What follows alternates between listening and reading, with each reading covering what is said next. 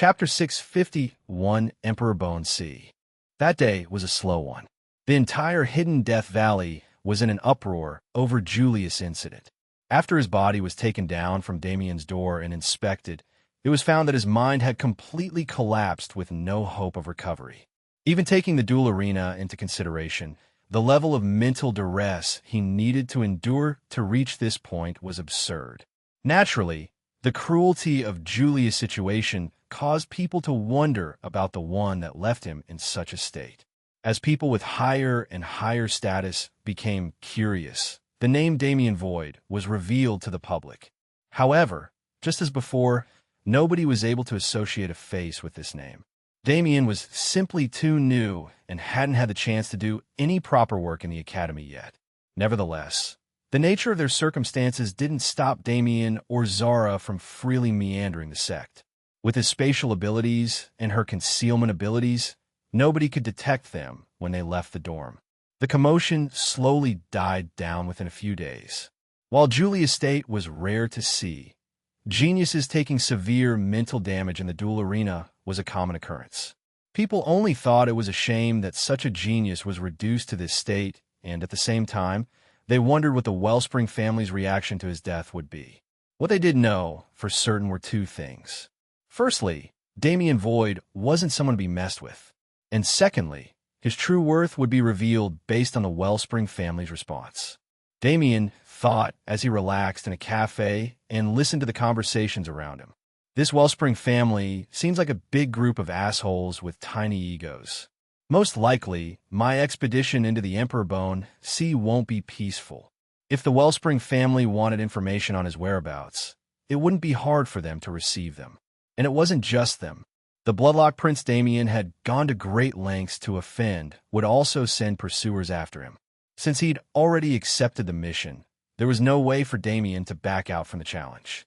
To drop a mission without just cause, one needed contribution points. I need to prepare for the worst-case scenario. I can be sure that no demigods will be sent after me, so I at least have assurance that I can run if things get too big for me to handle. Aside from that, he stood up and left the cafe after paying for his drink and perused Star City streets. To say the city was convenient was an understatement.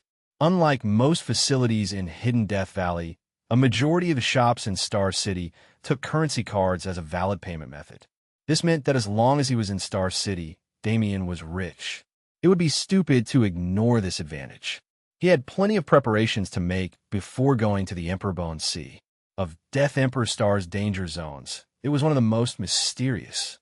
The reports he'd seen made the ecosystem seem evolved specifically to kill those who dared to intrude.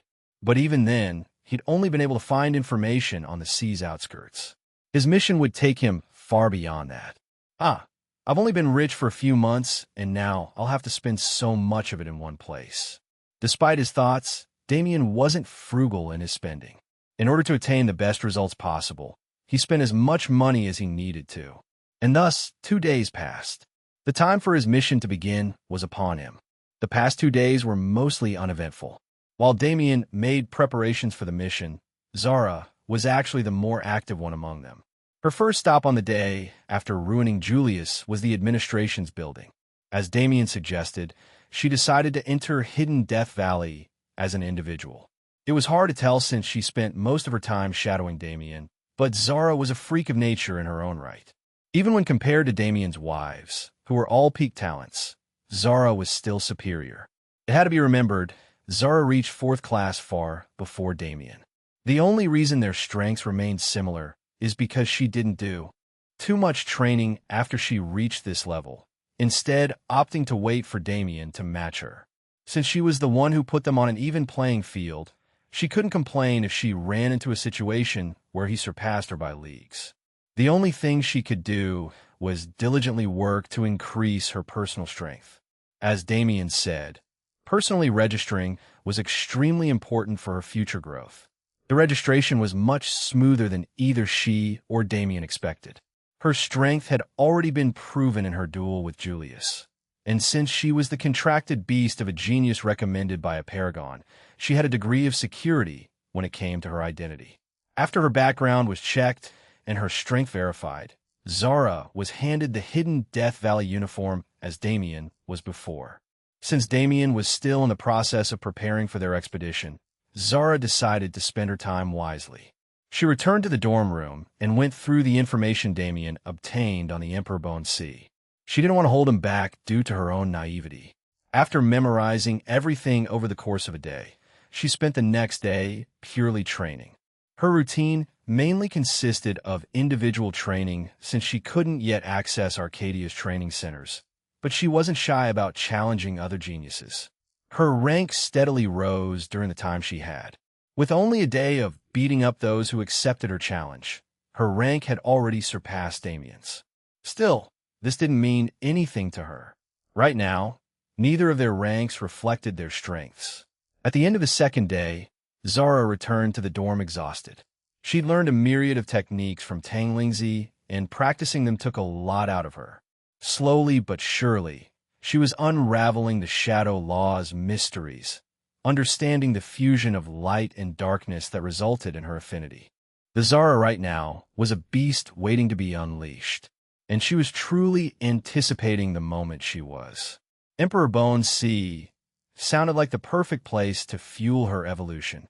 Damien arrived in the dorm not long after Zara. When the two met, they spent a few hours going over the information they had before resting their minds and bodies. When dawn arrived upon them once more, they already stood in hidden Death Valley's central area.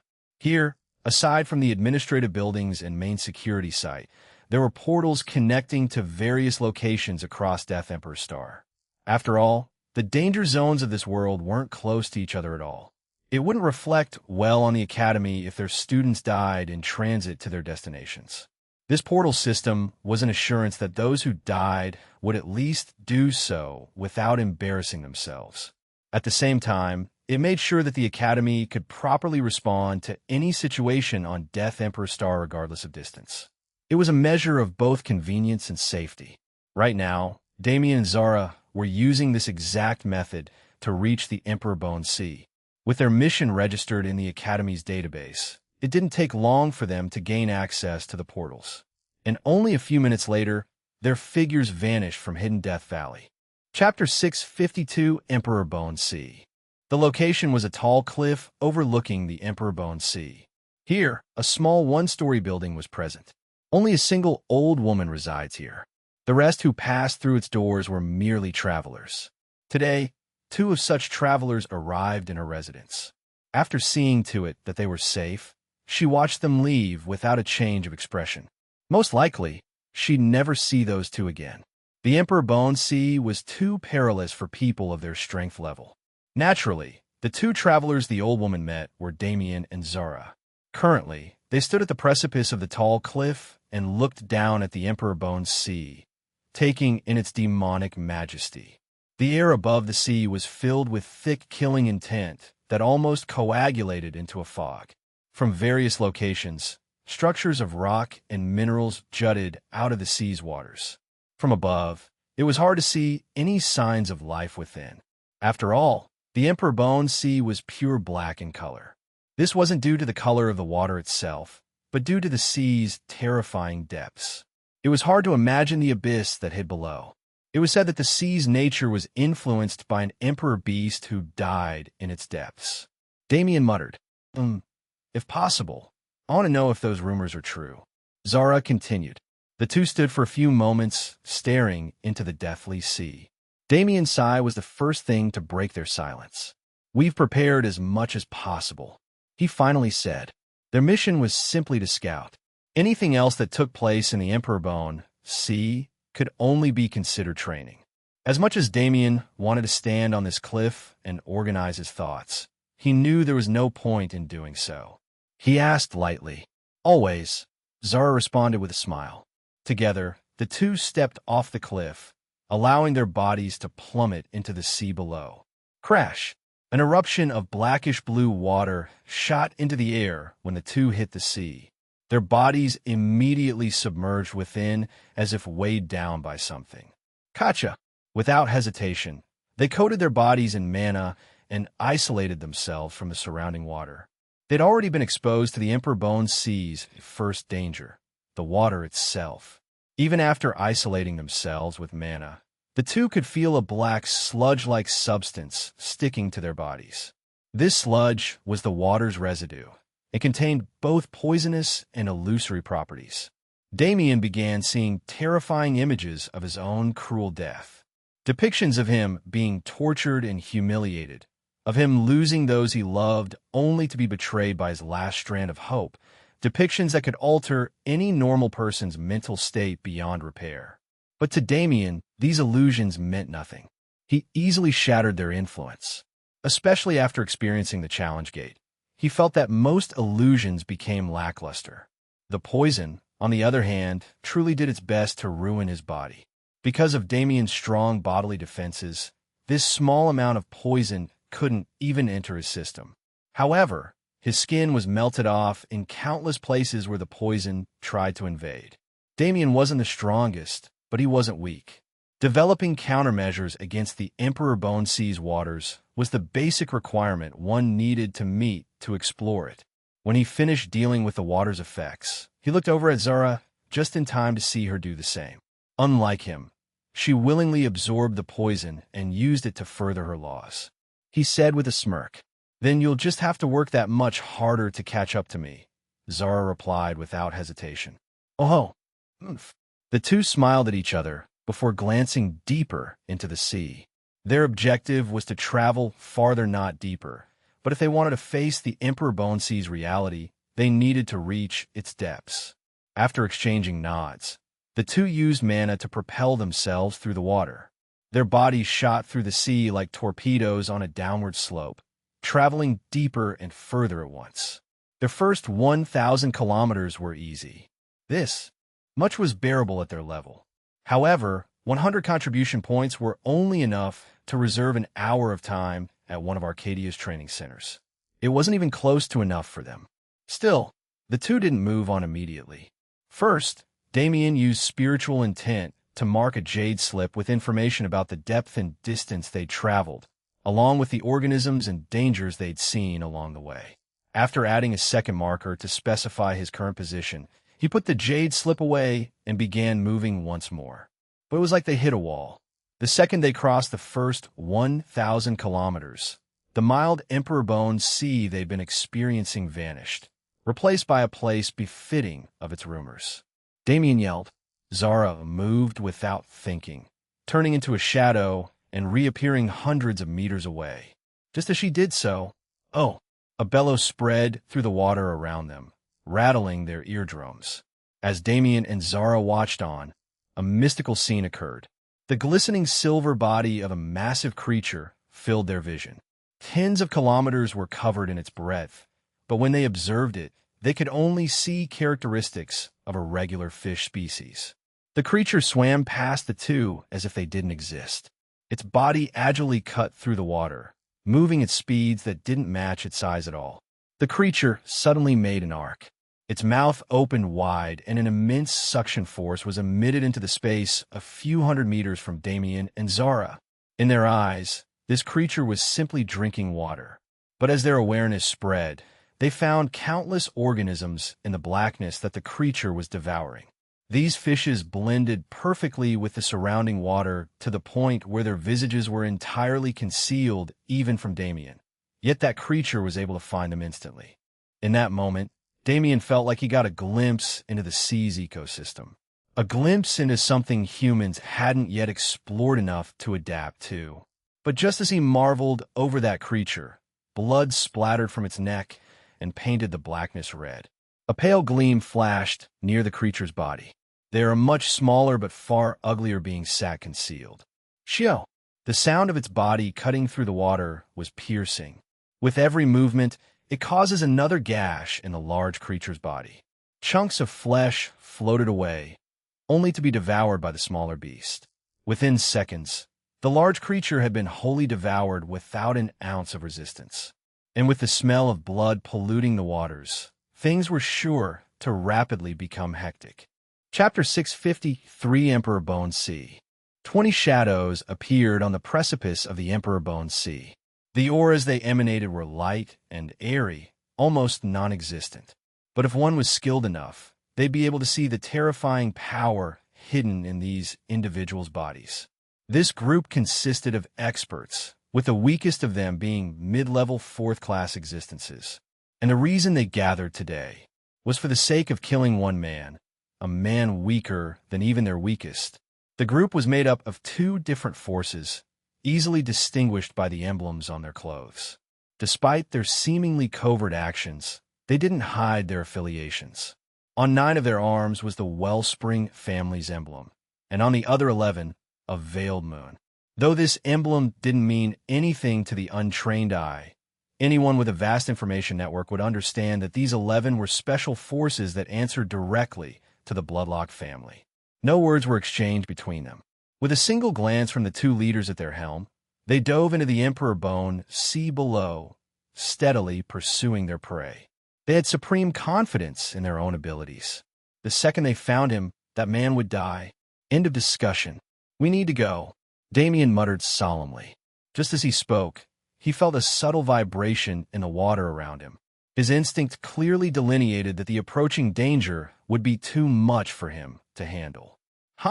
He reached out and grabbed Zara's arm, galvanizing his mana to push him as fast as possible.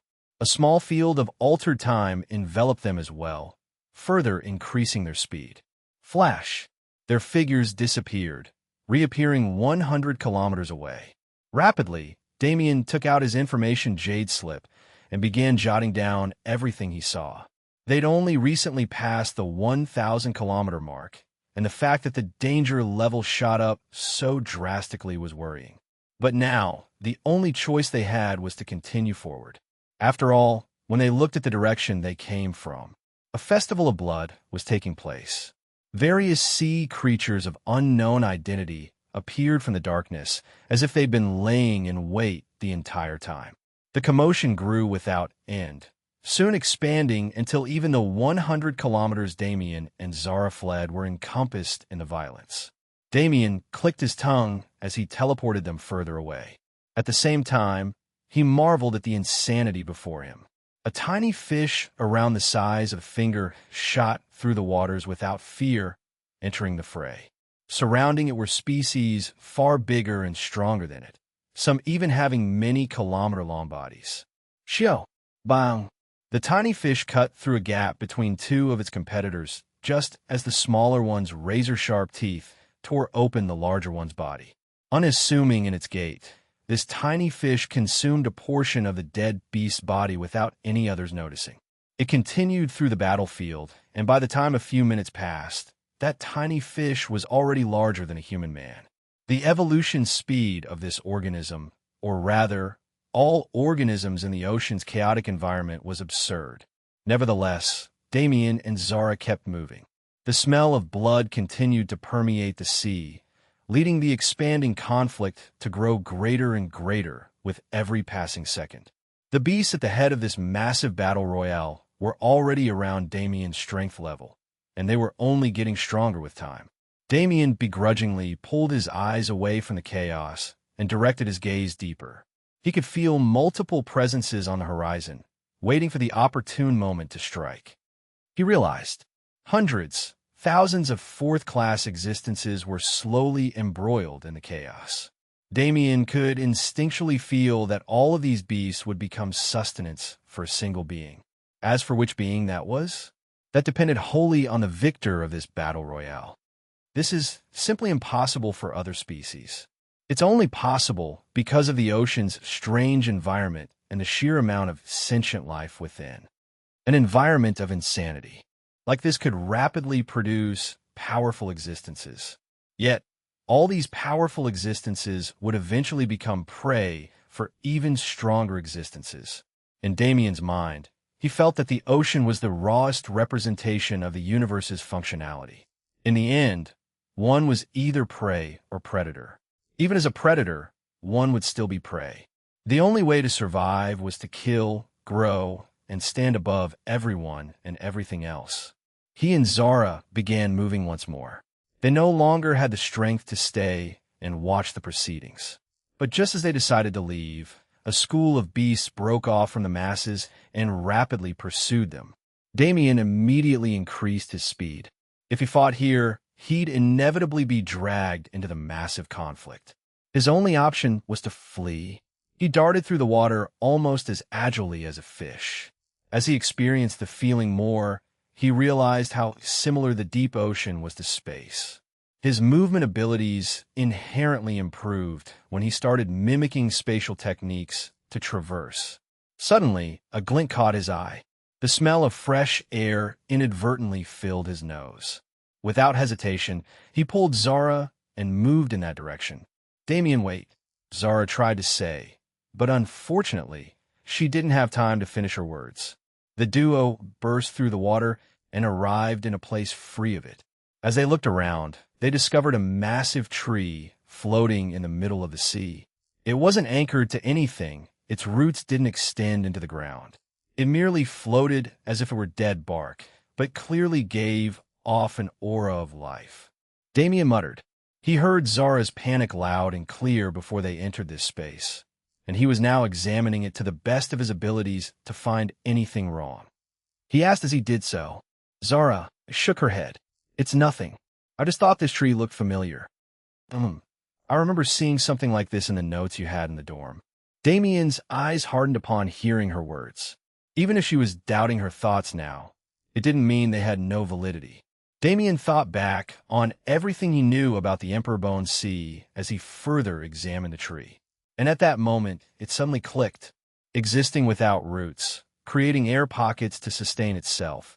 These features indeed mirrored a species Damien had researched before leaving. But this tree was different. Zara was right about that. The unrestrained life tree was a species that mainly lived off the discarded remains of other beings left in the ocean. In simpler terms, it was a bottom feeder. However, its carnivorous nature was still true.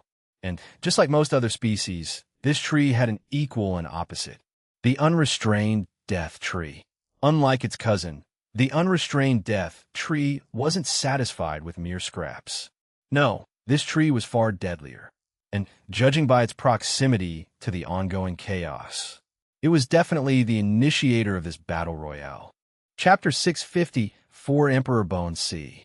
The unrestrained death tree had two main abilities. The toxins it spread into the water around, it could affect the emotions of those who passed through them, driving them mad with bloodlust. This ability would naturally cause a scene like the current one, a scene that was relatively common in an ocean ecosystem. Its second ability simply allowed it to absorb blood to grow. When these two were combined, the unrestrained death tree could easily create slaughterfests where blood would form seas within the sea. And because of its unassuming appearance, no beast would target it while it casually absorbed blood from a distance.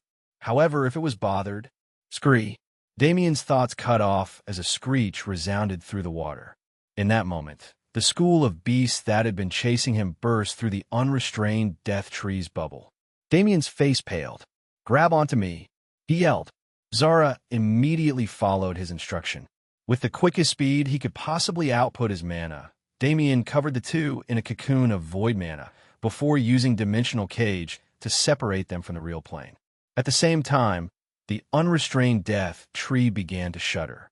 La la la la, a soothing melody was emitted from its branches as its leaves brushed against each other and produced sound. The melody sounded like the angelic voice of a heavenly beauty, a pure woman who could cleanse any sin from one's soul. It was bewitching. The beast that chased Damien, a species that looked like bipedal frogs, began to swoon. Their minds, still chaotic and not fully developed, were easily bewitched by this tune. The unrestrained death tree's roots slowly crawled out from beneath and latched onto these beasts. As Damien and Zara watched, all of their life essence was sucked away by the tree, leaving them as dried husks. But the terror didn't end. These dead husks stood straight, their eyes alit with blue flame. Mindless like machines, they became the tree's slaves for eternity. Damien shuddered and slowly backed away. The tree currently couldn't sense him and Zara due to the multi-layer protection he set up, but he didn't want to rely too much on this. After all, the soothing melody that the tree emitted moments prior was powerful enough to even bewitch him if he had his guard down. Becoming the tree's eternal slave wasn't his ideal death at all. If I teleport, it might sense the spatial fluctuations. No, it surely will. But Damien stopped hesitating. He spread his awareness as far as it could reach and teleported several 100 kilometers away. Through the sea's blackness, it was hard to see if the tree was following them. But Damien didn't worry. He was certain that it wouldn't. The unrestrained death tree was heavily territorial. Anyone or anything that entered its air pocket would become its slave or nutrients. However, in the current situation, the tree had to choose between 2 slaves and a whole buffet that it had set up beforehand. Damien and Zara were still weak. This was their luck. If someone in the higher ranges of 4th class was in the same situation, it was unknown how the tree would react. Standing far enough away to avoid the danger, Damien collected his breath. They'd only been in the Emperor Bone Sea for a few hours, yet they'd already run into such a scenario. It was terrifying to think about what was present further and deeper. Still, Damien and Zara both needed the contribution points this mission would give. At the very least, they needed 1,000 points. That translated to 10,000 kilometers of explored sea. Damien asked Zara, but more than anything, he was asking himself. The 1,000-kilometer distance was enough to challenge someone around his level. By his estimate, at most they'd be able to travel 4,000 kilometers before being forced to stop and warp away. It wasn't just about the mission, though. Damien had a goal when he decided to come to the Emperor Bone Sea. He wanted to see how those who grew past the level of these savage beasts, those whose spiritual intelligence matched humans and other species, he wanted to know how these beings lived and interacted. This goal was mainly for Zara. Emperor Bone Sea's environment was much better for her growth than his own. If there was a chance to rapidly improve her strength, he obviously wanted to find it. And finally, he'd been feeling it since he first entered its waters. Despite its reputation and even the environment that he'd experienced so far, the Emperor Bone Sea felt empty. Something was missing, and he wanted to know what. It was a nagging feeling that he couldn't get rid of. Zara clearly saw these emotions flash through his eyes. She smiled and grabbed his hand. Let's go. With our combined power, there should be nothing that can stop us from fleeing. Damien looked over at her. Really, it wasn't just her appearance that changed. He didn't know when, but the little wolf he knew had grown into a woman who could even comfort him with her words. It saddened him a bit that he wasn't present to witness this development. Nevertheless, Zara's words managed to calm his heart a bit. As long as he could use warp, his eyes firmed. Without another word, he and Zara continued on, heading deeper and deeper into the Emperor Bone Sea. Roughly 5 minutes later, in the place they once stood, a group of 20 appeared, their bodies covered in a thick, bloody aura. Even after witnessing that scene, the boy decided to continue. A man spoke. That's not courage, it's idiocy. Another responded. It's a shame that such a genius has to die early, but what can you do? The man nodded in agreement. You two enough. We will wait a little longer before striking. The eyes of those present lit up. In truth, they'd been stalking Damien for a while and had already caught up to him when he escaped the unrestrained death tree. The only reason Damien still lived was because their leader stopped them. Now that they knew the reason for this, how could their eyes not light up? Their job was akin to stealing candy from a baby. The group moved with haste and stealth, soon leaving to follow Damien's footsteps. In their wake was a clear ocean. The previous chaos was gone. All the blood in the water was gone. Only the wilted husks of beasts that once lived remained, along with a single tree. A tree whose hard-earned sustenance had just been ruthlessly stolen. Chapter 655, Emperor Bone Sea. The blackness of the Emperor Bone Sea really did remind one of the vast starry sky. The seemingly obvious vast emptiness was actually filled to the brim with life, forming a macrocosm in and of itself. In the same vein, the deep sea seemed to mirror space itself as well. At this level, the obvious presence of water essentially vanished, the murky blackness in the surroundings instead beginning to feel like heavy space. Water and space, as elements, generally mirrored each other more than most people realized. The spatial layers ebbed and flowed like tides. The heaviness of space felt like one was trying to walk while submerged in water. Space created a container, and water would expand however necessary to fill that container. The way they complemented each other was noteworthy when one realized the distinct similarities between them. Damien and Zara had long since left their previous location not far from the 1,000-kilometer mark. Their bodies drifted through the sea, mapping it and scouring it for anything interesting. However, their journey was mostly uneventful. Despite being surrounded by the wonders of the deep sea, their mission came first. The two traveled with utmost stealth and avoided any stronger beasts, even if they could defeat them. In the ocean, the smell of blood was a death alarm. The 2,000-kilometer mark saw a sharp increase in faunistic activity. Many more species were present at this distance and depth, making it evident that this was a more ideal living condition for most creatures. At the 2,000-kilometer mark, the water pressure was just enough to shatter the bones of any third class who dared to venture in, but even classless fishes and other aquatic beast species were able to survive it without a problem. It made Damien curious about their evolutionary path. On a whim, he rapidly moved and grabbed a nearby fish beast before disappearing from the world. His body entered the sanctuary with Zara for a brief instant before they continued their journey. Without hesitation, Damien began dissecting the beast. While he didn't have much disassembling knowledge, he was at least good enough with a sword to make precise cuts. Afterwards, he began to rapidly study the beast's physiological structure with the all-seeing eyes and his own comprehension. I see. That's interesting. The beast's internals weren't too different from what one would expect from an aquatic beast. It was the exterior that was special. The fish's scales were made of a strange reflective material. Through the all-seeing eyes, Damien saw through the scales' structure perfectly. He watched as the scales cycled ambient mana in a specific pattern to create something akin to a magnetic field. This field displaces the water pressure around them, and through the connection between these scales, the offset pressure could even be used as an attack. Being struck by the weight of the sea itself was bound to hurt. Damien couldn't imagine what the strength of these beasts would be once they matured. Still, this is a species-specific evolution. It doesn't explain why every single beast in these waters has the same survival ability. It was an interesting theory to study. Different beasts developed differently based on their inherent traits. As they all took different routes to reach the same conclusion, studying them would help Damien supremely broaden his perspective and breadth of vision. After I finish the mission, I should return here to study more in depth. If I just leave a spatial marker, Damien and Zara exited the sanctuary just like that.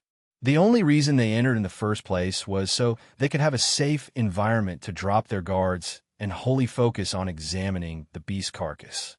Now that they were done, it was time to continue with their task. Only, there was one thing they'd forgotten. The second they arrived back in the Emperor Bone Sea's depths, all eyes turned to them. The stench of blood.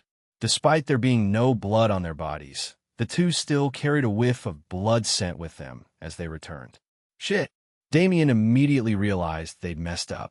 Just like those who came before them, their lack of experience in aquatic environments led to a small mistake with heavy consequences. Damien exclaimed. Zara didn't even need to say a word of affirmation. She understood just as much as he did. The two turned and shot deeper into the Emperor Bone Sea without another thought. Behind them, a cacophony of sound resounded through the waves as various beasts caught scent of the blood on their bodies. Particularly enraged were the bulletfish that shared a species with the fish Damien had killed. Shah! A strange wail left their throats as they began to hightail towards Damien and Zara. Their bodies moved like rockets in the water, completely ignoring the water pressure's speed suppression and rapidly approaching the duo. They're too accustomed to this atmosphere, Damien realized. He looked at Zara, and she nodded back. Their spiritual connection was continuing to grow stronger as their relationship solidified once more. Zara grabbed Damien's shoulder and immediately galvanized her mana. The two quickly sunk into the surrounding blackness, their bodies becoming immaterial. Damien marveled inwardly. Zara's shadow control was becoming more and more conceptual. As Damien allowed her full control over his body, he clearly felt separated from the real plane at a level similar to his dimensional cage. Only, while the dimensional cage focused on stability and functionality, Zara's shadow abilities were wholly focused on concealment. Naturally, this shadow space was much more convenient in this situation.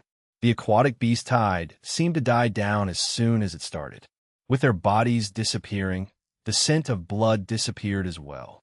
And while the weaker beasts who were ready to charge at even a hint of blood scent were too weak to sense Damien and Zara, and thus gave up, the stronger beasts didn't put enough value in the two's existence to continue chasing them. At least, most of them didn't. Ugh! A bellow caused the seas to quake. The sound waves from this bellow alone were enough to cause raging tsunamis on the surface. Ga! Ga! Ga! Sha! Scree! Various panicked noises rang out as every surrounding beast began to flee for their lives. Damien and Zara weren't stupid either. Whether it was the crowd's reaction or the terror of that bellow, both were heavy indications that they should flee instantly. And while that was exactly what they did, luck wasn't on their side. A massive body slithered up from the depths, two car-sized eyes staring directly at their position. The beast was reptilian, like a massive sea snake. Its body was around 10 kilometers long from head to tail, and its scales glistened with an aquamarine blue color. Its tongue snaked in and out of its mouth as if it was drooling. The two fin-like wings protruding from the middle of its long body flapped in place as it set its target. The beast bared its fangs and galvanized its aura. And then it charged. Chapter 656, Emperor Bone C. Damien's eyes widened in shock when he saw the beast's visage. Unexpectedly, he actually knew this beast's identity. After all, he'd faced a variation of its species long ago when he first arrived in the cloud plane. It was none other than a sea dragon. However, compared to the one he saw before, this one was far more terrifying. While the first sea dragon had a degree of intelligence that allowed it to speak the universal language fluently, Damien didn't doubt that the survival instincts of a sea dragon that grew up in the Emperor Bone Sea far outstripped such measly intelligence. He shouted. A dimensional cage sprang up, isolating the duo from the world. The space-time river manifested with Damien's domain, putting the surrounding space under Damien's complete control. At the same time, Zara formed a massive wall of material shadows. A murky black color began to permeate the atmosphere. Zara's domain stacked on top of Damien's, and with their two domains and strongest defensive skills combined, they confronted the sea dragon. Boom! The sea dragon's massive body crashed into their barriers with the force of the entire ocean behind it. Even though these were the two's strongest defenses, they couldn't last more than a second against the sea dragon's terrifying power. The barriers shattered one after another, and the explosive force that destroyed them rapidly traveled through the waters and arrived at Damien and Zara's position. However, the two didn't panic. They pushed their mana fiercely, using it to redirect the shockwave's force and shoot themselves far away from the sea dragon. Damien commanded. Zara turned immaterial and sunk into Damien's shadow. The second she did so, he teleported hundreds of kilometers away. But the sea dragon couldn't be underestimated either. While Damien was forcefully transporting himself through space, even while being heavily suppressed by the surrounding sea, the sea dragon was completely in its element. Blue mana converged from the sea as the sea dragon snaked through it, actively aiding its movements. The sea dragon caught up to Damien rapidly. Its sheer speed allowed it to cross hundreds of kilometers in an instant. Its mouth opened wide when it saw Damien's body and snapped down with immense force. Damien's eyes hardened.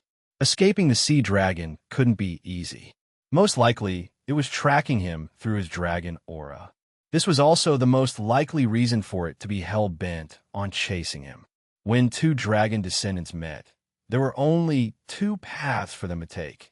Either they befriended each other or they devoured each other. The sea dragon had obviously chosen the latter.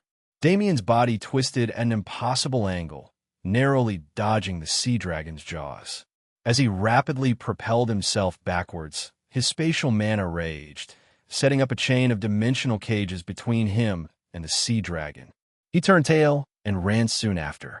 His goal was to go as deep into the Emperor Bone Sea as possible. If there was one thing he learned from observing the Emperor Bone Sea's native species, it was that the sea itself was the greatest weapon. Almost every species he'd seen had biologically adapted to utilize the sea's natural environment to their own advantage, the sea dragon included. Its two fin-like wings flapped furiously. The sea around it raged into a terrifying whirlpool that attacked Damien's stacked dimensional cages and rapidly shattered them. The sea dragon didn't even wait for this task to complete before charging its next attack. It absolutely couldn't lose Damien. From Damien, it sensed a powerful dragon bloodline on par with its own. Because they were equal, neither could use dragon pressure to make the other submit. But if the sea dragon managed to kill Damien regardless, consuming his bloodline might be the key to its evolution. It wouldn't miss this opportunity. The sea dragon's jaw unhinged once more. A swirling vortex of blue mana formed in its mouth, creating a vacuum that sucked in the surrounding seawater. The water mixed into the mana and was compressed. Several times over, these terrifyingly powerful water bullets were then shot out with immense precision. Despite being hundreds of kilometers away already, Damien could clearly feel the scent of death approaching him. His body immediately turned ethereal, vanishing and reappearing randomly in the surrounding 100-kilometer range. At the same time, the water bullets reached Damien's general location and began exploding. Massive air pockets formed and imploded on themselves constantly, painting the Black Sea in white. Damien gritted his teeth and continued dodging. In this chase, the only advantage he had was teleportation, and he was no longer one to ignore his advantages. His teleportation became less random with time. At some point, he even began circling and taunting the sea dragon, enraging it into pursuing him with extreme speed and mania. Like this, the chase continued. Damien watched the environment around him shift countless times. When they started this cat-and-mouse game, they were only around 2,000 kilometers into the Emperor Bone Sea. Now, however, they'd already descended close to the 4,000 mark. The sea dragon never gave up on Damien. Using its insanity-inducing speed and control over the sea, it pressured him heavily with every move. Mirroring what it saw earlier, it began exerting control over the surroundings to a greater degree, forming the elementary form of what would one day become a domain. Damien shuddered when he saw this. If the sea dragon was allowed to form that domain, his spatial advantages would no longer exist. Thankfully, it was too slow in realizing the solution. At the 4,000-kilometer range, the sea dragon was no longer in its element. Its control abilities were weakened, and the sea's suppression severely limited its speed to a point where even Damien could escape it. He let out a sigh of relief, realizing that his guess had been validated. Previously, he'd chosen to descend deeper into the sea with this exact gamble in mind. He had a thought. With the sea dragon's power, why would it decide to stay so close to the Emperor Bone Sea shore? After some thought, he guessed that the 2,000-kilometer range was the sea dragon's dominion, an environment that perfectly complemented its abilities. However, as they went deeper into the sea, the environment began to change. Not only was the sea dragon affected by the change in environment, but it was also being struck by another suppressive force. Damien could feel it too. His half-dragon side was shivering in fear of the strange aura that permeated the sea. The aura only got stronger as they went deeper. Luckily, Damien was born a human, and his human side was dominant. This terrifying bestial aura wasn't able to affect him the same way it did aquatic beasts. Damien continued teleporting as he submerged himself in thought. Even if the sea dragon was slowly fading into the distance, he didn't want to die from carelessness. As he slowly passed the 5,000-kilometer mark, Damien let out another sigh. The sea itself truly was the best weapon. If he had to escape the sea dragon with his own power, it would have been a terrifying chase that cost him at least a few limbs. But with the sea inadvertently aiding him, he was able to get by after dodging the sea dragon's attacks and fleeing as fast as he could. Once again, the Emperor Bone Sea made him marvel. But now wasn't the time to do so. Zara soon exited Damien's shadow, and together, under the sea dragon's grudge-filled and unresigned glare, they began their exploration once more. Chapter 657 Ruin. The Emperor Bone Sea, more than anything else, taught Damien what it was like to be weak. The hours passed drearily, almost like no time was passing at all. If it wasn't for Damien and Zara's constant state of movement and vigilance, they truly wouldn't have understood how rapidly time was passing. After the 5,000-kilometer mark, as the duo descended deeper into the abyssal ocean, they came across self-sustaining ecosystems and magical sights they never would have expected in the ocean. At their current depth, an early fourth class without a powerful body would be crushed by the water pressure alone. In this environment, it was insane that so much life could persevere. Aquatic flora was the most common sight at this level. Trees like the unrestrained life tree were as common as grass, and smaller variant plants surrounded these trees, forming a symbiotic relationship in order to survive. After all, the seafloor was nowhere in sight. If Damien had to estimate, the seafloor was a place only demigods could survive in. Still, the variety of flora and fauna and the way they interacted made Damien thirst for more. At the same time, he found himself constantly fleeing from unknown threats, driven to locations he never would have expected to go. One of such places was the ruin he found himself standing in front of now. Surrounding his body were dozens of swirling vortexes. But rather than natural phenomena, these vortexes were actually the defense mechanisms of a certain species of plant. This plant, the whirlwind seaweed, didn't actually have much attack capability. Its physical body was also extremely weak, to the point where even a mortal could rip one apart like paper. And this fact didn't change regardless of how much strength they gained. It was an inherent trait of this plant species. To cope with their weakness, the species evolves and adapted to its environment. These vortexes were formed by the oscillation of these seaweeds as they interacted with the ocean's ambient mana.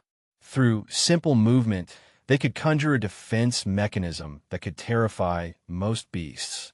Of course, their actual power was limited. At most, they could redirect attackers away from them and obscure their perception. Still, this much was enough to help them survive in the wild. What Damien saw now was a seemingly man-made ruin surrounded by this breed of seaweed. The vortexes completely hid the ruin itself from sight and perception, and if one fell into them, they'd inevitably be thrown far away from the ruin itself. As a sort of home defense mechanism, these seaweeds were perfect. The only reason Damien and Zara bypassed them was his spatial prowess. Who built this ruin? Damien thought. Land species, whether they were humans, demons, angels, or any of Grand Heaven's boundaries' other dominant species, were too uninformed about oceans to create such an ingenious mechanism. And because the current location was on Death Emperor Star, it was even more unlikely for this structure to be man-made. Damien and Zara floated closer to the ruins and began to investigate. The rocky exterior was thick and smooth, similar to obsidian. By Damien's estimate, the amount of pressure needed to create this kind of material could only be found on the seafloor. Strange. The seafloor is either a mystical undiscovered godland or an absolute death zone. It'd make more sense for this ruin to be located there. But why is it here? The ruin was like a small village. The fact that so many independent parts remained together, and especially the whirlwind seaweed's presence, suggested that the ruin was created at this sea level. But why would anyone use insane materials like this obsidian-like rock to build such a ruin? Damien couldn't understand it. Zara suddenly called out to him. Hearing the excitement in her voice, he hastened his pace to reach her. When he did, he found her standing in front of a circular mural shaped similarly to a bank vault door. Damien's eyes widened when he saw it. He didn't even have to thoroughly investigate to understand where he'd seen it before. After all, this pattern had deeply carved itself into his subconscious. It was the same pattern he saw in both the Storm Heaven's Mystic Realm and the Challenge Gate. He exclaimed, Mystic Realm entrances could truly open anywhere, so his guess wasn't too extraordinary. Still, this ruin didn't seem like the entrance to some newly opened mystic realm. If it was, the ruin wouldn't have been able to conceal itself so easily. After all, even sea beasts would be attracted to the prospect of a mystic realm, especially those with intelligence. Damien thought to himself. He had the itching feeling that he'd stumbled upon something grand. His hand reached out and touched the ancient engravings. With the amount of time that had passed, they'd been severely weathered down. Still, their base structure remained. Damien's hand traced the engraving as best it could. His eyes were closed as his entire mind focused on the pattern being etched into his brain. This pattern, no, this one, if you put these together then. As pieces of the pattern surfaced in his mind, Damien began piecing them together like a puzzle. Only, he wasn't following the pattern etched on the ruin. Instead, he repositioned the portions in his mind in a strange new pattern. He didn't even have a grasp on what he was doing. He was merely following his instincts. The mana was guiding him. At first, the pattern merely looked like a circular formation without any special additions. However, as its form became more complete, it turned into a complete mural. It was a depiction. Countless oceanic beasts littered the skies, ground, and everything in between. Their heads were bowed in reverence, and even the sun had been eclipsed for the same purpose. The bodies of all these beasts were angled towards a signal location. There, seated atop a throne on an altar at the bottom of the sea, was a man. A human man. Damien's mind shook. Due to the nature of the engraving, the man's features were extremely vague. An angel's wings.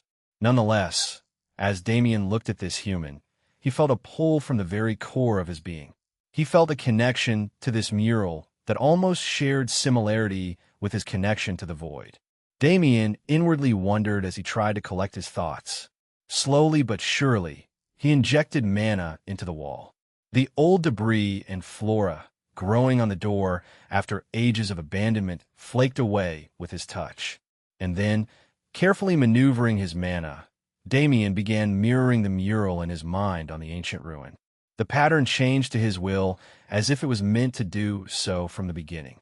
The same scene Damien had seen prior manifested on the wall for Zara to witness as well. That was the key. The swirling vortexes caused by the whirlwind seaweed were sucked into the door and fused, forming a vacuum that dragged Damien and Zara inside. Neither Damien nor Zara had the ability to resist this suction force. Yet, neither of them even thought to try in the first place. Not only to escape the pursuers they were constantly forced to face, but also to discover the ancient secrets hidden within. The duo fearlessly allowed the vacuum to consume them. Chapter 658 Ruin. When their bodies rematerialized, they were still submerged in water. But unlike the abyssal void the Emperor Bone Sea's waters emulated, this water was crystal clear. It was light as a feather. If it wasn't for the refracted sun rays shining around them, illuminating the water's movements, they wouldn't have even noticed its presence. Amazing, Zara muttered in astonishment. Damien's expression, on the other hand, was strange. He thought to himself. With the all-seeing eyes fully activated, Damien could see the flow of mana around him. He could vaguely make out the presence of a nigh-invisible dome that expanded far past his perception, covering the entire area they were now in. Let's go see if we can find anything interesting. Even if this place isn't a mystic realm, it's at least an ancient ruin. Damien said after glancing around for a few more moments. Okay, we can split up and search as far as we can. Zara agreed. That's true, but you can never be too careful. Take a transmission slip with you as well. I got these from that old man Tianyang. Zara took the transmission slip Damien handed her and nodded. The two soon separated, heading in different directions to investigate. Unfortunately for them, their current environment was much grander than they originally expected. Hours passed to the point where the sun rays lighting the water disappeared, leaving it submerged in blackness. This blackness, however, was decorated with majesty. With the sunlight's disappearance, many creatures began to emerge from their hiding spots. Fluorescent-colored fish floated through the water, and algae and plant life of the same color painted the ground. This grand display of color was truly magical, but in this environment, it was the most common of sights. Unfortunately, despite being newcomers, Damien and Zara weren't able to enjoy these wonders. Their entire day of searching left them without any results. This place can't be empty. For there to be such a mechanism guarding it, it has to be special somehow. Damien's brows furrowed as he tried to figure out the problem. Zara suddenly asked, "I'm an idiot," Damien said immediately after. She exclaimed in confusion. "Ah, nothing," he shook his head. While Zara smiled happily at the compliment, Damien truly smacked himself inwardly. Right, the sea life in this environment didn't respond well to sunlight. Otherwise, it wouldn't have been so desolate when they first arrived. He finally took the time to appreciate the wonders around him, and at the same time, his eyes lit up. Perhaps the nighttime was the key he was looking for. He suddenly said, She asked, "I don't know, but I have a hunch. Let's just try it out." Damien explained his reasoning to Zara, causing her eyes to light up in agreement. She'd been the one who originally put forth the theory, though unknowingly. Only, she'd already stopped thinking about the search by this point, so the solution didn't cross her mind. The two split up once more and began searching. Completely unlike their first attempt, they found results almost immediately. Traces of civilization, Damien muttered under his breath as he used all-seeing eyes to thoroughly investigate the environment. Within the ground below, Damien could see clear traces of intelligent life. It seems Zara is finding traces too, but nothing significant. If I keep following this trail, though, using the traces as a compass, Damien began traversing the strange realm at immense speeds. His body passed through the blackness like a rocket, and within a few hours, he found himself gazing into the distance at something that looked like a pack of fireflies. After close inspection, he realized that they weren't fireflies at all. Instead, they were lanterns. His body turned into a blur, rushing towards those lanterns. As he drew closer, the image of a small village became clear to his eyes. The architecture mainly used clay as its base. The structures themselves weren't too complicated, but their dome-like shape stood out from the common architectural styles that Damien became used to seeing. The village was, as implied by the lanterns, inhabited. Damien watched a few hundred people go about their days. These people had pale blue skin with colored splotches covering their bodies. They had fanned ears and scales running up their forearms and necks, not to mention the gills. Damien exclaimed inwardly. The civilization he'd been searching for in the Emperor Bone Sea. He finally found his first trace of it in this strange realm. He wasn't subtle in his approach at all. By the time he arrived, a group of strong guards was already awaiting him with their weapons drawn. Unfortunately for them, their definition of strong wasn't the same as Damien's. "I don't want to fight you guys." Damien's hand shot up into the sky. Spatial and void mana combined as one, creating a terrifying black hole emitting an aura that far surpassed what these guards were capable of. They looked at Damien and back at the vortex, but didn't move. They steeled their wills and prepared to fight. As long as their sacrifices gave others time to escape, their deaths would be worth it. "Halt!" An aged voice stopped them from attacking.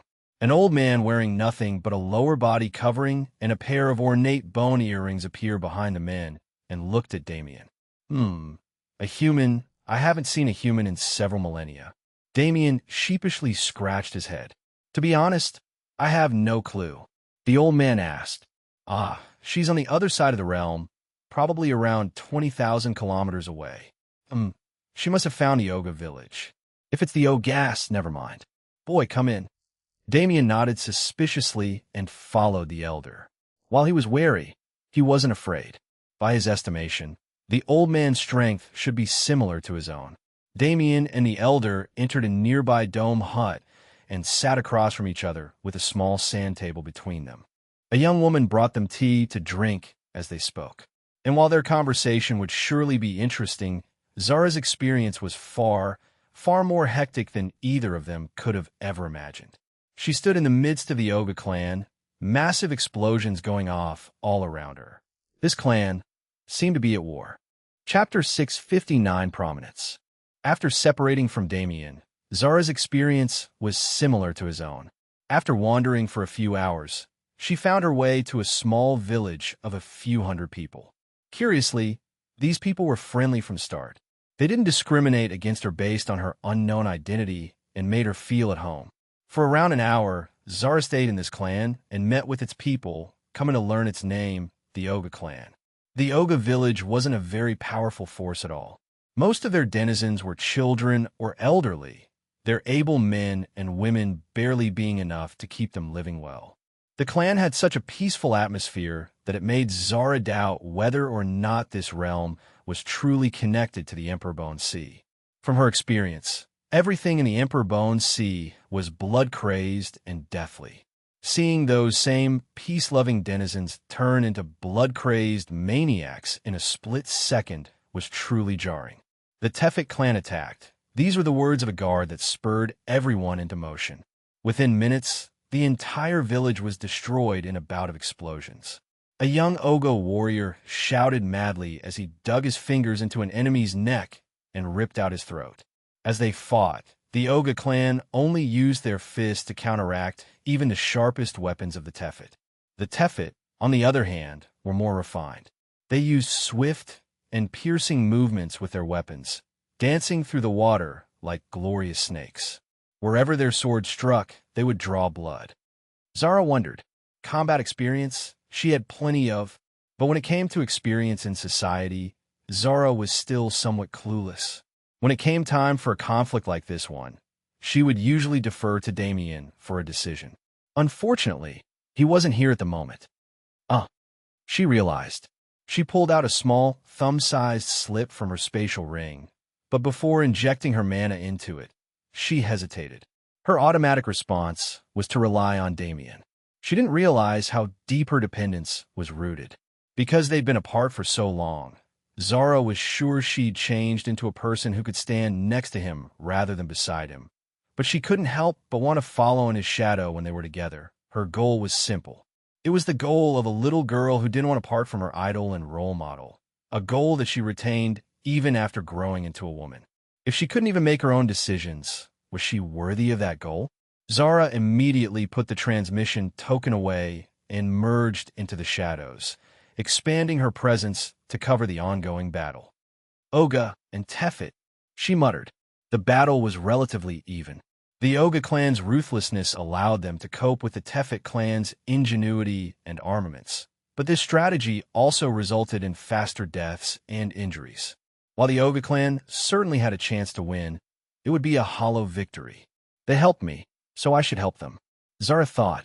If she was going to take her first steps toward changing, she couldn't opt for neutrality. Thus, her simple reasoning ended up being the best one.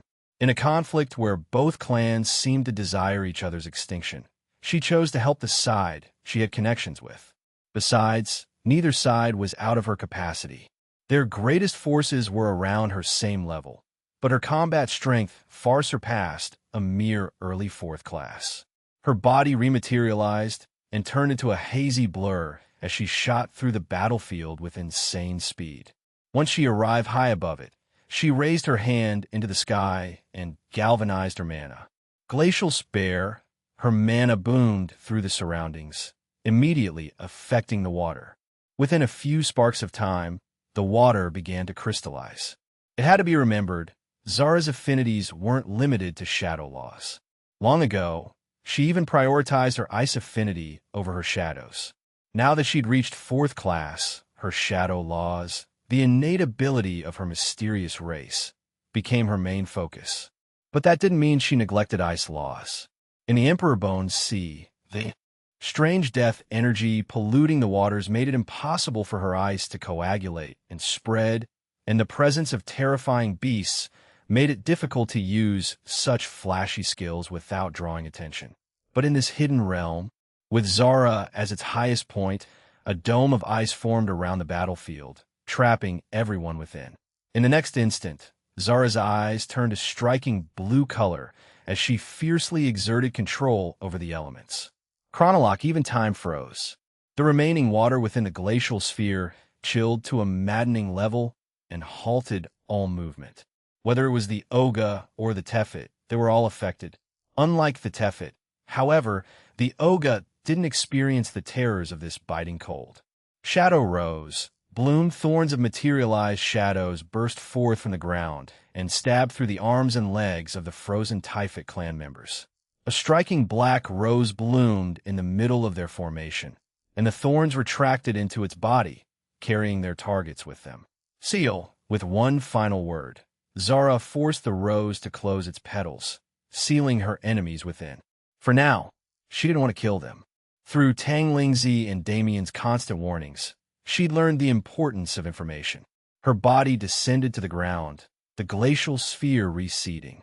She glanced at the Oga clan members who were watching her in awe, and immediately they separated, leaving only a single old woman in Zara's line of sight. The old woman said, "Regardless of where you come from, you are the savior of our village today." Zara's brows furrowed, but in the end, she nodded. After following the old woman into a hut she constructed in the ruins of the destroyed village, she sat down and asked her most pressing question. The old woman sighed. "As I thought, you've come here unknowing of the terrifying situation. Child, instead of learning more, it would be best for you to leave. We are but a small village connected to the main Oga clan. The scale of this conflict isn't something a growing child like you should get involved in." Zara shook her head in denial. "Even then, you still have to tell me what's happening. If you don't, I'll release your enemies again." The old lady stared into Zara's eyes, as if trying to read her soul. Her bright golden eyes were firm and laced with defiance. It was clear that she had no interest in running away. The old woman sighed as she spoke. Fine. In the end, a true genius path cannot be hindered by anyone. This conflict's nature is simple. Currently, our beautiful realm of Aquazil is engulfed in chaos. For this, there is only a single reason. Chapter 660 Prominence. Damien and the elders sat at a table together and conversed. Damien's status as an outsider was revealed instantly, so there was no need to put up a false front to matters of Aquazil with time. Now that they'd laid their cards on the table and built a modicum of trust, they finally arrived at the main topic. Yes, Aquazil has another name, the Sea God's Realm. The Prominence War is a war for sovereignty that takes place every 100,000 years. The old man explained. That part is easy to understand. My question is, why though? Damien questioned. You're an observant one, I see. I don't mind telling you. After all, even if you know, nothing will change. The Prominence War only takes place every 100,000 years because that is the standard set by the Sea God. As for the reason for this standard to even exist, the reward for the final winner of the war is not merely sovereignty over Aquazil. Damien's eyes widened in shock. He slammed the table with surprise as he exclaimed, "What?" "Of course," the old man replied with a smile. "The entire Emperor Bone Sea is a treasure refined by the Sea God using his life's achievements and knowledge." The old man cut him off. "Only the 5 clans, the Tefit clan, the Oga clan, the Hubo clan, the Verxis clan, and our Ruvia clan can lay claim to the throne. Our clans are descended from the Sea God and his 5 wives respectively. Though, this doesn't mean you can't participate. It merely means that the rewards you gain will remain material." Damien sighed in astonishment as the old man finished speaking. Just what kind of person is the Sea God? The old man sighed as well. However, his sigh was far more downtrodden. The Sea God is dead. We do not know how or even where he died, but the Prominence War's existence is proof of his death. The legends tell many tales of the Sea God. He was a man who reached the peak of death and water laws, even touching upon the law of creation. His wives were all mythical god beasts, none even close to ordinary. Damien nodded strongly. He still remembered the system's message during his very first class change. The foundational laws of the universe were separated into layers. The 5 elements, life and death, space and time, creation and destruction, and perhaps something above even them. For the Sea God to touch upon a law that symbolized the peak of the universe with its very existence was enough to show just what level of strength and influence he'd reached. Not to mention, if the Emperor Bone Sea was truly a treasure refined by him, he was clearly above the level of the Grand Heaven's boundary. Perhaps Damien was underestimating demigods, but he didn't believe a demigod could create something as intricate as the Emperor Bone Sea. The Emperor Bone Sea held and birthed life. It was a self-contained macrocosm. It was just a single step below the ability to create one's own world, an ability that reached the realm of godhood. The prominence war created by such an individual can't be simple, Damien muttered. The old man chuckled. Simple? Haha, not in the slightest. The condition to win the prominence war is the complete extermination of the other 4 clans. There should only be a few hundred of you in each clan, no? Damien asked curiously. The old man shook his head. You're wrong. We are merely an outer branch of the Ruvia clan. Our 5 clans contain millions of descendants each. But I could have sworn I saw the barriers of this realm already. There's no way you can fit so many people here and conceal them so well. Ah, you mean that barrier? That is but one of many. These barriers serve to separate various battlefields to lessen the chaos. We can battle without harming Aquazil's ecosystem through this method. Damien nodded once more. Most of his questions have been answered by now.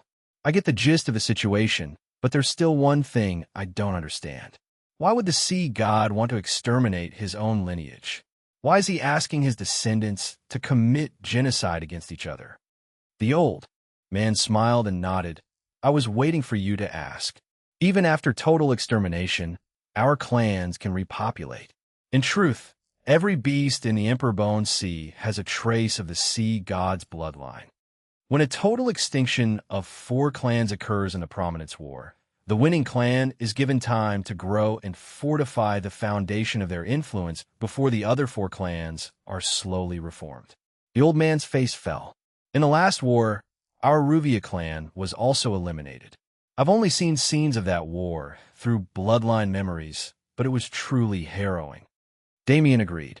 But by your reasoning, the clan who won the previous war should be considerably stronger than the other 4. The old man looked out the hut's window, seemingly wishing for his gaze to pierce reality and show him what he wanted to see. Chapter 661 Prominence. Sun rays shot through Aquazil's crystal-clear water as daybreak arrived upon it. The various settlements that had appeared during the nighttime vanished along with its entrance, hidden in the depths of the sand below, far separated from the outside world. Damien stood alone and gazed at this empty Aquazil. The wonder and youthful exuberance he showed the Ruvia clan elder were already gone from his visage. He commented internally. The prominence war that the old elder boasted so heavily about. Clearly he was only open because he was sure Damien couldn't make any waves in this massive conflict. However, to Damien, the information he received was crucial. The way the prominence war and Aquazil as a whole were structured, with Damien's knowledge that Aquazil was indeed a mystic realm, held a completely different meaning. The prominence war is this mystic realm's task. There is no reason to give the Sea God clan sovereignty over the Emperor Bone Sea. While these clans were blinded by tradition and the prospect of absolute control, they didn't realize just how limited their control was.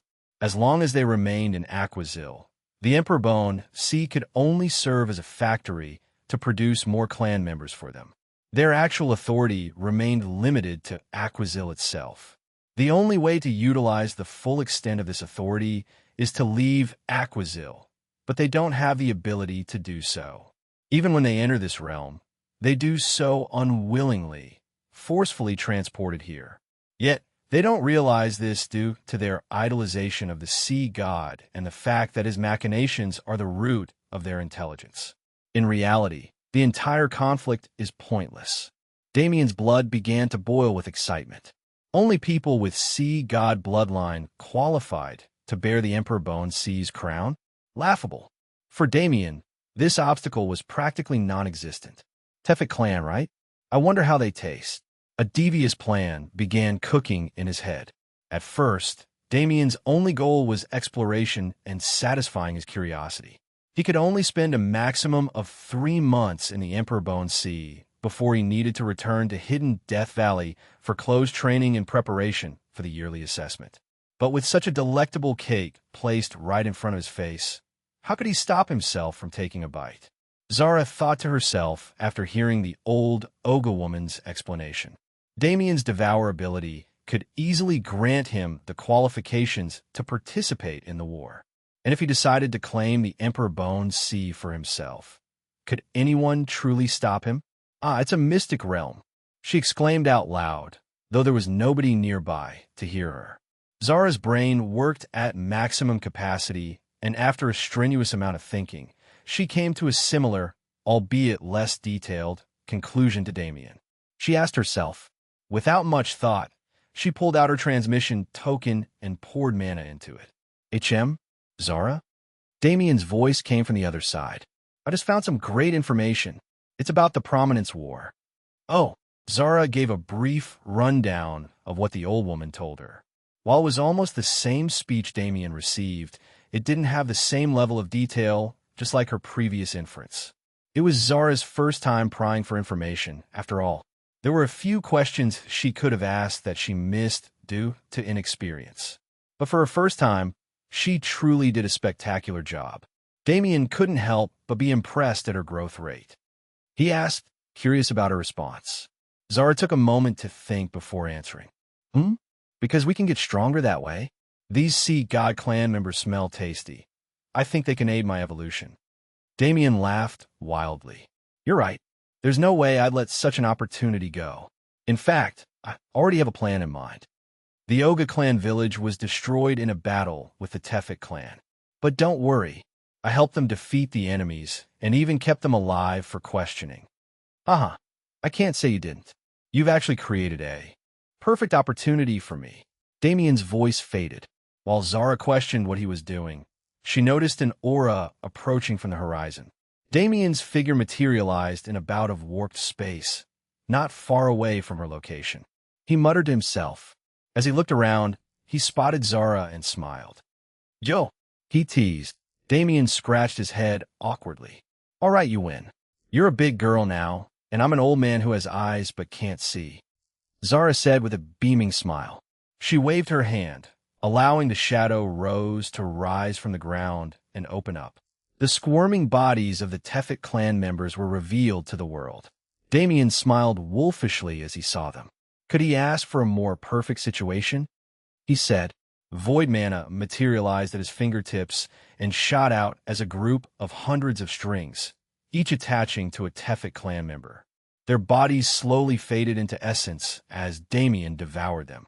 Since they were already on the verge of death, the process didn't take long at all. Damien took a deep breath as he felt the changes in his body.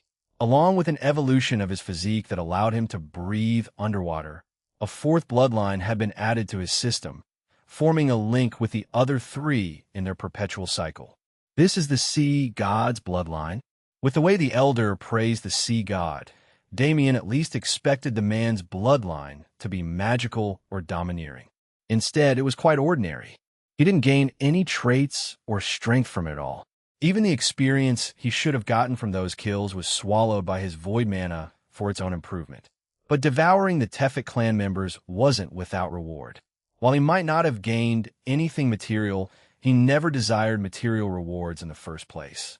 Now, he was a bona fide Tefik clan member himself. Because of Zara's help, he had easily gained the qualifications to take control of the Sea God's legacy. All that was left now was to stir the pot a little. Chapter 662 Prominence. Night fell in Aquazil once more, leading to the rise of civilization from the depths. The Sea God clan's aversion to sunlight was strange to say the least, as it didn't seem to stem from a physical condition at all. Their actions were completely random from an outsider's perspective. Damien and Zara returned to the Ruvia and Oga clan branches respectively when they came out from their burrows. During the brief moment of respite they gained during the daytime, they had come up with a vague course of action to follow. The plan was simple. I want to speak to your clan head, Damien said with confidence. The clan head? Even if you wish to meet him, it will be difficult. The elder replied with furrowed brows. He didn't doubt Damien's qualifications to meet a figure with the clan head status at all. After all, Damien's strength wasn't too different from his own. Damien nodded. He'd already expected this. Still, the village elder wasn't some small character, considering his strength. It was likely that the clan had positioned a large portion of its elders in these small battlefields to ensure that their subdivisions could survive. If Damien took this into consideration, he could be somewhat assured that the village elder had the means to contact the clan head as he wished. And if there was a point of contact, nothing more needed to be said. I can swear on my mana that you won't regret helping me this time. If my proposal succeeds, the Ruvia clan will benefit more than you could ever imagine. The village elder's eyes narrowed. Can you stand by what you just said? I'm aware that you haven't known about the Prominence War for long, so I can excuse your mistake this once. Damien shook his head in rebuttal. I'm not playing games. The village elder glanced into Damien's eyes. Strangely, he couldn't take Damien's words as mere nonsense. He hadn't known Damien for long, nor did he have any reason to trust him. Still, he had the itching feeling that Damien's words contained some truth. He furrowed his brows in thought. He wasn't lying when he said contacting the clan head would be difficult. If he had something of note to tell the clan head, he might be able to rouse the latter's interest, but Damien was seemingly intent on keeping his proposal hidden. At the very least, hook me, the elder said firmly. Damien raised his brow. The elder's words sounded like a guarantee, and powerhouses didn't make guarantees easily. If the elder was truly so connected to the clan head, very well. Damien and the Ruvia elder's conversation was mirrored by Zara and the Oga elder. The two worked in tandem, securing meetings with the central figures of these two great clans for only a single purpose: the downfall of the Tefik clan. Now that Damien had the qualifications to compete for sovereignty, he wasn't going to waste it. But at the same time, he couldn't stay in Aquazil until the Prominence War reached its finale. The Prominence War between the five clans was on the level of planetary warfare. To kill millions down to the roots would take time, especially when the enemy was of equal strength as the attacker. The Prominence War would at least take 5 years to a decade to reach completion. In this time, Damien would be long gone. He might even reach demigod status in 5 years, considering his past and current trajectory. He couldn't allow the war to prolong, especially since the Emperor Bone Sea would become a pivotal weapon in the war against the Nox if he could obtain it. The best way to use the 3 months he had was to get rid of the greatest competition. The Tefik clan, who won the previous Prominence War, was far larger and more powerful than the other 4 clans. Any single clan wouldn't be able to defeat them alone in a head-on battle. Even if the clans worked together, reaching the Tefik clan's peak experts was a challenge in itself. The number of 4th classes they'd raised over the years was immense. Damien and Zara's help could change a great deal of things. For one, they both had specialized spatial skills that could be used for concealment and transport. If one wanted to launch a heaven-shaking ambush, their combination was the greatest tool. The two of them were also experts in their own right. Their combined combat power surpassed a large majority of the elders of any clan. Plus, Damien's mana was nearly inexhaustible. Against a large number of enemies, he was a war machine. To eliminate the Tefik clan, they didn't need to cut the weeds and stomp the roots. This job could be left for the other 4 clans after they left Aquazil. As long as they could eliminate the Tefik clan's experts, their victory would be confirmed. What you're saying is true, but can you match your claims? The Ruvia elder questioned doubtfully. He knew Damien was strong, but to suggest turning the tides against the Tefik clan was insane. Maybe not by myself, Damien openly admitted. He wasn't stupidly arrogant enough to put himself on such a pedestal. But what if I can bring my own force to match? The village elder's eyebrows jumped as he fell into thought. He ignored Damien's claims about his own force, since he didn't believe a young child like him could accomplish so much at his age. But if the Oga clan and Ruvia clan cooperated with a spatial expert aiding them in bypassing barriers, it was a wild thought to have. In normal circumstances, the two clans together still couldn't compete with the Tefik clan. In the 100,000 years after the previous Prominence War, the Tefik clan society had taken major leaps. Their techniques and technologies were far too advanced for the other clans to understand. This meant that their defenses were nigh unbreakable. But Damien's spatial ability erased this obstacle entirely. If they could ignore the Tefit clan's technology and only had to focus on battling their experts, their chances of success were greatly heightened. I can't completely trust this plan, nor do I have the appropriate knowledge to judge its success. I guess I should congratulate you for hooking me thoroughly. The village elder was cynical about their chances, but he wasn't an idiot. The plan Damien suggested was full of holes due to his lack of knowledge, but the overall structure was indeed viable. A transmission talisman lit up in the elder's hand. On the other side, Chapter 663 Prominence. Geographically speaking, the structure of the Ruvia clan was extremely loose. The clan was divided into countless subdivisions, and their forces were spread thin. Only within a single section of Aquazil could the Ruvia clan be considered truly strong.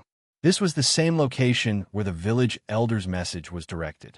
Within a relatively large city containing many thousands of Ruvia clan members, there was one building that stood out more than the rest. Nothing about this building gave away its uniqueness.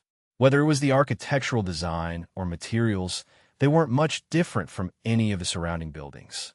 However, whenever a Ruvia clan member passed in front of this building, they'd take a moment to bow in reverence. This was the home of their clan head. He was a stoic man, and often his gait would terrify people even if that wasn't his intent. But in his heart, he was a man who put his clan above all else. The clan head was benevolent. His existence was what allowed the Ruvia clan to flourish to its current apparent prosperity. Even when it came to matters of succession, he promoted democracy. He didn't want to see the Ruvia clan fall into a pit of internal conflict. The clan head was a large man, standing around 7 feet tall.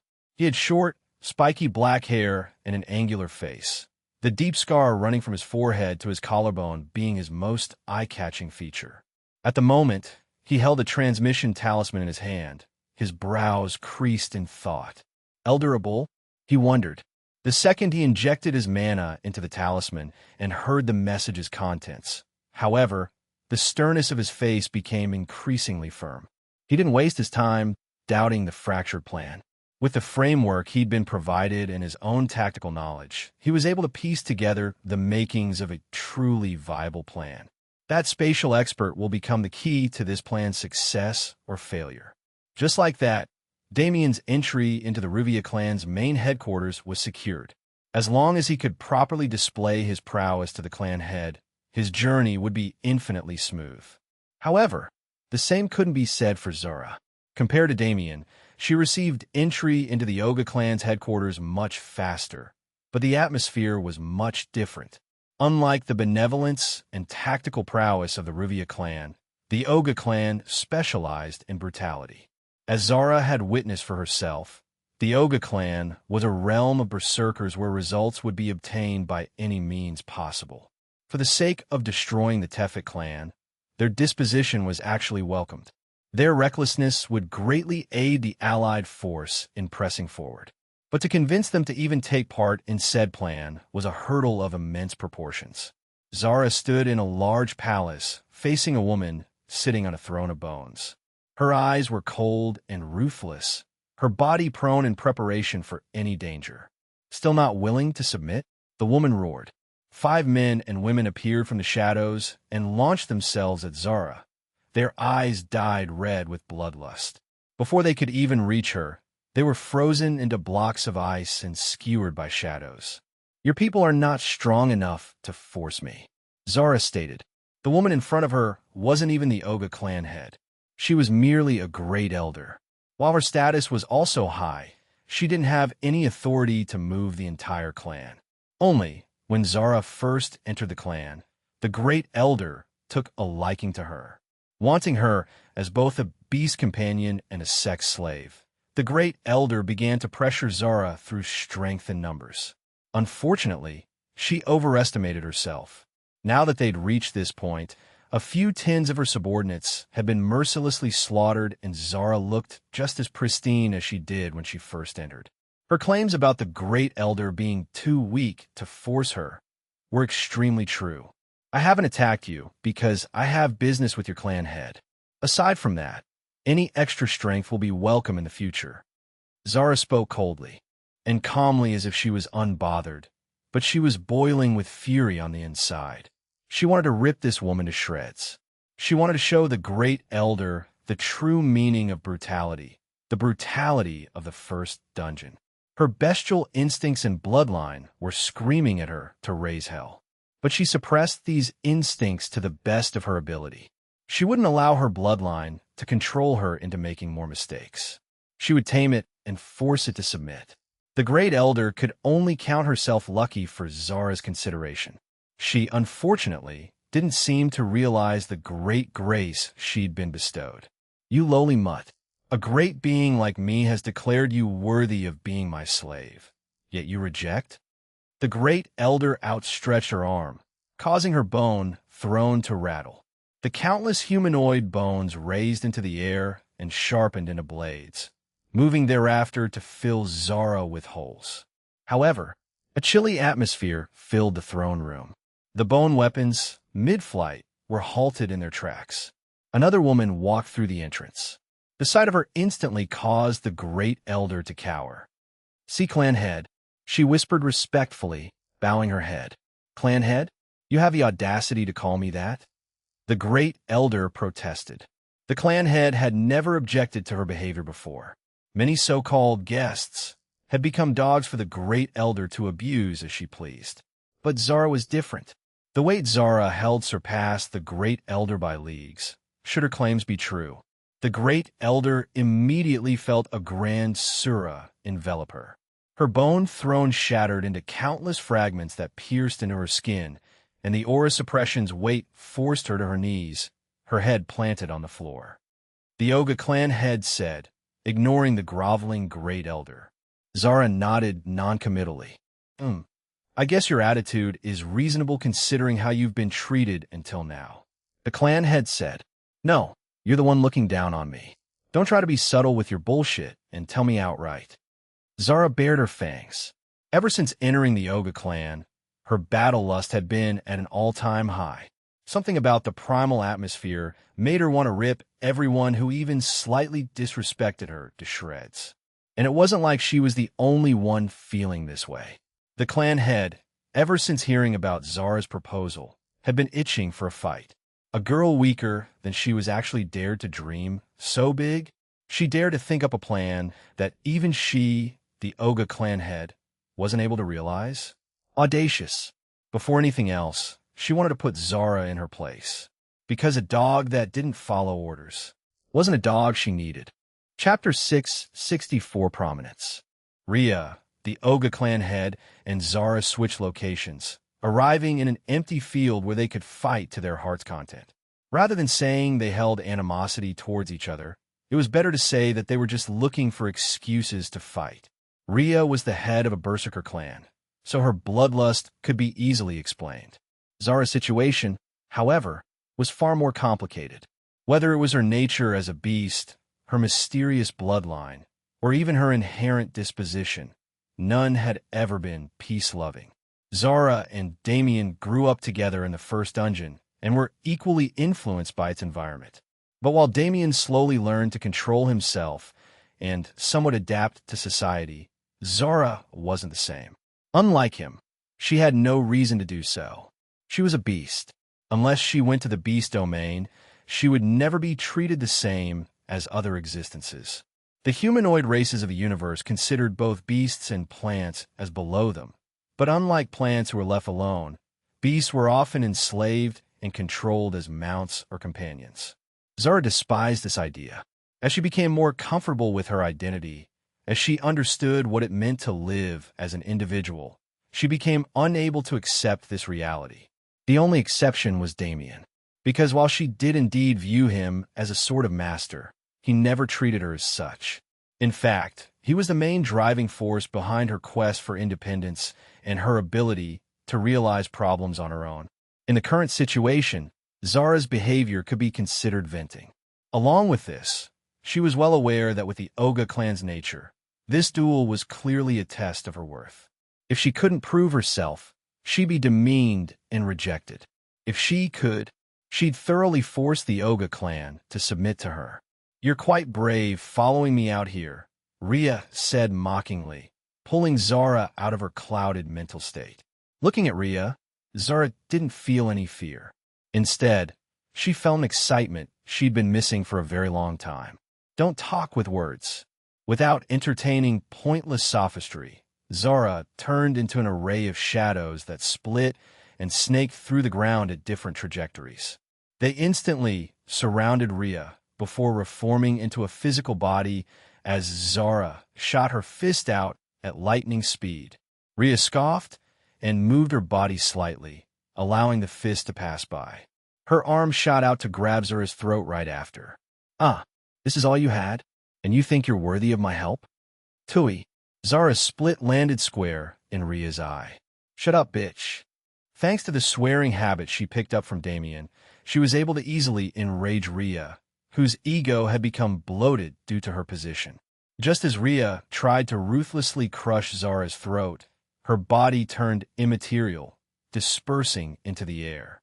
Zara's voice rang out from her original position. Her body remained there as if she never moved. Her shadow expanded from beneath her feet, following her words and engulfing the entire area. The pseudo-domain she created pressed down on Rhea, limiting her speed. Zara's body shifted the second it happened, arriving next to her and striking with precision. Bang! Her claws collided with Rhea's outstretched arm, letting out a dull thump. Instead of drawing back, Zara pushed on with her attack. Bang! Bang! Bang! Bang! Her claws slashed like drifting shadows, elusive and ethereal, but every single swipe of her arm contained the power to tear a normal early fourth class to shreds. In comparison, Rhea's movements were crude. She used the most basic blocking patterns imaginable, but the raw power of her defense was enough to contend against Zara's technique. "Not bad," Rhea exclaimed. In that moment, her arm became a flash of light. Before Zara even realized it, a fist was mere millimeters away from her face. She rapidly utilized her ice laws to freeze time, but Rhea's capabilities far exceeded her imagination. The fist, though somewhat slowed, was still too fast for her to react in time. Bang! Zara took a punch to the face and was sent flying backwards. Stabilizing herself in the air, she wiped the blood from her nose and sneered. Without an ounce of hesitation, she dove back in. Now partially transformed into her beast form, Zara continued her melee with Rhea. Her brutality slowly began to match her opponent's. The two danced around each other in a battle of blood, dyeing the ground red in their own. Whether it was Rhea or Zara, neither was unscathed as they clashed hundreds of times every instant. Zara was skilled in mid-range combat more than anything else. While she did have a strong body as a beast, it had to be remembered that the Sea God clans were God-beast descendants. On top of that, the Oga clan specifically was specialized in physical combat. Challenging Rhea in this way was completely impractical, but Zara didn't care about practicality. She didn't even care about winning as fast as possible. She wanted to destroy Rhea in her area of expertise. Only in this way would the Oga clan bow down to her. Zara's eyes hardened. Her claws slashed out, laced with a grayish mana that had never seen the light of day before. Deconstruction. Light speed, Shio. Her body moved too fast for sound to keep up with her. Her claw turned into a blur of light, and, as if it teleported, completely changed trajectories in an instant. Zara retreated immediately. As she did, a fountain of blood sprayed out from Rhea's chest. The gash Zara created only stopped expanding when it reached her neck. Zara realized her slash had surpassed the speed she could move without the help of her self-created skill. She used light laws themselves to aid her speed, yet Rhea still managed to narrowly dodge her throat being gouged out. Rhea coughed. A trail of blood leaked from her lips. "Not bad. At this level, maybe it really will be possible to carry out your plan." "Fine. I've decided. The Oga clan will earnestly hear your proposal and make the decision that benefits us most without an ounce of bias." Her gaze locked on Zara, a light of madness coloring her eyes. A red aura covered her body. A thick smell of blood permeated the air as her bloodlust spread. From now on, she was clearly going to take this fight seriously. And Zara wasn't one to deny such an entertaining battle. Her body shifted. Her beautiful form expanded into that of a terrifying winged black wolf. Her shadow turned murky, almost mirroring the appearance of muddy water. Within that shadow, a pair of golden eyes shone ruthlessly. Zara's maw widened into a harrowing grin. Her wings flapped a single time in a motion that could only be called graceful. But the aftermath was anything but. The surrounding few thousand kilometers were enveloped in a terrifying explosion, signifying the beginning of the battle's second round. Chapter 665, First Act. Now that she'd reached 4th class, the sheer size of Zara's beast form had reached untold proportions. If she truly expanded to her greatest size, she would become a being that stood a few hundred kilometers in height. For a large-scale brawl, this form would allow her to net a greater amount of damage for the same amount of effort. Since she was only fighting a single opponent, though, Zara made sure to limit her size to the appropriate level. She wasn't much bigger than Rhea when they clashed. Her terrifying paws were coated in a deep blackness that seemed to suck one's soul. Her gaping maw was lined with razor-sharp teeth sharper than any chaos-ranked artifact. With this body made for killing, she became a completely different monster. The way she used her laws also morphed, becoming more bestial and instinctual. Concepts like techniques were simply thrown to the wind. Boom! Rhea's body slammed into Zara's side heavily, the dark red aura around her expanding into a material construct and exponentially heightening her striking power. Zara coughed out a mouthful of blood, but didn't budge from her spot.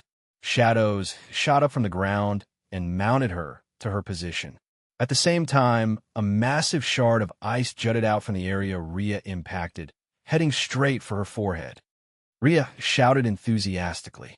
She ducked her body under the ice shard and punched upward, shattering it with a single fist. Her leg kicked up at Zara's underbelly in hopes of finding a weak spot. Bang! Zara bowled in pain. In the first place, Rhea was stronger than her purely based on levels. Zara's advantages came in the form of elemental affinities and human techniques, both of which she learned to use in the outside world. Rhea's striking range was limited to where her body could reach.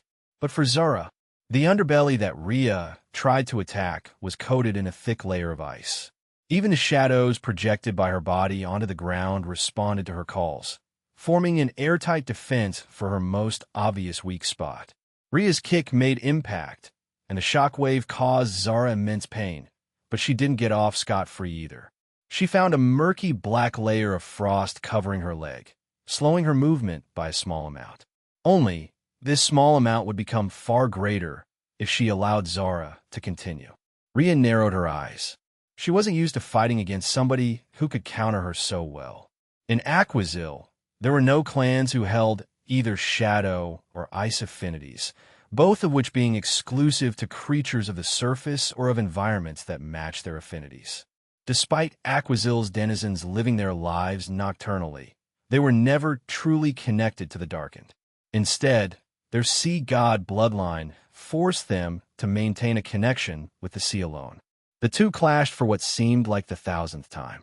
Regardless of how much blood they lost or how brutal their fight became, neither seemed to have any intention of stopping. Off to the side, high-ranking members of the Oga clan watched in awe. There were never enough opponents. Whenever enemies came, the elders were usually enough to slaughter them. In reality, they'd rarely ever seen their clan head fight to her full capabilities. At the same time, nobody dared to fight her and find out her limits. They were well aware, based on her aura alone, how much stronger she was than them. But seeing this current battle, they realized they'd vastly underestimated their clan head. The mere shockwaves from the ongoing clash continuously forced their bodies back, and that was after they'd been dispersed by the seawater. Among this group, the Great Elder was especially shaken. Zara could fight head-to-head with the clan head. Why did she have to act the way she did? Her body shivered in terror. If Zara didn't hold back during their previous interaction, It's not too late. It's not too late. She chanted religiously in her head. As long as she could keep her life, she didn't mind becoming Zara's dog. She wasn't someone with a strong mentality, anyway. She was the type to vent her inferiority complex on those under her. Nevertheless, the great elder received several pitying glances from the surrounding elders while they observed the battle. At this time, Zara and Rhea stood 10 meters apart.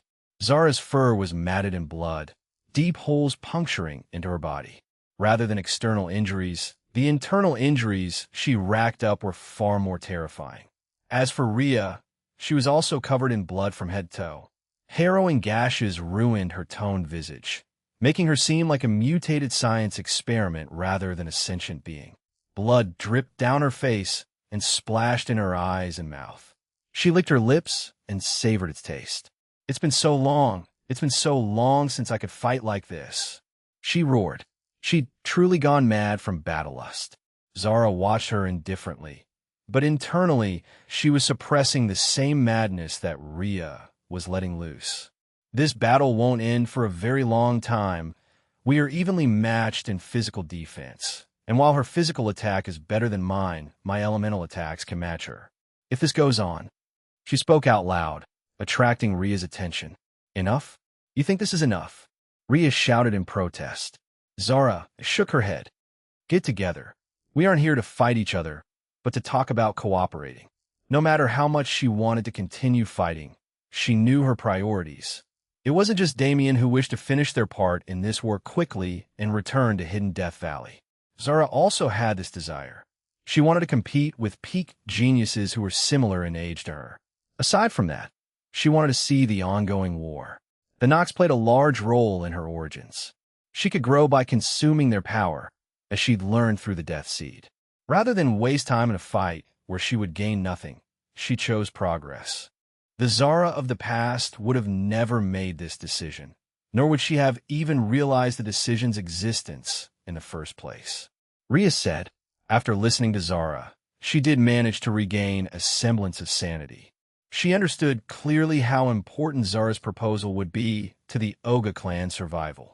But still, she couldn't run from her nature. It was in her blood to fight until the brutal end. Zara sighed. She figured it would be this way. Then, there was no other choice. The solution is simple, Rhea asked, tilting her head curiously. Zara nodded in affirmation. Right? You're a god-beast descendant, aren't you? Let's compete in bloodlines. Rhea raised her brow in surprise and said, Chem, you want to compete with me in bloodlines? Her aura flared in excitement. If it's bloodlines, I will never lose. Come. Chapter 666 First Act. Come. With a heroic shout, Rhea galvanized her aura. The slumbering sea god bloodline in her body began to boil, coming to the forefront. In that instant, her appearance went through a massive shift. Aquamarine reptilian scales covered her body. Her eyes turned into hollow sockets filled with blue flames. Her hair lengthened and seemed to gain sentience. And finally, her mouth turned into a maw of jagged teeth. The god-beast ancestor of the Oga clan was of a species called Charybdis. The original Charybdis was a gargantuan creature even more terrifying than the fifth primal sovereign. And after a bloodline merged with the sea gods to create the Oga clan, the bloodline's monstrosity only grew. Unfortunately, the sea god bloodline that the current sea god clans carried was heavily diluted. The sea god and his wives were existences from millions of years ago, after all. Therefore, unfortunately, Rhea's bloodline wasn't anywhere near the original Charybdis in power. It was the same reason she didn't have a beast form of her own, at best having a partial transformation similar to Damien's. Still, this didn't mean her bloodline wasn't powerful. The second its immense aura blanketed the surroundings, the Oga clan elders watching the battle were forced to their knees in submission. Zara felt the bloodline's coercive force wrap around her body, arrogantly trying to force her to do the same. But instead of gritting her teeth and enduring, she scoffed. It wasn't intentional at all, but rather an instinctual reaction. She didn't even control it, nor did she have to rouse her bloodline to counter. The mystery of Zara's bloodline began at birth. In truth, she never had something like a parent. There were other wolves Zara grew up with before being chased by the first dungeon's 40th floor boss Wyvern, but none of these were her kin. They merely included her due to their shared species. Zara, however, never felt a connection to these wolves.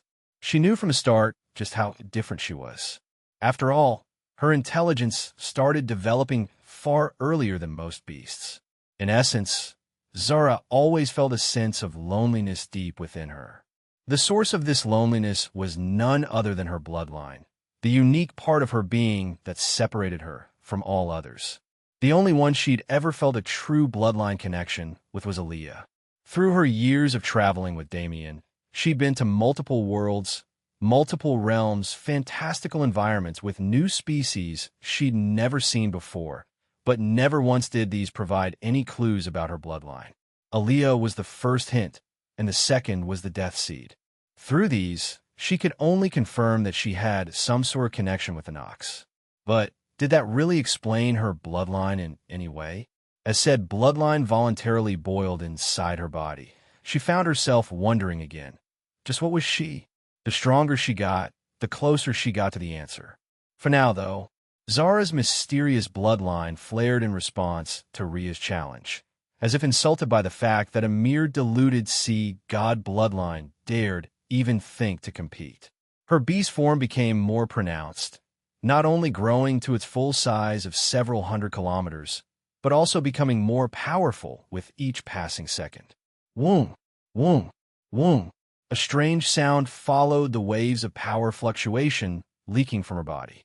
Her bloodline aura spread and engulfed Rhea's, dyeing the world black. This blackness didn't cease. It expanded to cover thousands of kilometers, both in distance and height. And as it did, the aura it gave off caused several manifested phenomena. Death, destruction, blood, violence, brutality. These concepts were only some encapsulated by her aura. Scenes of brutal slaughter, of universal destruction, of unthinkable torture spread and infected the minds of those trapped in the blackness, submerging them in an inescapable illusion. Rhea let out a strained breath and bit her tongue until it bled, doing her best to keep consciousness. Her body shivered in fear. Her sea god, bloodline, desperately tried to retreat into her body to escape Zura's bloodline aura. She panicked inwardly. Never in her life did she expect to encounter a bloodline more powerful than hers, let alone one that trumped her to this extent. A piercing shriek came from far away. The Great Elder, among the crowd of Oga clan elders, fell to her knees clutching her head. Stop! Stop! Make it stop! Her soul-rending cries cut through the blackness, inadvertently helping the others regain some sanity.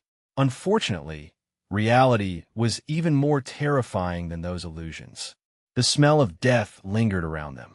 It felt like perverted hands were crawling up their bodies, grabbing them by the throats and ordering them to submit. The elders shook, unable to bear the disgusting feeling. The Great Elder was even worse. She was foaming from the mouth, blood leaking from her every orifice. Only Rhea could withstand the bloodline's pressure, albeit barely. Her knees were bent, as if begging her to let them touch the ground. Still, she refused to submit. She glared up into Zara's massive eyes with an unyielding gaze, even as her bloodline abandoned her. She accepted it. She couldn't beat Zara. Even if she used her bloodline earlier, if Zara just used her own, she'd have lost in an instant. But just because she couldn't win didn't mean she would lose. At the very least, she'd resist until the bitter end. Zara herself didn't notice the commotion she caused at all. In her mind, a fierce battle was taking place. She fought against a shadowy being without form, a manifestation of her bloodline. She fought so she could control her body. There was a reason Zara didn't touch her bloodline often. Whenever it came into effect, she maintained the risk of losing her ego to it, becoming an insatiable slaughter machine. If Zara lost this fight, there was no hope left for her. Nonetheless, this fight was one she'd fought endlessly during her time with Tang Lingzi. Controlling her bloodline was half the training she did, and by far the most grueling. Not yet. She roared in defiance. Her eyes shone with brilliant golden light, creating a thick mental barrier around her body. Jejejej, child, why fight? Become one with me, and you will obtain the power to rule the world. Zara gritted her teeth in anger. You deceptive bitch. What's the point in having power if I have to give up my soul in exchange? Her mental barrier strengthened to its maximum. The golden light around her spread through the surroundings, cleansing the bloodline's darkness. Jejejej, then it is not time yet. Do not worry, child, for we shall become one in time. The being's voice faded. The shadows in Zara's spiritual world faded. Now alone, she took many deep breaths to readjust her mental state. She didn't like the way that being spoke. Even ignoring the strangeness of the fact that it could speak at all, its tone seemed to suggest that Zara would eventually submit to it regardless of the circumstances. As her consciousness returned to the material world, she made a silent vow to herself, a vow she'd made dozens of times in the past. Chapter 667, First Act. As soon as Zara regained control over her body, her bloodline suppression vanished, as if it never existed. Her body shrank and morphed back into her human form, wrapped in a beautiful black dress. Rhea undid her transformation as well, sighing in relief. Despite her ferocity in the moment, she didn't actually want to die. It was relieving that the whole ordeal was done with. Her rationality had long since been returned to her. The unquenchable bloodlust she'd been emitting was gone entirely. Her body flashed over to the elders to check on their conditions. Other than some light trauma from the prior illusions, they were completely intact. The Great Elder, on the other hand, her mind nearly shattered. It was unknown whether Zara did it consciously or subconsciously, but her aura had specifically targeted the Great Elder among the crowd, bringing her an utterly mind-breaking experience. She would never be the same again, and even if her mind was healed, her combat prowess would take a steep dive. Rhea sighed. Such was the consequence of offending someone who shouldn't be offended. The Great Elder's antics, though silently allowed by her, were bound to bring her downfall sooner or later. It was just a shame that Rhea didn't have the ability to save her when that time came. Nevertheless, she didn't hold any grudges against Zara. In fact, her opinion was the exact opposite. A domineering and mysterious bloodline, strength that far surpassed her level, strong law comprehension, and endless talent. Facing someone who had all of these factors combined, how could she not be in awe? It didn't take long for her to make a decision. Her knees bent, hitting the ground with a dull thump. With her head lowered in Zara's direction, she spoke. We, the Oga clan, have never submitted to anyone regardless of strength. We are prideful beings who dare to contend with any and everything. However, you have completely suppressed us. Even if our entire clan decided to battle you, your bloodline alone would be enough to defeat us. Her eyes raised, meeting Zara's. Within was a light of admiration that wasn't present before. The Oga clan will submit to you as our new leader. The elders' eyes widened in shock at this declaration, but without fail, they all mirrored Rhea's posture. Zara's eyes widened in just as much shock as theirs. Clan head, since when did she ask for such a position?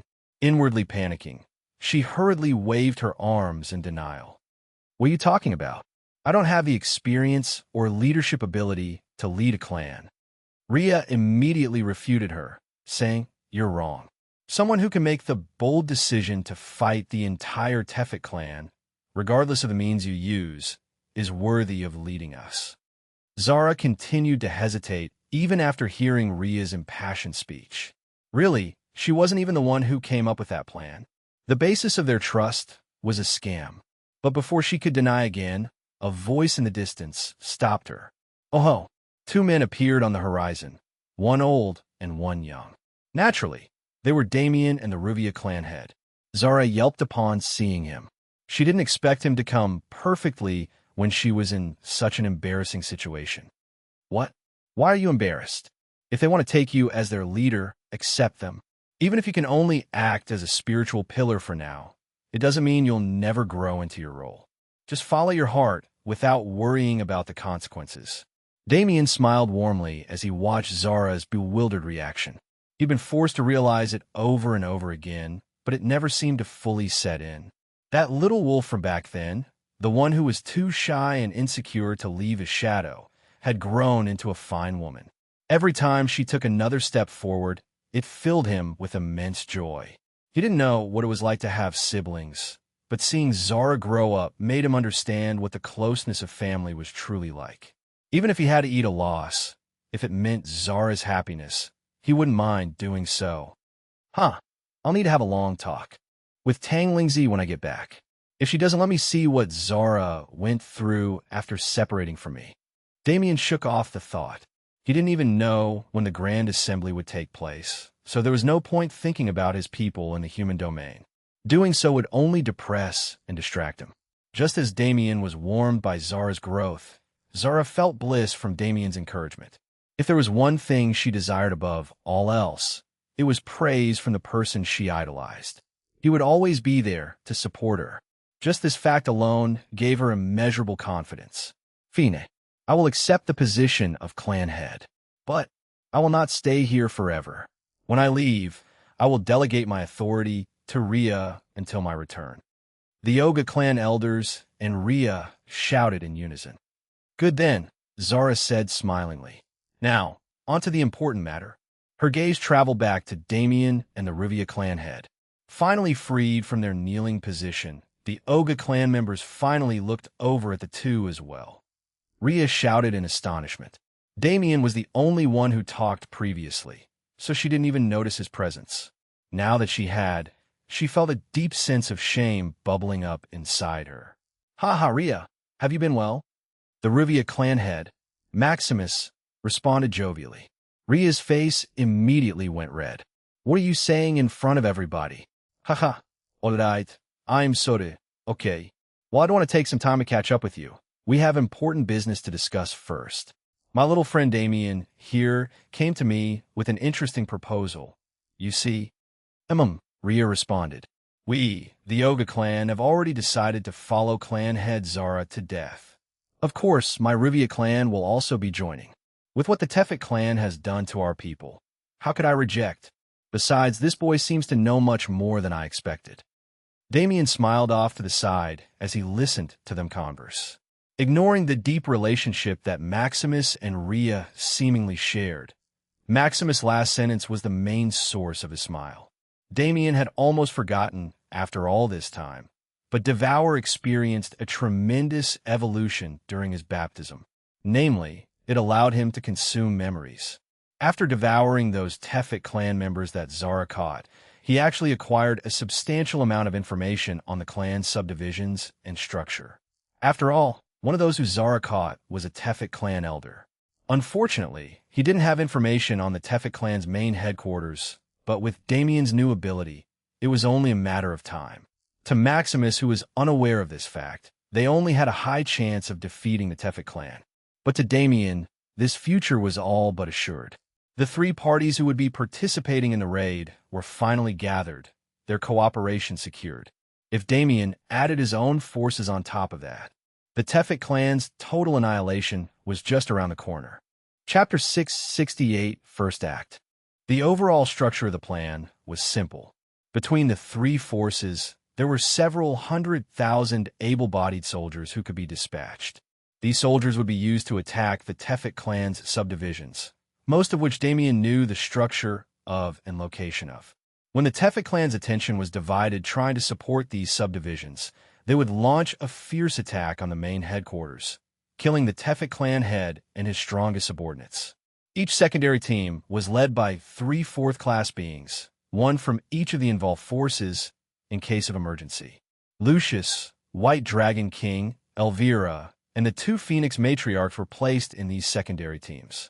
In fact, even Feng Qinger and Lunarius Snow exited the sanctuary for the first time to participate, following their mothers.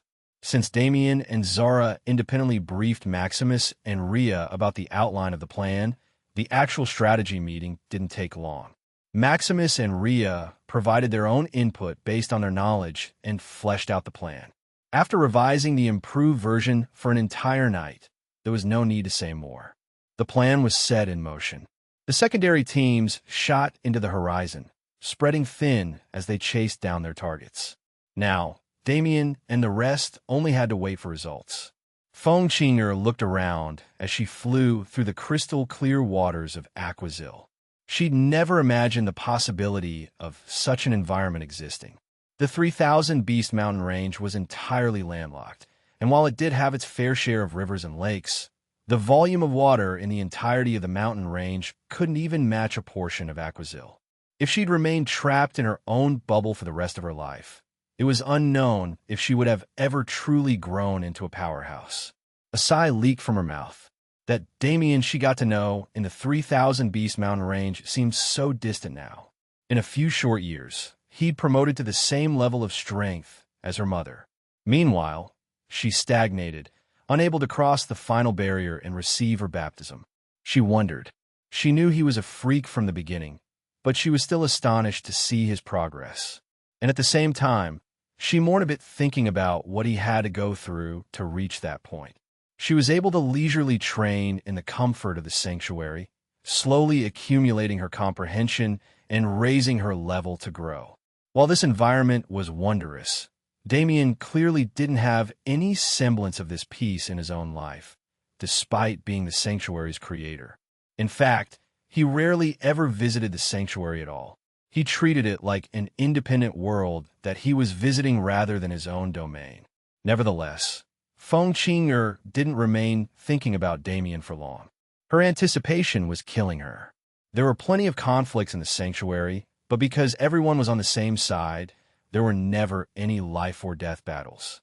The Storm Heavens realm that was recently added to the sanctuary was a breath of fresh air, allowing her to once again experience growth through struggle. But even then, the Storm Heavens realm didn't align with her affinities, so at most, it could only train her physical body. Now that she was outside, and partaking in a war no less, she was guaranteed the experience she so desired. How could she not be excited? Feng Qingyer's gaze refocused on the horizon. Their force had already been traveling for a few days.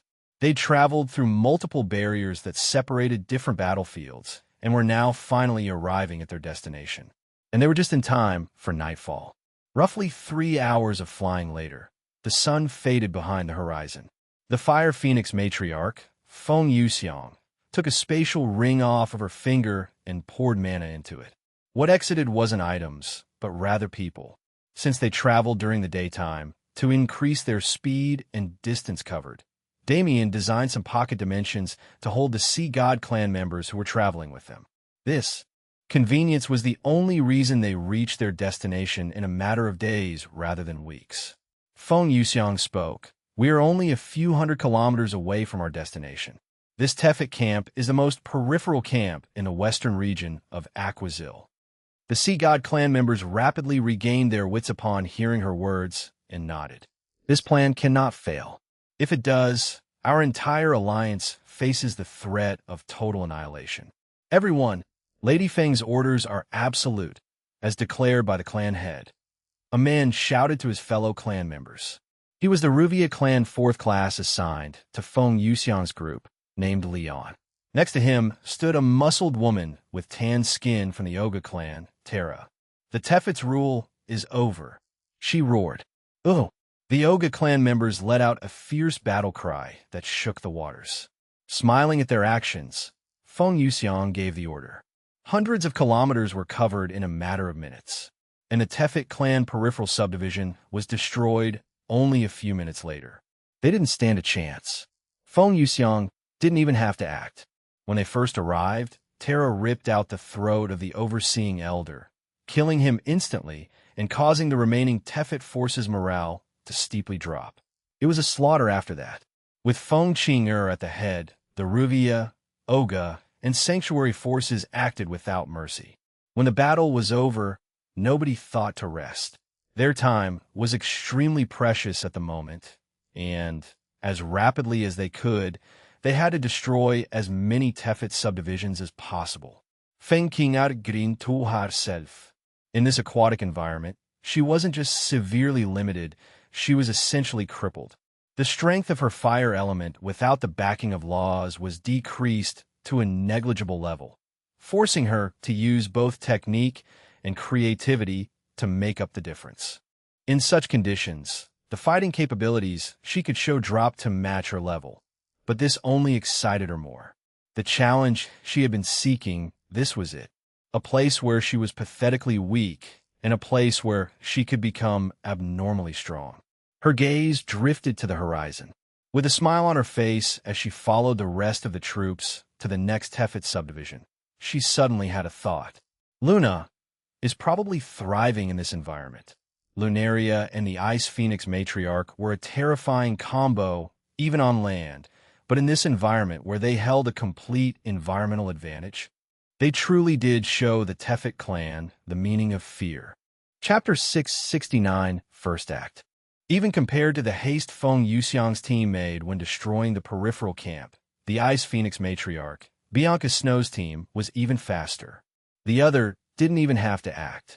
With a few taps of her finger, she turned the entirety of the eastern peripheral camp into a block of ice, freezing even the fourth class overseeing Elder at a molecular level.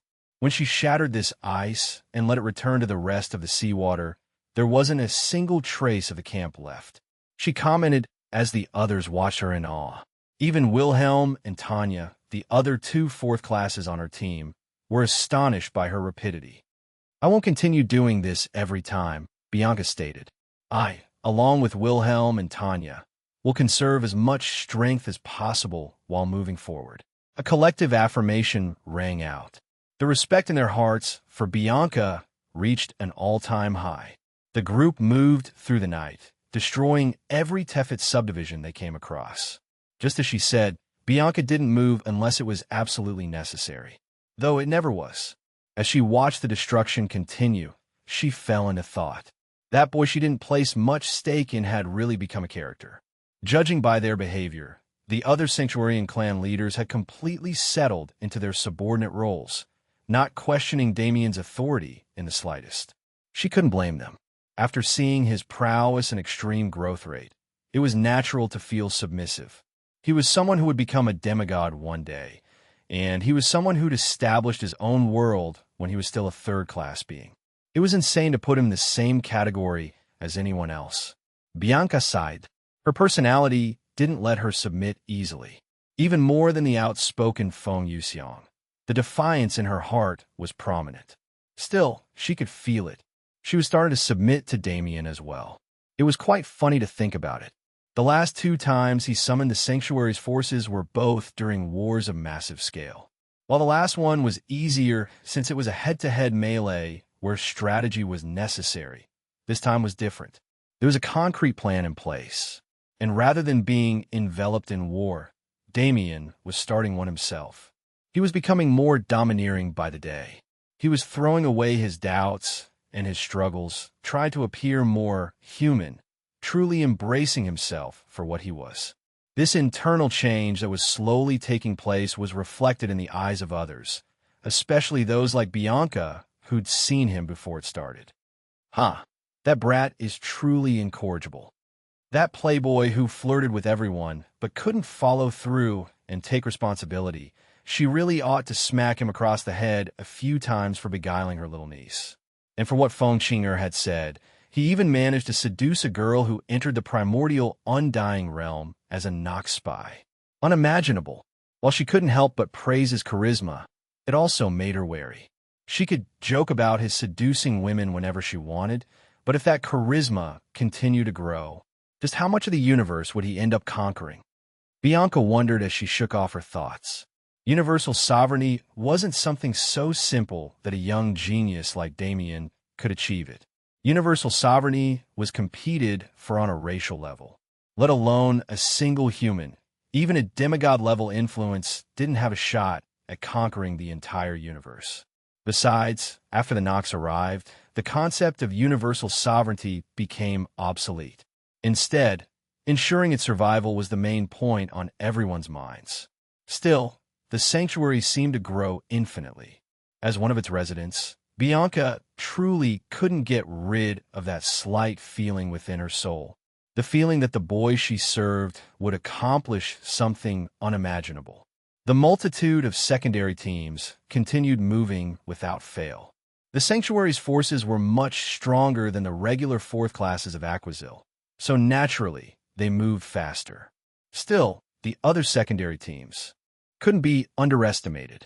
With their synergy and familiarity with the environment, their speeds weren't much slower than the Sanctuary teams. Like this, the Tefet clan's forces were rapidly being destroyed. With so many elders dying in succession, it would be stranger if the main clan didn't hear word of the happenings.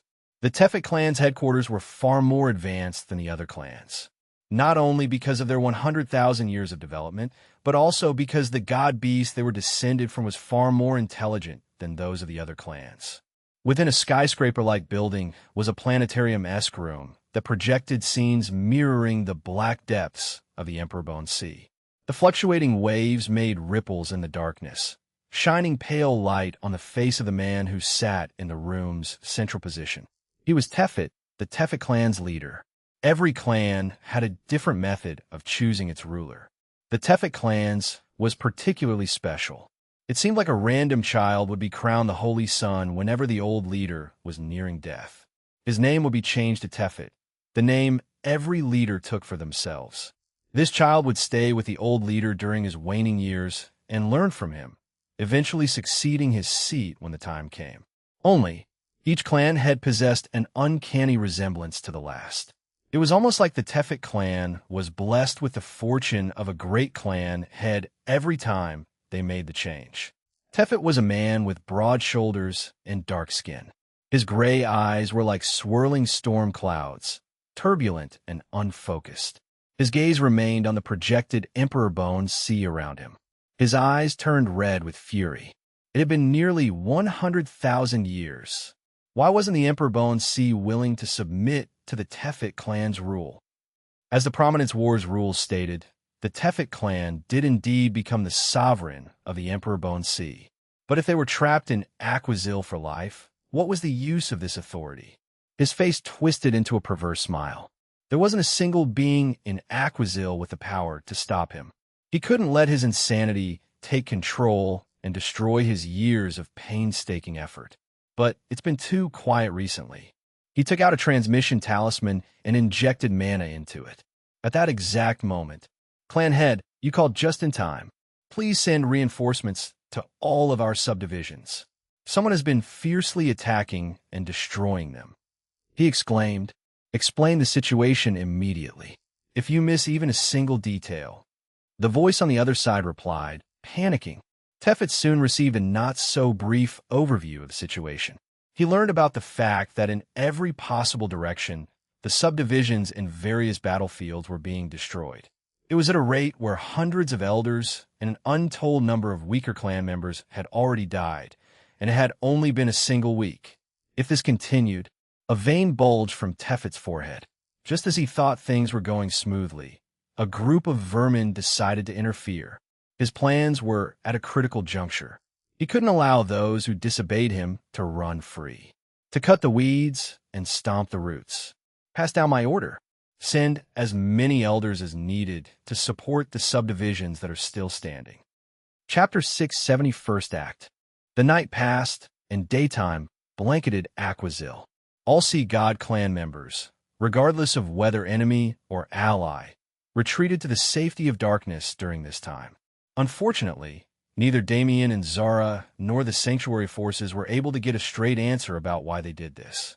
Instead, they were now left alone on the surface.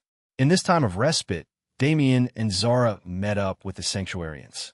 In the middle of Aquazil's desolate peace, they had a proper conversation for the first time since Damien summoned them. The group sat in a relatively large house they built with their affinities.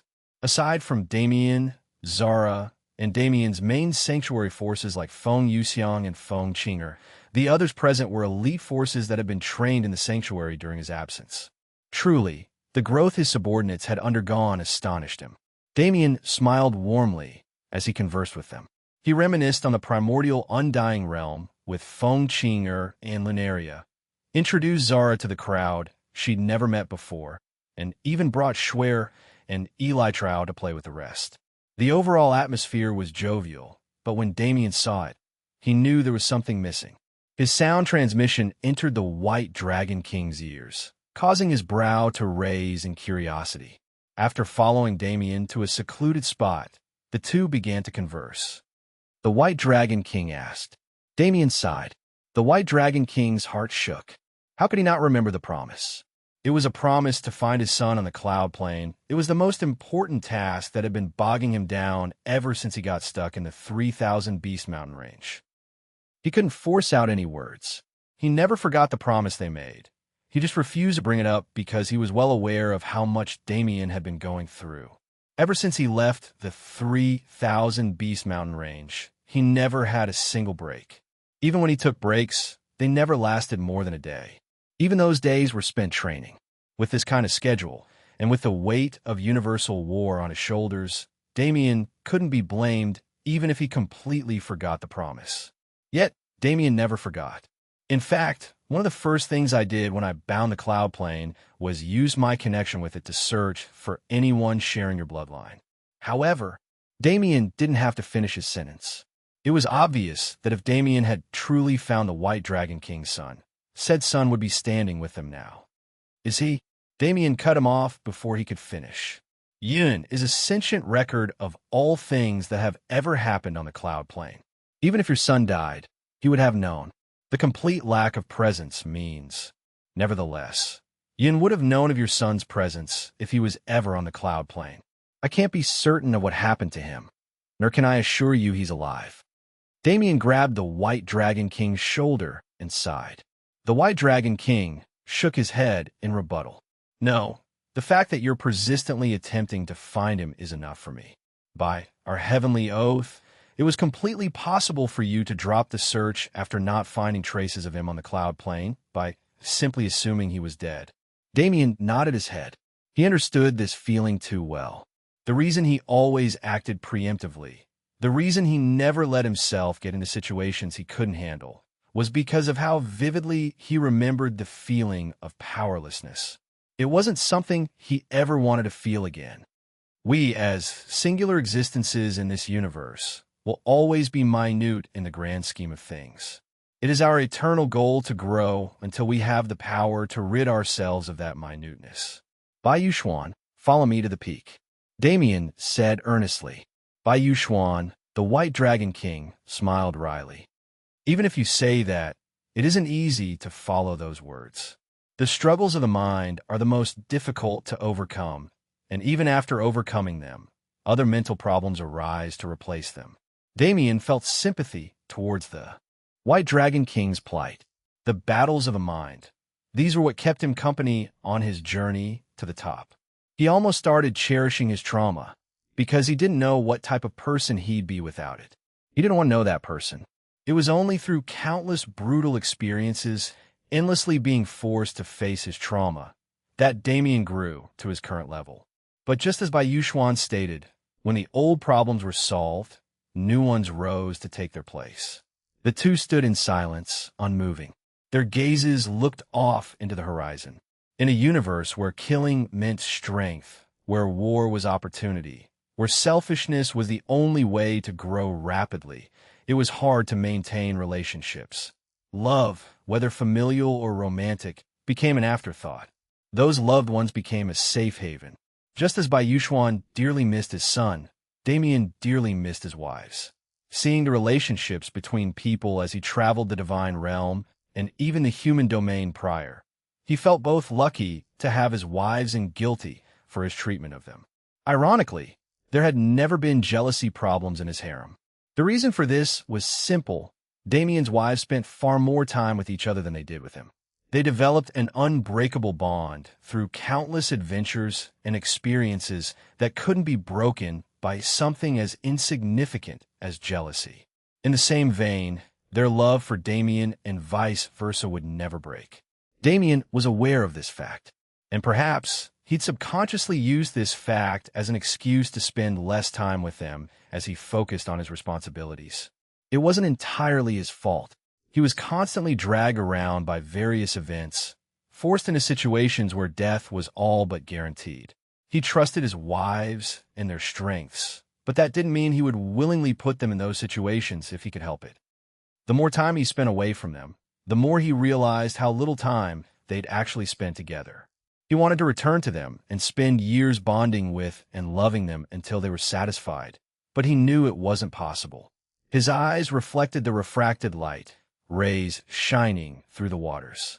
Perhaps being an Aquazil for so long made him accustomed to viewing day as night and vice versa, because he felt like he was staring into a beautiful moon.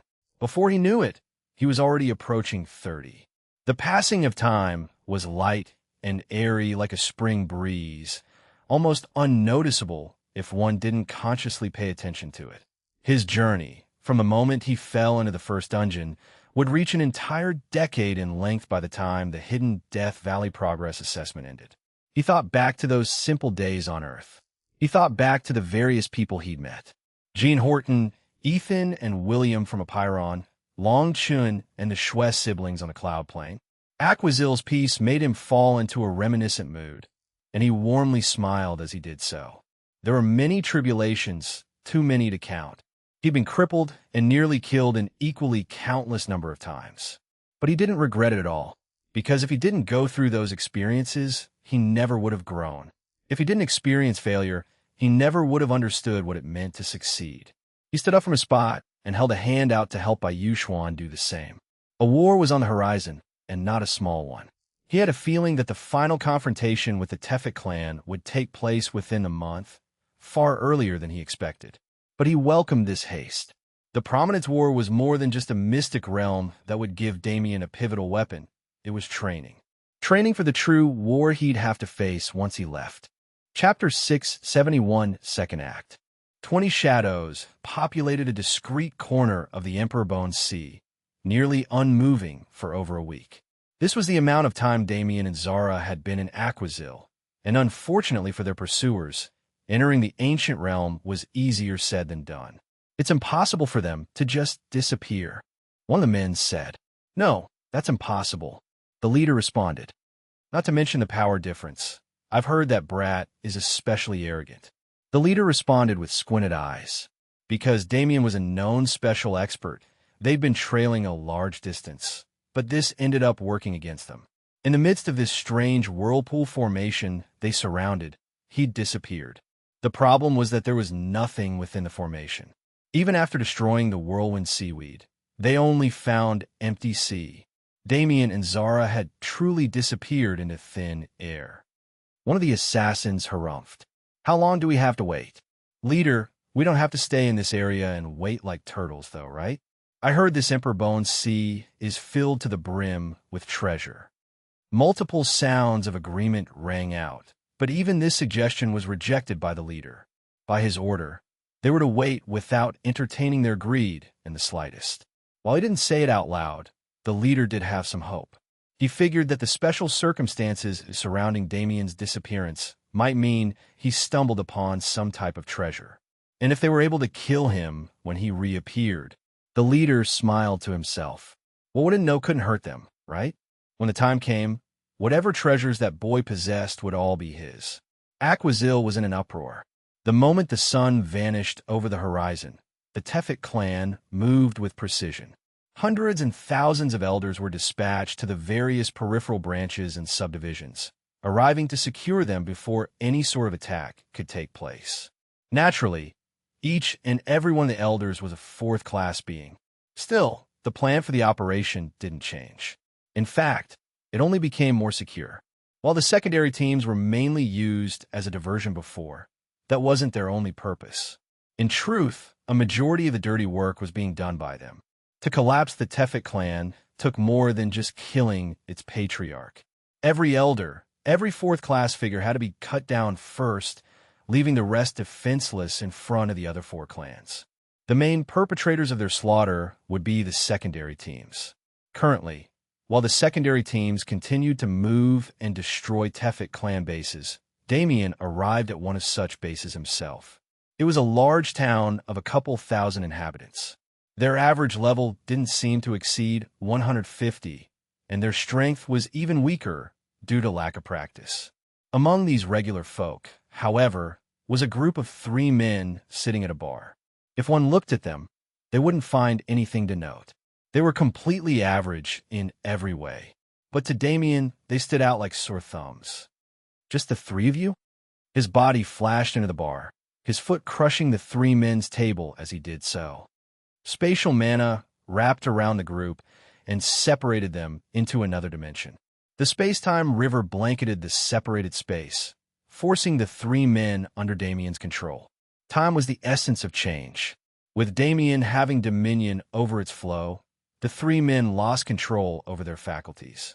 Space was the essence of stability. With it constricting them from every angle, the men couldn't even begin to consider escape. Three elders, you might not know me, but I know you. The three elders had only recently been dispatched from the main clan by the clan head's most recent order. While their strengths weren't high, their information was crucial. The three were only around level 230, still in the early stages of 4th class. Against Damien's power, it was impossible for them to resist. Their bodies soon turned into essence for his growth, their memories entering his mind. This is what I wanted. Even if it's not much, I can see the Tefik clan's main headquarters. Aside from that, the distribution of elders was done in batches, so the three Damien had devoured didn't know about each and every other elder in the field. However, there was a simple fix to this problem. Damien just needed to devour more. He took out a transmission talisman and contacted Fang Yuxiang, directing her team towards the batch he'd just discovered. While they were being destroyed, Damien went to find a camp unrelated to the one he'd just found, on the hunt for more elders to devour. In his wake was a ruined city. The previous atmosphere had been shattered by a rain of hellfire that brought its annihilation. As the rules of the Prominence War stated, for sea god clans must be entirely extinct for the last to be declared the winner. In Damien's case, all 5 sea god clans needed to meet this end. By Damien's estimation, the restriction forcing the sea god clan members to remain in Aquazil only applied to natural exits. If Damien used the sanctuary to save them, not only would they be shielded by the void, but they'd also be able to leave freely as long as they remained in the sanctuary eternally. Or, at least until Damien claimed control over the Emperor Bone Sea. Nonetheless, Damien chose the Tefit bloodline to inherit for a reason.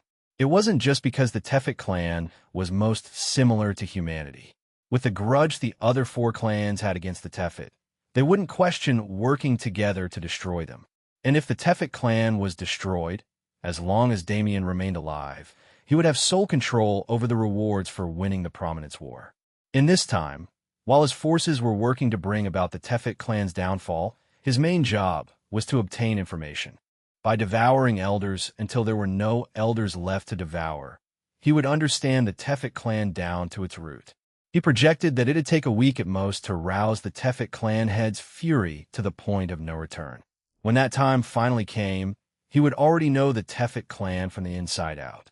There would be no fact hidden from his eyes. In war against an enemy with a nigh-omniscient level of information, was victory even possible? Chapter 672, Second Act. The week passed rapidly and was, for the most part, uneventful. The current battle wasn't like any others Damien had participated in. Rather than actually fighting to the death, more time was spent on information gathering and scouting. If it wasn't for the threat of total warfare on the horizon, it truly would have been a bland week. Damien spent this time devouring without limit. Void mana strengthened itself through the devoured essence and produced Damien a slight bit of void comprehension when it did, while Damien took those elders' memories and put all the valuable information down in one place.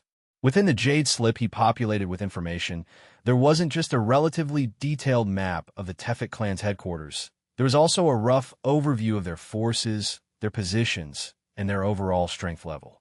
Even with all this knowledge, there was a need to plan for the unexpected. As Damien's devoured memories became deeper and deeper, he began connecting a few points that weren't as obvious in individual parts. One elder might have seen a single strange event, but when 3 elders saw similar events that somehow carried a cohesive flow to them, was it still coincidence? For what Damien could gather, Tefit was an extremely secluded man.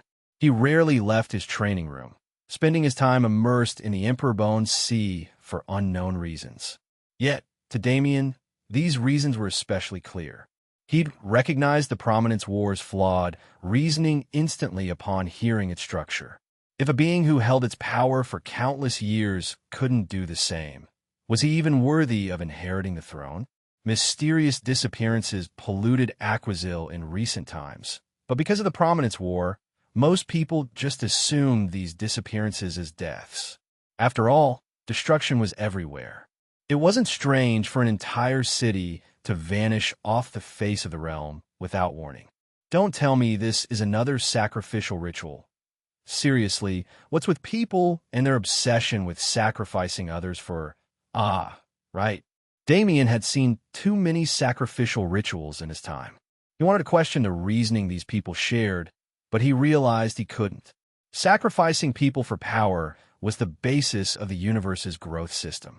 Even his own Devour functioned on the same basis. The difference was between practitioners and innocents, but even then, the title of innocent was used liberally. In Aquazil, everyone was a practitioner. There wasn't such thing as an innocent present. Personal grudges and selfish power struggles drove Aquazil society. Nevertheless, none of this really mattered. As Damien became more and more well-traveled and discovered the different cultures of the world, he realized that everyone was essentially the same. He asked no one in particular. The mana in the atmosphere remained just as still as it was before. His body flashed away. Regardless of the questions in his heart, he had a job to do, and he would make sure not to disappoint. Amazing! Maximus and Rhea stood with Damien's information jade slip in hand. After reading through it, their shock was more than just immense. They'd spent countless years attempting to breach the Tefet clan security, but were always unsuccessful. The clan members would kill themselves through unknown methods before they could be questioned, and the fortress-like defense of the headquarters itself made it nigh impossible to breach. Yet, Damien was able to make such a comprehensive report in less than a week. Unbelievable. The raids on Tefet periphery branches and subdivisions are going as planned, but the Tefet clan head isn't moving as expected. In fact, he's just sitting back and allowing us to kill his people. Maximus said, that guy is arrogant to the core. He views his clan as a tool to achieve his goals. Rhea questioned. She didn't understand why this point was relevant. Damien shook his head in rebuttal. Even if his personality is like that, it's different this time. The number of elders exiting the Tefet headquarters to fortify the subdivisions hadn't decreased after repeated failures. Stronger forces were dispatched so rarely that they didn't even make a difference in the bigger picture. The only thing this led to was continuous slaughter of Tefet forces. Zara suggested. All eyes turned to her for explanation. Zara felt her breath catch in her throat. She didn't want to be involved in such an important discussion with her lack of ability and eloquence, but she ended up blurting her thoughts out anyway. Now that she was given center stage, she couldn't help but fumble. Damien grabbed hold of her hand, reassuringly squeezing it and bringing Zara back to reality. She took a few deep breaths, stabilizing herself and building up courage before saying, I've been watching the Tefet clan's movements from the beginning, and they've always been strange. Why fuel rebellion instead of crushing it? Why send weaker forces even after understanding our power level? As I ask myself, I realize that maybe Tefet wants the chaos to reach its peak. There are more than just a few methods to use chaos and bloodshed to one's own benefit. Rhea's eyes widened. Maximus said coldly. The eyes of the two clan heads were terrifyingly chilled. With Zara's line of reasoning helping them see clearer, they couldn't deny this truth. The clan heads of the 5 sea god clans, they'd always known about the shackles of their existence. They were chained to this world and chained to the Prominence War, unable to escape the consistent cycle of death it wrought. Since they had to suffer, they did their best to ease the burden on the clan members below them. This was the same for every clan head that came before them. The separated battlefields, the loose structure of the clans, these were all for that exact motive. If Tefet was trying to escape by himself, he was essentially betraying the other clan heads and betraying Aquazil. They couldn't accept it. Previously, Maximus and Rhea only decided to enter this war and destroy the Tefet clan for personal gain. Tefet was suppressing them too much, leading their clans into decline. They wanted the power they'd receive from killing him. However, the situation was different now. If Tefet wanted to escape Aquazil alone, it wasn't about power or selfishness anymore. They couldn't allow that to happen. Throw away any thought of further preparation. Maximus fiercely declared. Rhea declared as well. The two looked at Damien and Zara, waiting for their responses. Damien smiled. Well, the matters of Aquazil should be left to the people of Aquazil. He didn't need to worry about the Tefet clan's schemes. All that mattered to him was, attack tomorrow? That's great. Chapter 673, Second Act. The murky black Emperor Bone sea reflected in the Tefet clan head's personal training room was dyed red with the color of blood. Almost just a bit more, and I can finally leave this place. A light of madness painted his eyes. This escape plan had been brewing for more than just the clan head's lifespan. Every clan head before him aided in the completion of a plan that was just now coming into fruition. The reason was simple. To use blood sacrifice to tear open a hole in Aquazil was easier said than done. Aquazil was created by the sea god, an unmatchable existence. Naturally, it took a great deal of time to properly accumulate the necessary sacrifices. Now, millions of years later, their hard work was finally paying off. With just a few thousand more sacrifices, the crack would be open wide, allowing Tefet to not only escape Aquazil, but also to truly control the Emperor Bone Sea. Your refusal will not faze me. The Tefet clan head excitedly licked his lips. The scene on the projected walls around him changed, reflecting the inside of Aquazil. Despite the low level of authority he truly held, he could at least spy on the happenings in Aquazil. Ah, you finally decided to come.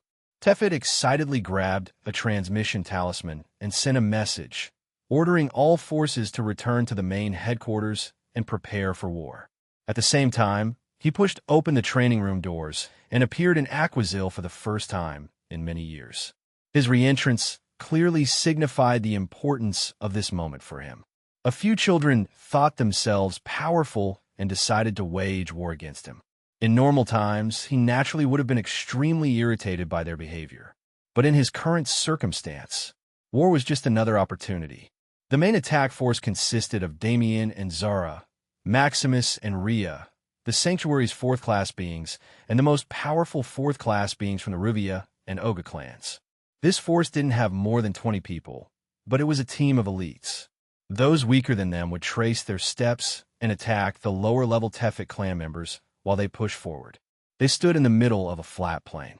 The Tefet clan's main headquarters was surrounded by a large concealment array, making it completely invisible to the outside world. But to Damien, it almost felt like home. There's a 3-layer defense system behind the concealment array that tries to beguile and kill anyone who enters. The first layer is an intricate beguiling formation that uses Aquazil itself as a foundation. If you aren't careful, your mind will be broken by it. The second layer is more material. Tefet clan guards armed with powerful technology will be waiting there. If your mind becomes too immersed in the formation, they'll move and kill you before you can even react. Damien said with a grin.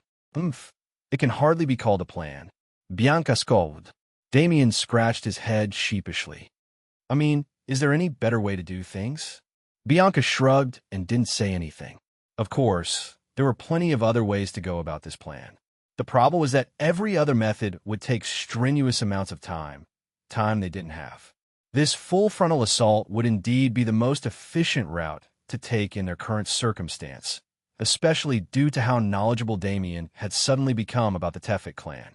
The main attack force had already discussed this plan countless times in the past day. Now that they were at the enemy base, nervousness and anticipation hit them in waves.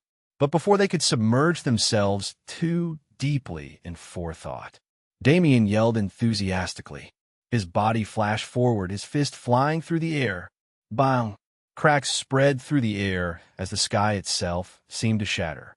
An extremely well-hidden concealment array cracked and fell apart, giving way to the Tefet clan scenery. With Damien's knowledge of the clan, finding the array's weak point wasn't difficult at all. He didn't stop after breaking the array. His body flashed through the beguiling formation. His powerful mental strength protected his mind with everything it had, but even then he could feel himself veering off course. With a spirited shout, Damien spread spatial mana around him in a thin web. His awareness infused into this web as he moved, allowing him to better sense the surrounding space. Ting! A sudden reaction came from the web's periphery. There, a Tefet guard was slowly making his way towards Damien, armed head to toe with luxurious armor. Damien grinned. Material shift. Damien's recent breakthroughs in dimensional magic allowed him a supreme ability to manipulate position.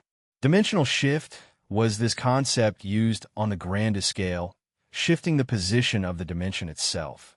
However, there were smaller and more precise applications of this ability that Damien could use. Material shift was likely the most practical of them. Indiscrete spatial mana wrapped around the unaware guard. In the next instant, he found himself directly within the beguiling formation. Damien's body took the guard's original position. Using the boost he'd received from this move, Damien shot forward and increased his momentum. Material shift allowed him to toy with the position of material objects, whether they were living or non-living. If he wanted to, Damien could use this skill to easily transport his every team member past the beguiling formation. But this wasn't his job. Damien's target was the clan head himself. But before that, he had to take care of something else. He zoomed past the secondary defensive layer of armor guards and arrived at the third layer.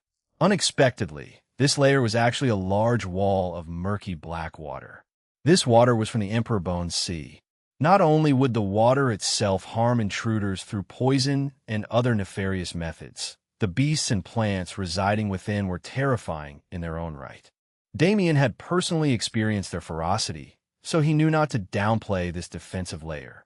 However, in the end, this was merely a spark of the Emperor Bone's Sea, not even enough to be quantified as a fraction. If he showed fear in front of this tiny piece, how could he confidently claim the entire sea in the future? His hand reached out and brushed against the seawall's surface. Pitch-black mana exited his fingertips, snaking along the wall. Devoured all, and don't worry about portion sizes. Void mana jumped and danced in jubilation upon hearing his words.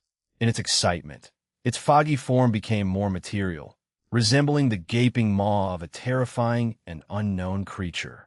In the next second, the maw emitted a soul-snatching suction force, forcibly devouring the Emperor Bone Sea wall whole. Chapter 6, 74nd Act. While Damien made a beeline for Tefet, the rest of the main attack force split off into their own roles as well. The Tefet clan kept a loose structure like the other 4 clans on the surface, but their actual internal structure was extremely hierarchical. Anyone who fell out of this line would be executed without mercy. The Tefet clan had 2 great elders at the late middle stages of 4th class, roughly around level 330, tens of high elders at around level 300, and countless normal elders who were between levels 200 and 300 in strength. The only law comprehension their bloodline allowed them was the same law comprehension that the other 4 clans used, just utilized with different methods. Knowing these 2 facts made facing them far easier. Firstly, Maximus and Rhea would fight against the Great Elders. They were both incredibly strong and held extreme familiarity with the strange laws of Aquazil. They would take care of the 2 Great Elders faster than anyone else. The Sanctuarians were in charge of the High Elders. Their strength lay mainly in the uniqueness of their laws, giving them an advantage during first contact. In a race against time like the current raid, they needed to capitalize on this advantage as much as possible. The rest of the regular elders of the 2 clans would fight against the regular elders of the Tefet clan.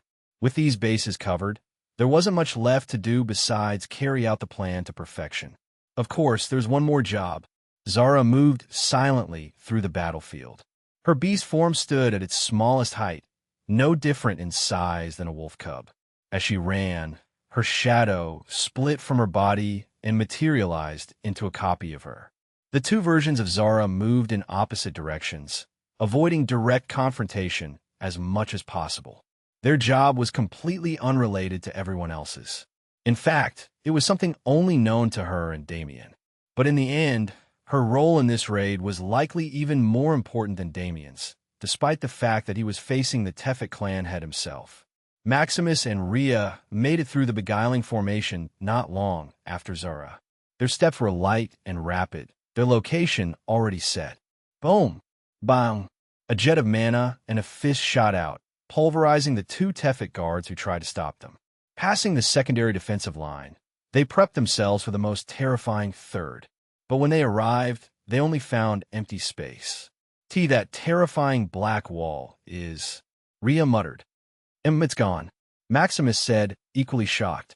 They thought they'd grown accustomed to Damien's ferocity, but they were sorely mistaken. The terrifying black wall that used to reside in this space was a harrowing defensive measure, and the main reason none of the other clans had been able to invade the Tefet. That black wall contained a deathly energy that invaded one's body and corroded them from the inside out. This energy was so subtle that it was impossible to notice until the final stages of decay when one's body ceased functioning. Not to mention, there were countless other dangers lurking within the water wall. The clans of Aquazil viewed this wall not as the Tefet clan's property, but as the mark of the sovereign. But now, in front of their eyes, that mark of sovereignty had vanished. They didn't know how Damien did it, but it was clearly his doing. It's not a good feeling being surpassed so much by a child, Rhea mumbled in complaint. Maximus smiled lightly and patted her on the head.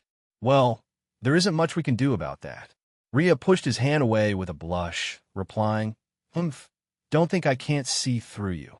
I can't argue with that, Maximus shrugged, but it's true that I respect him. If this raid ends in success... He didn't finish his words. Instead of posing hypotheticals, he'd much rather move into action.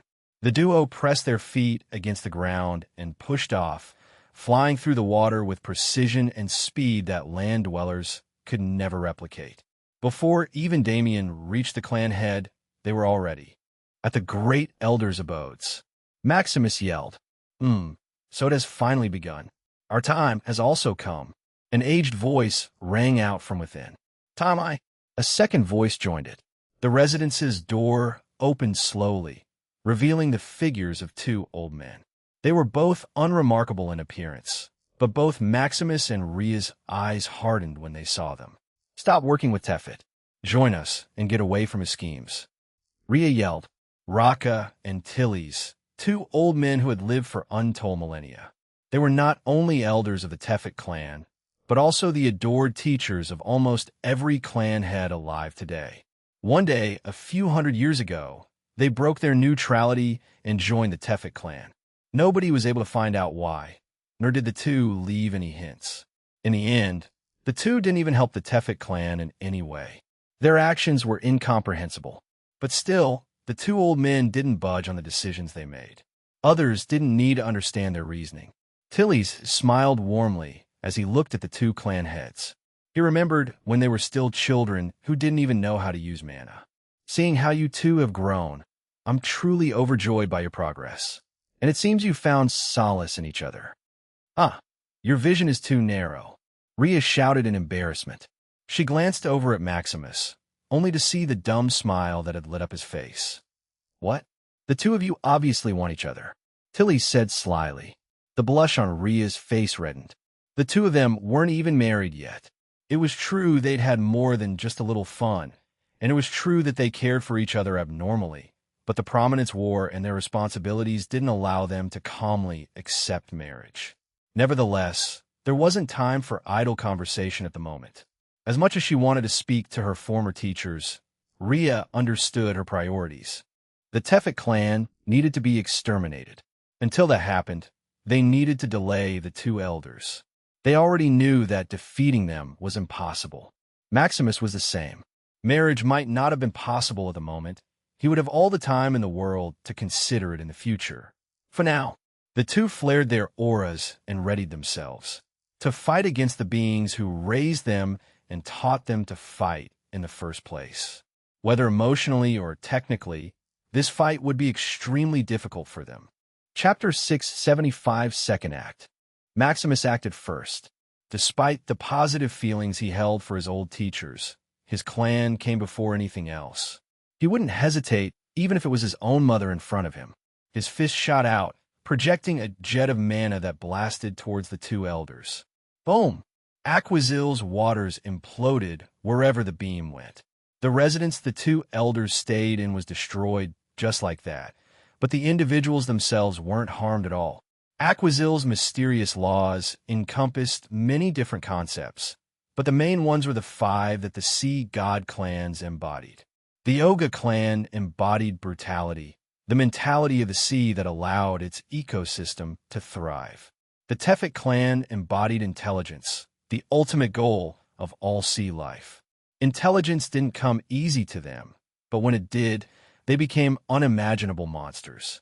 The Hubo clan embodied fortitude, the reality of the sea.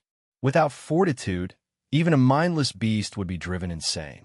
In the depths of the sea where even light couldn't exist, fortitude in both mind and body was incredibly important. The Verxis clan embodied darkness, yet another reality of the sea. And finally, the Ruvia clan embodied the flow of mana itself. The concepts embodied by the 5 clans influenced their mana and caused its form to change drastically. At its core, each and every one of them was using a variation of water laws. For the Oga clan, their mana influenced their blood more than anything else. Whether it be the terrifying bloodlust they could emit or the red aura they used to enhance their bodies, all of their abilities stemmed from blood. As for the Ruvia clan, because their concept was far more esoteric, the breadth of their creativity was naturally greater. However, a commonality among them was their skill in ranged attack methods. Maximus himself didn't use any flashy techniques or special skills to reach his position. Rather, it was his extreme control over mana that allowed him to do so. Oh, the dispersed mana from his attack gathered again, just as the elders began speaking once more. A secondary explosion went off, encapsulating them within. "Rhea, we can't hold back," Maximus stated solemnly. His body began to change, morphing into a more bestial form. Unlike what one would expect from Maximus, considering his stature and personality, the form he morphed into was incredibly lithe, almost feminine in its charm. The Ruvia clan was descended from sirens. It was rare for sirens to reach the god-beast level since their bloodlines weren't that powerful, but the same wasn't the case for the Ruvia ancestor. Her bloodline was incredibly potent, and while she was a siren, her evolution into a god-beast was close to a complete species transformation. When Maximus changed his form to embody her strengths, the amplification of his mana heightened considerably. Not only that, but he also gained a myriad of new abilities he couldn't use in his base form. Without waiting for the explosion to die down, Maximus charged into the fray and locked onto Tilly's. His aquamarine eyes shone with a light of power as he ferociously tore his claw through space. 3 massive gashes formed and took material form, aiming directly for Tilly's. The waters parted, slashed apart by the claw. The atmosphere threatened to collapse under its terrifying power. Just as Maximus told Rhea, he didn't plan to hold back at all. Even if it meant wasting mana, he would defeat his former teacher, not only for the sake of the plan, but also for personal validation. If he could defeat Tilly's, it meant he'd truly grown as a practitioner and as a person. Even if he didn't want to admit it, Raka and Tilly's were some of his ultimate goals. The elder smiled when he saw the attack. "Your skills have improved." Tilly's waved his arm, causing the water around him to solidify. The frightening mana claw was dispersed into nothing as it impacted the horribly solid water wall. Maximus complimented. There was a reason Tilly's and Raka were teachers to every clan head that existed during their lifetimes. In truth, nobody knew which sea god bloodline the two originated from. This was because the abilities they used didn't align with any of the 5 existing clans. Instead of using their bloodline traits to influence the water and attack, they directly used their mana to connect to and control the water. This was unheard of. It was like they were surrounded by a constant domain that solidified their area of influence. Nevertheless, their strangeness made it possible for the 5 clans to trust them. Their existence wouldn't cause harm to the power balance between them, a power balance that had been firmly established over the course of many hundreds of thousands of years. In this case, rather than bringing the 2 elders down, wouldn't it be better to borrow their expertise to train the young into capable leaders? That was exactly what the 5 clans did. Maximus, as the Ruvia clan's clan head, was well aware of this fact. Whether it be power or charisma, he couldn't beat them in either. Maximus gritted his teeth. He knew it wouldn't be easy from the start, but even though it was a probing attack, the ease at which Tilly's dispersed his mana didn't make him happy at all. It's not that I'm amazing, it's just that you haven't grown into your strength quite yet. Come, show me how you've improved since I saw you last. Tilly's responded casually. Maximus let out a fierce battle cry and began attacking again. His lithe form gracefully danced through the water. His movements created a strange sound that resonated with the surrounding water and amplified, ringing continuously through the area. The shrill dinging sound became more and more pronounced. The water began to vibrate in accordance with the frequency, becoming a minefield for anyone who stepped in it. And though he didn't move, Tilly's was included in this area of effect. Ding! A sudden shock wave spread, centered on Maximus' body. The ripple spread through the water and caused it to break apart as if it was solid. Tilly's pushed his arm forward and erected a mana barrier, blocking a majority of the impact just as easily as he had prior. But unlike Maximus' previous attacks, he was prepared this time. When Tilly's barrier lowered, the vibration suddenly increased exponentially, surrounding him with a bombardment of sound attacks. Ha ha ha! Tilly's commented with joy. Tilly's waved his hand once more. The waters stilled instantly. That alone was enough to offset Maximus' attack. After all, sound needed a medium to travel. If that medium was frozen, it'd be frozen as well. The reason Tilly's and Raka took the teacher role amongst Aquazil's denizens wasn't just because of their strange prowess and origins. Rather, it was also the fact that no matter how one tried to attack, it was nearly impossible to hit someone who could control the attack's medium. Within Aquazil, Raka and Tilly's were nigh invincible. Chapter 676, Second Act. While Maximus did his best to match up to Tilly's, Rhea was having the same problem against Raka. Her body was covered in bright red aura, her fists flashing in a flurry of destruction. Boom! Boom! Boom! The water around her exploded with the pressure of her punches, littering the surroundings with imploding air bubbles. She threw hundreds of punches with every spark of time, her scaled fists enough to shatter the bones of any early 4th class that was struck by them. To Raka, however, these punches were still child's play. His body moved without wasting the slightest bit of energy. Every minute change in his position led Rhea's fists to miss by a large margin, leaving her body riddled with openings. Raka didn't attack, even though he bought himself plenty of opportunities. Rather than acting like an enemy on the battlefield, his demeanor was just that of Rhea's former teacher. Your punches carry good weight, but you are still attacking the present. Haven't I already told you? Rhea's eyes hardened. Just as he said, she always had a problem with foresight. Her battle instinct allowed her to fight with precision and never worry about energy usage and efficiency. But her tendency to get too absorbed in combat usually ended with her losing track of the fight. She attacked, not while predicting her opponent's moves, but instead while attempting to force them into stillness. This strategy worked on those she could overpower, but failed miserably against those at her same level or higher. In fact, the reason she couldn't soundly defeat Zara before their bloodlines were revealed was partially due to this weakness. Nonetheless, Rhea continued attacking. She acted like she paid no attention to Raka's words, but the way her eyes darted around unlike before clearly countered her facade. She was trying. She wasn't able to control herself perfectly, but she at least found herself on the right track. Raka's movements didn't change, but Rhea's fists got closer and closer to hitting him. At some point, the rapid exchange of punching and dodging transformed into one of punching and blocking. Rhea's fists were met by Raka's open palms. Each punch's energy was dispersed into the ground or redirected back into Rhea's fists. Bang! Rhea felt her bones rattle as her own force was multiplied and sent back into her body. Gritting her teeth, she sent out another punch. Raka blocked it as always, but in that instant he found a foot directly in front of his chest. Rhea's body had spun without him noticing, her legs snapping like a whip as its power concentrated and shot towards Raka. Boom! Raka's body was pushed back. Two thick lines were dug in the sand below as he slid. When he finally halted his momentum, he patted his body clean and smiled. Good. It looks like you still know how to improve. Now come at me again. With Rhea and Maximus occupying the two great elders, the remaining forces of the Tefik clan actually weren't that much of a problem.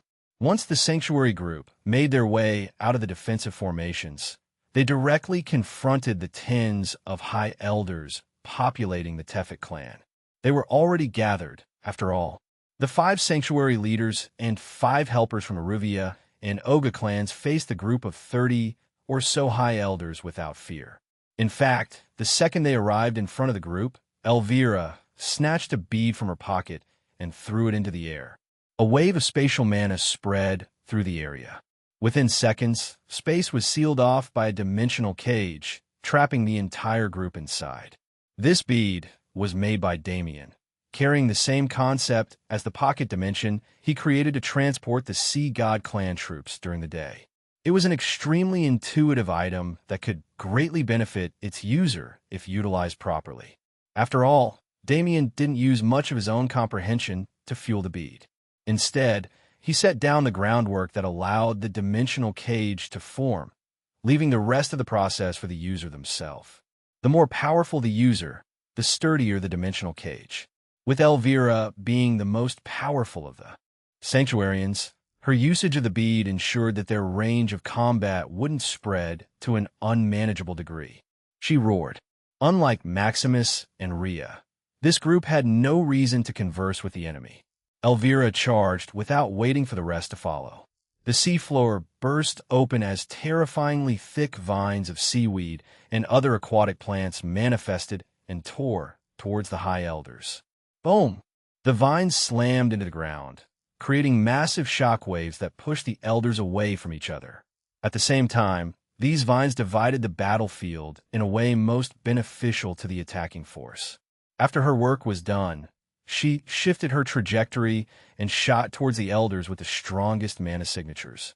Her hands balled into fists and covered in light green mana. They hurtled forward at frightening speeds. Even water didn't seem to inhibit Elvira's movements. Catastrophic explosions rang out every time her attacks made impact. Elvira's destructive power was terrifying, especially considering her racial qualities as an elf. Aside from that, the new terrain she was experiencing allowed her to not only utilize many different plant species she'd never seen before, but also to heighten her comprehension through this same method. The current Elvira was nothing like the small elf queen who resided in the 3,000 Beast Mountain range. A spirited shout left her mouth. She jumped in the air, raising her leg above her head and slicing it down with precision. Bang!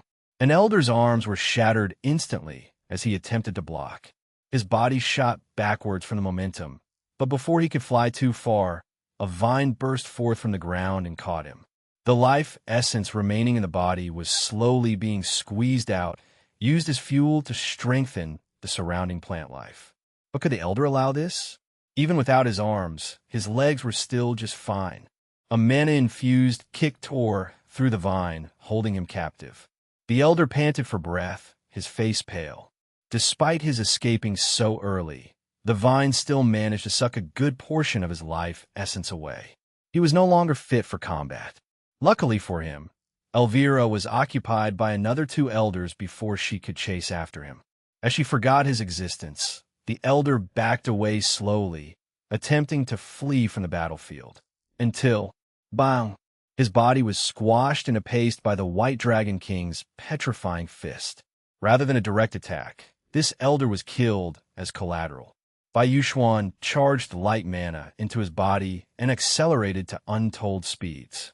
The white draconic scales covering his body forcefully raised his bodily strength to another level, turning his fists into weapons of mass destruction. Bai Yuxuan didn't even attack the now-dead elder. Merely, the residual force from his fist was something the already crippled elder no longer had the power to resist. Feng Yuxiang and Bianca worked together in a flurry of fire and ice, rapidly heating and cooling the surrounding water to create pressurized explosions that filled the air and blocked off any escape route for the besieged elders. Lucius and his maid dashed around the battlefield like flickering shadows, rapidly decapitating any elder hanging on the verge of death. The combination of the sanctuary's 6 fourth-class beings was ferocious to the maximum, leaving little to no room for the Sea God clan members to act. This fight was supposed to be long and grueling. It was supposed to be a fierce struggle of life and death that was barely winnable even with their extreme power levels. Yet, how come these outsiders made it look so easy? Chapitre 677 Finale 1. In a mere half an hour, the defenses had already been more than just breached. Following the elite team's entrance, a drove of weaker practitioners entered the fray, taking to the stage and slaughtering any Tefet clan member they saw. At the forefront of this charge were characters like Feng Qing'er, Lunaria Snow, and Elytra. This trio of women especially stood out amongst the crowd, showcasing their beauty and prowess with grandeur as they bulldozed through the Tefet clan. Lunaria's ice was extremely harrowing to these residents of the sea. Compared to those in the Emperor Bone's sea, Aquazil's denizens were incredibly sensitive to mana, even more so mana they'd never encountered before. Ice laws were a variation of water laws, and in a sense were weaker. Because ice only accounted for a single state of water, it naturally didn't have the flexibility of pure water laws. However, water laws didn't have much attack power. The Tefet clan was particularly weak to this power. The Tefet clan's mana moved similarly to the residents of the unnamed world under Nibelheim. Their mana didn't translate well externally, forcing them to use ingenuity to counter this weakness. They relied on technology more than any other clan, and in most cases, this fact gave them a massive advantage in strength and tactics. Against ice laws, however, they didn't have much of a counter. Ice was perfect for corroding the internals of a machine. Even more so if that machine was surrounded with water, as was the case for any instrument in Aquazil. Third-class soldiers fell like flies in front of Lunaria. It got to the point where even those at the peak of that level were unable to touch her. At that time, a sudden change took place.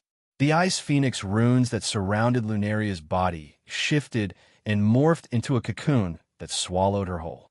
A flurry of world energy rushed in from all sides, trapping her inside an impenetrable barrier. Lunaria had been fighting without pause for over a week now. In this climate where her ice element thrived, she found her comprehension increasing at a rapid pace. Her bloodline purity was already more than enough. She didn't have a need to evolve further, now that her comprehension had caught up to her bloodline and bodily strength. Her baptism was finally underway. Feng Qing'er's eyes widened when she noticed this. "Everyone, protect Luna and make sure nothing can bother her." Her words were received with a loud hurrah. The Allied forces' morale was heightened greatly. After all, who wouldn't be excited to watch a baptism? Not to mention, the person being baptized was an ally. To say Feng Qing'er wasn't jealous of Lunaria's advancement would be a lie. As someone who was desperately waiting for her own opportunity to advance, she would of course feel negatively seeing others reach that benchmark before her. But this was Luna. This was her best friend. Lunaria and she had been together since they were young. Never once did they separate. Even when they quarreled, they never let a disagreement stand between them. This case was the same. This was Feng Qing'er's predominant thought. Rather than letting jealousy cloud her mind, she used Lunaria's achievement as fuel for her growth, determination to compete even harder. She hadn't received her baptism yet. This much was true. But it was also true that the amount of fire elemental energy in the surroundings was nil. Even if she was already qualified to receive a baptism, It would be impossible for her to actually undergo it until she returned to either the sanctuary or the outside world. Fang kinga es mana flaut. Her bloodline burned fiercely as she let out flames of reincarnation that even burned through the mana-filled water around her. She'd been focusing on training by allowing her flames to be suppressed by the atmosphere until now. But with Lunaria taking a major step ahead of her, she could no longer hold back. Reincarnation flame, the flame of samsara, it wasn't something a mere Aquazil could suppress. Only if the sea god himself arrived to stop her would. This happened. Burning fire phoenix runes manifested one after another, painting the sky in a terrifying red light. The water burned, turning into flame. If I can't ascend to the heavens right now, then I'll spend my time sending the rest of you to hell. The surrounding Tefet clan members looked at her in shock. Be happy with the way she was slaughtering them. How could they ever even consider it? And based on her words, was the woman undergoing baptism even more terrifying than even her? Someone shouted. The Tefet forces moved with haste to accomplish that exact purpose. But their charge only made Feng Qingyer's smile widen. I was getting worried since we weren't given dimensional beads to use, but this is great. Feng Qing's finger itched. To pull the trigger, she would wait until all available parties were gathered first. The main building at the very center of the Tefet clan's main headquarters was shaped like a modern skyscraper. Stained glass windows lined its surface, rising up into the sky and painting the word below in a mural of various colors. This building was usually heavily populated not only with elders, but also common workers who took care of the clan's security in the clan headstead. But today, only two were present. They sat at the peak of the skyscraper, overlooking the Tefet clan. Across the table from one another, they calmly sipped tea and watched the ongoing chaos. This is interesting, the larger man said. His eyes panned away from the destruction as if it meant nothing to him. His eyes landed on the man across from him. That man was indifferent, sipping tea, savoring its taste as if nothing in the world could harm him. You actually dare to show up? Tefet pressed on. The man questioned back casually. Tefet's eyes widened. His mouth widened into a grin as he struggled to suppress his laughter. You're quite the amusing one, though I already said it once. Nevertheless, you must have your reasons for visiting me so cordially. Damien's indifferent eyes glanced over to the clan head. Fine. If you want to skip the small talk, I'm extremely happy to do so. I've come here with a single proposal for you. How fun. Tefet responded with a smile. Tell me then. Damien nodded. With utmost seriousness painting his face, he spoke. Chapter 678 Final 2. Damien's shocking words were only heard by the two of them. Unbeknownst to the others, Damien's plan was never to kill Tefet. In the many days he spent devouring Tefet clan elders, he was able to piece together a story that none other than him could see, the story of the Tefet clan head that would never be revealed to the masses. Comprehending this story allowed him a different perspective on the happenings of Aquazil, and at the same time made him consider changing his approach. Even the meeting between the two had been set up many nights prior. Damien used a special contact signal known to the Tefet clan's elders to do so. Work under you? Tefet teased with a smile. He didn't seem to take Damien's words to heart. You know as much as I do that I'm not joking around. Tefet glanced at the ongoing violence and shook his head. How could you comprehend my plans? I never said your expectations didn't account for this circumstance. Tefet's eyes hardened, but before he could speak, Damien continued his previous thought. I don't know how long you've lived and planned this route, but your sacrificial ritual won't open the gate you wish it to. The sea god's descendants. This is what you lot like to call yourselves. Tefet questioned. No, the sea god definitely existed, and so did the 5 god beasts your clans descended from. However, the two had no relations with each other. While you are indeed god beast descendants, you are not sea god descendants. The two became quiet. Tefet thought over Damien's words with utmost seriousness. Despite how much he wanted to throw this youth's ideas away as nonsense, he couldn't bring himself to do so. After all, everything Damien said was right. The Tefet that existed now was the same Tefet who led the clan hundreds of thousands of years ago. Every time his lifespan neared its end, he would bring a child with great talent under his wing and steal his body, continuing his life past its natural limits. With the breadth of experience he gained through all the time he spent alive, he'd also come to certain conclusions. These conclusions were the reason why he chose to sacrifice everyone and escape in the first place. The Sea God clans were fakes. Their pride in their bloodlines was based on a foundation of lies. In reality, the Sea God clans were tools used by the Sea God to maintain Aquazil until its natural successor arrived. Tefet was unresigned to this outcome. He refused to be cannon fodder for someone else's growth. He wanted to escape and use his authority to rule the Emperor Bone Sea, breaking the vicious cycle he'd experienced so many times. Now he was hearing that his efforts were all in vain. I know how you're probably feeling right now, but you can't let your doubt and unwillingness control you. Listen to my proposal properly and make a decision. Damien spoke with certainty. He had a certain grasp on Tefet's character. While he was willing to use any means necessary to achieve his goals, he wasn't an inherently bad person.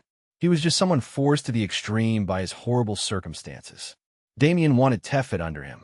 He wanted to create a civilization in the sanctuary seas, a civilization that would grow and flourish into a grand army that could help him in times of need. It was true that the sanctuary was a separate realm compared to the real plane. Residing within was just as entrapping as living in Aquazil. But in the sanctuary, the decision to leave always existed. This was the key point Damien wanted to use to convince Tefet. Tefet was a man who yearned for freedom. To use freedom to tempt him into moving according to Damien's wishes was his main goal and plan in coming to the Tefet clan. But for some reason, I can't convince myself to do so, Tefet said with a wry smile. I'm old now, did you know? When a soul goes through the strain of possessing a new body, it takes more than just a little damage. I, however, have undergone possession 5 times already. My emotions have been numbed, even the determination I started. With that been diluted to a primal instinct. I try my best to cover my weaknesses and emote to my best capabilities, but this only serves as a reminder of how grand my ambitions used to be. Tefet gazed up at Aquazil's sky. He asked Damien. Damien shrugged. You can't. I have absolute confidence in my assumptions, and, judging from your reactions, you've made the same guesses in the past. Tefet nodded. Everything Damien presumed had once been presumed by him. Still, it was difficult for him to make a decision. After all, it's already too late. The sacrifices needed to complete the ritual will be completely filled once the Tefet clan meets its destruction. Damien smiled. This was exactly the final nail he needed to strike into the coffin. That's fine then, let's do it that way. I'll accompany you to the end, and when you see your plan's failure with your own eyes, I'll take you in. It sounds awfully manipulative, Tefet replied with a smile. Damien asked with the same smile. Tefet sighed in exasperation. He was truly too old to keep carrying the facade of a young and crazily ambitious leader. He'd been doing so for such a long time. He found it refreshing to speak to someone who understood his identity. Looking at Damien, he was forced to sigh in wonder. Just the fact that the latter sat here, not only in front of him, but also in Aquazil in general, showed the degree of talent he held. He was someone who'd ascend to the peak one day. The wild thought came to Tefet's mind. He was well aware that his current life was his last.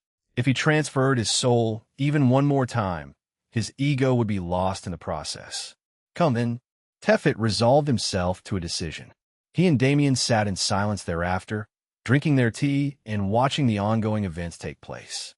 The Tefet clan's role was almost over, and while the ending of the war Damien started was a bit lackluster due to Tefet's attitude, he didn't mind this at all. After all, the lackluster nature of this conclusion only meant that his planning was without flaw. When events flowed properly, nothing like the 5th Primal Sovereign's surprise explosive death would occur. And if Damien was able to truly plan things to such precision, it only meant that his ability to properly use his intelligence was rising. Nevertheless, besides a little pride, Damien didn't feel much. His celebration could wait until Tefet stood under his rule. Chapter 679, Do Not Unlock. Pretend this chap doesn't exist. The contents are just old chaps again. It's pointless to waste money on it. The murky black emperor bone sea reflected in the Tefet clan head's personal training room was dyed red with the color of blood. Almost just a bit more and I can finally leave this place. A light of madness painted his eyes. This escape plan had been brewing for more than just the clan head's lifespan. Every clan head before him aided in the completion of a plan that was just now coming into fruition. The reason was simple. To use blood sacrifice to tear open a hole in Aquazil was easier said than done. Aquazil was created by the sea god, an unmatchable existence. Naturally, it took a great deal of time to properly accumulate the necessary sacrifices. Now, millions of years later, their hard work was finally paying off. With just a few thousand more sacrifices, the crack would be open wide, allowing Tefet to not only escape Aquazil, but also to truly control the Emperor Bone Sea. Your refusal will not faze me. The Tefet clan head excitedly licked his lips. The scene on the projected walls around him changed, reflecting the inside of Aquazil. Despite the low level of authority he truly held, he could at least spy on the happenings in Aquazil. Ah, you finally decided to come. Tefet excitedly grabbed a transmission talisman and sent a message, ordering all forces to return to the main headquarters and prepare for war. At the same time, he pushed open the training room doors and appeared in Aquazil for the first time in many years. His re-entrance clearly signified the importance of this moment for him. A few children thought themselves powerful and decided to wage war against him. In normal times, he naturally would have been extremely irritated by their behavior. But in his current circumstance, war was just another opportunity. The main attack force consisted of Damien and Zara, Maximus and Rhea, the Sanctuary's fourth-class beings, and the most powerful fourth-class beings from the Ruvia and Oga clans. This force didn't have more than 20 people, but it was a team of elites. Those weaker than them would trace their steps and attack the lower-level Tefet clan members while they pushed forward. They stood in the middle of a flat plain. The Tefet clan's main headquarters was surrounded by a large concealment array, making it completely invisible to the outside world. But to Damien, it almost felt like home. There is a 3-layer defense system behind the concealment array that tries to beguile and kill anyone who enters. The first layer is an intricate beguiling formation that uses Aquazil itself as a foundation. If you aren't careful, your mind will be broken by it. The second layer is more material. Tefet clan guards armed with powerful technology will be waiting there. If your mind becomes too immersed in the formation, they'll move and kill you before you can even react. Damien said with a grin. It can hardly be called a plan. Bianca scolded. Damien scratched his head sheepishly. I mean, is there any better way to do things? Bianca shrugged and didn't say anything. Of course, there were plenty of other ways to go about this plan. The problem was that every other method would take strenuous amounts of time they didn't have. This full frontal assault would indeed be the most efficient route to take in their current circumstance, especially due to how knowledgeable Damien had suddenly become about the Tefet clan. The main attack force had already discussed this plan countless times in the past day. Now that they were at the enemy base, nervousness and anticipation hit them in waves. But before they could submerge themselves too deeply in forethought, Damien yelled enthusiastically. His body flashed forward, his fist flying through the air. Bang! Cracks spread through the air as the sky itself seemed to shatter. An extremely well-hidden concealment array cracked and fell apart, giving way to the Tefet clan scenery. With Damien's knowledge of the clan, finding the array's weak point wasn't difficult at all. He didn't stop after breaking the array. His body flashed through the beguiling formation. His powerful mental strength protected his mind with everything it had, but even then he could feel himself veering off course. With a spirited shout, Damien spread spatial mana around him in a thin web. His awareness infused into this web as he moved, allowing him to better sense the surrounding space. Ting! A sudden reaction came from the web's periphery. There, a Tefet guard was slowly making his way towards Damien, armed head to toe with luxurious armor. Damien grinned. Material shift. Damien's recent breakthroughs in dimensional magic allowed him a supreme ability to manipulate position. Dimensional shift was this concept used on the grandest scale, shifting the position of the dimension itself. However, there were smaller and more precise applications of this ability that Damien could use. Material shift was likely the most practical of them. Indiscreet spatial mana wrapped around the unaware guard. In the next instant, he found himself directly within the beguiling formation. Damien's body took the guard's original position. Using the boost he'd received from this move, Damien shot forward and increased his momentum. Material shift allowed him to toy with the position of material objects, whether they were living or non-living. If he wanted to, Damien could use this skill to easily transport his every team member past the beguiling formation. But this wasn't his job. Damien's target was the clan head himself. But before that, he had to take care of something else. He zoomed past the secondary defensive layer of armor guards and arrived at the third layer. Unexpectedly, this layer was actually a large wall of murky black water. This water was from the Emperor Sea. Not only would the water itself harm intruders through poison and other nefarious methods, the beasts and plants residing within were terrifying in their own right. Damien had personally experienced their ferocity, so he knew not to downplay this defensive layer. However, in the end, this was merely a spark of the Emperor Sea, not even enough to be quantified as a fraction. If he showed fear in front of this tiny piece, how could he confidently claim the entire sea in the future? His hand reached out and brushed against the seawall surface. Pitch-black mana exited his fingertips, snaking along the wall. Devour it all, and don't worry about portion sizes. Void mana jumped and danced in jubilation upon hearing his words. In its excitement, its foggy form became more material, resembling the gaping maw of a terrifying and unknown creature. In the next second, the maw emitted a soul-snatching suction force, forcibly devouring the Emperor Sea wall whole. While Damien made a beeline for Tefet, the rest of the main attack force split off into their own roles as well. The Tefet clan kept a loose structure like the other 4 clans on the surface, but their actual internal structure was extremely hierarchical. Anyone who fell out of this line would be executed without mercy. The Tefet clan had 2 great elders at the late middle stages of 4th class, roughly around level 330, tens of high elders at around level 300, and countless normal elders who were between levels 200 and 300 in strength. The only law comprehension their bloodline allowed them was the same law comprehension that the other 4 clans used, just utilized with different methods. Knowing these 2 facts made facing them far easier. Firstly, Maximus and Rhea would fight against the Great Elders.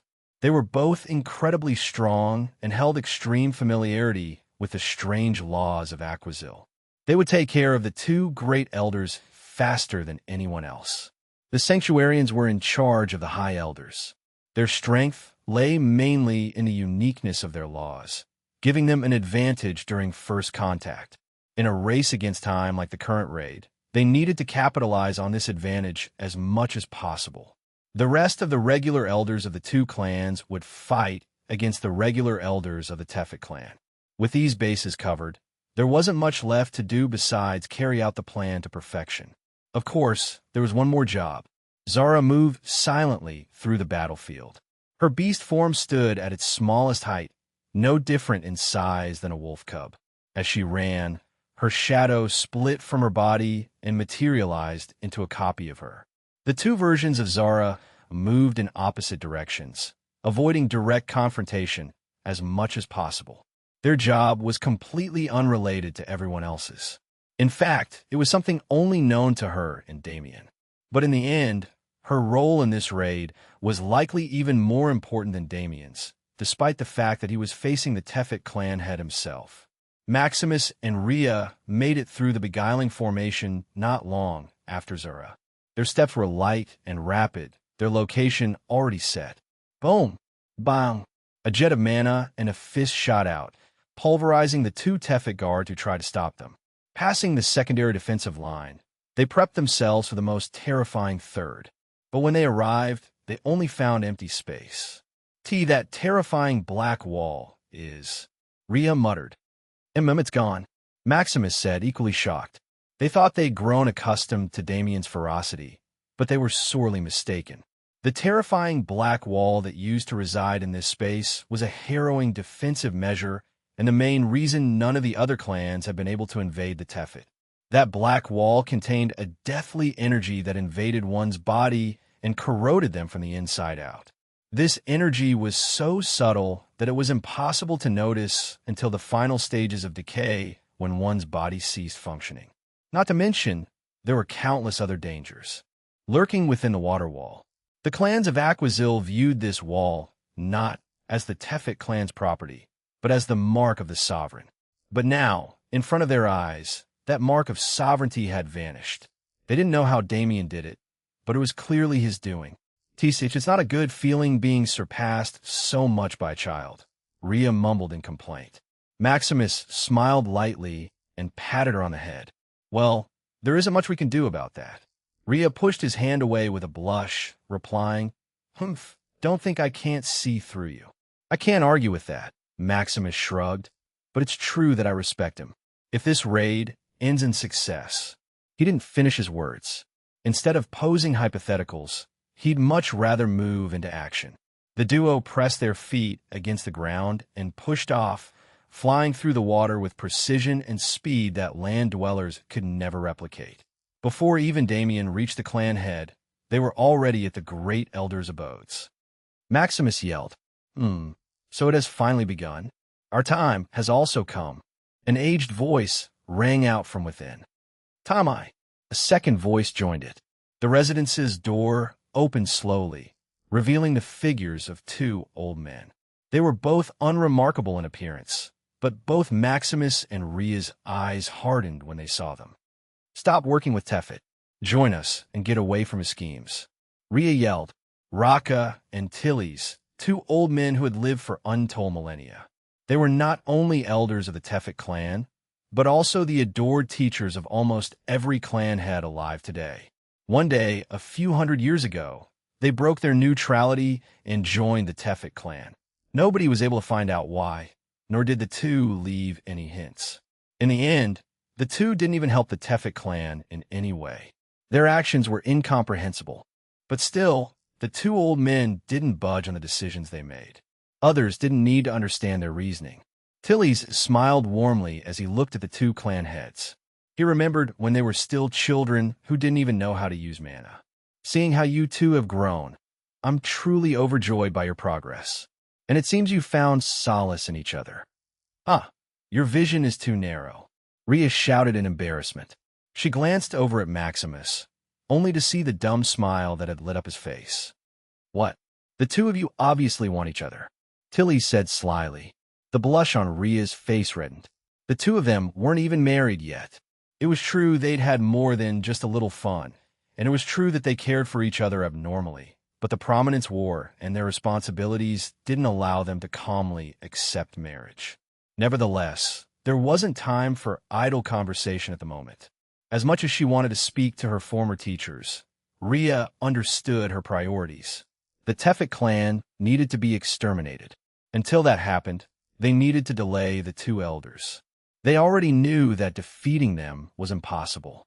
Maximus was the same. Marriage might not have been possible at the moment. He would have all the time in the world to consider it in the future.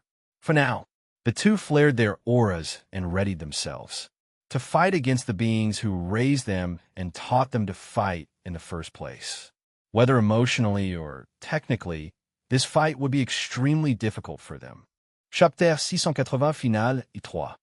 While Damien and Tefet were having a relatively relaxed time at the top of the Tefet clan's main building, the battlefield only continued to grow more violent. Elvira and the Sanctuarians stood against what remained of the Tefet clan's high elders, a group of only 10. The other 20 were already one with the ground. The inside of the dimensional cage was still. The Tefet elders no longer had the courage to attack after seeing their comrades get cut down like vegetables. Their hesitation wasn't strange at all. As for the attacking force, they didn't move either. While it would be simple to kill off these last few elders, the group decided to instead take time and recuperate any lost mana or injuries they'd acquired during the battle.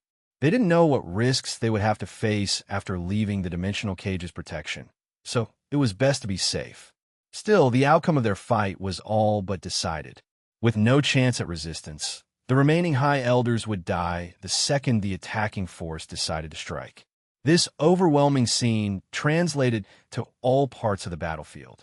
The regular elders of the two clans struggled against the Tefet elders alone, but with their advantage in numbers, overpowering the enemy became light work. Even the third-class beings were slaughtering their way through the Tefet clan. Under Damien's forces' leadership, the losses were kept to an absolute minimum. Compared to the Tefet clan's losses, they were entirely negligible. The most eye-catching scene, however, was naturally Lunaria's baptism.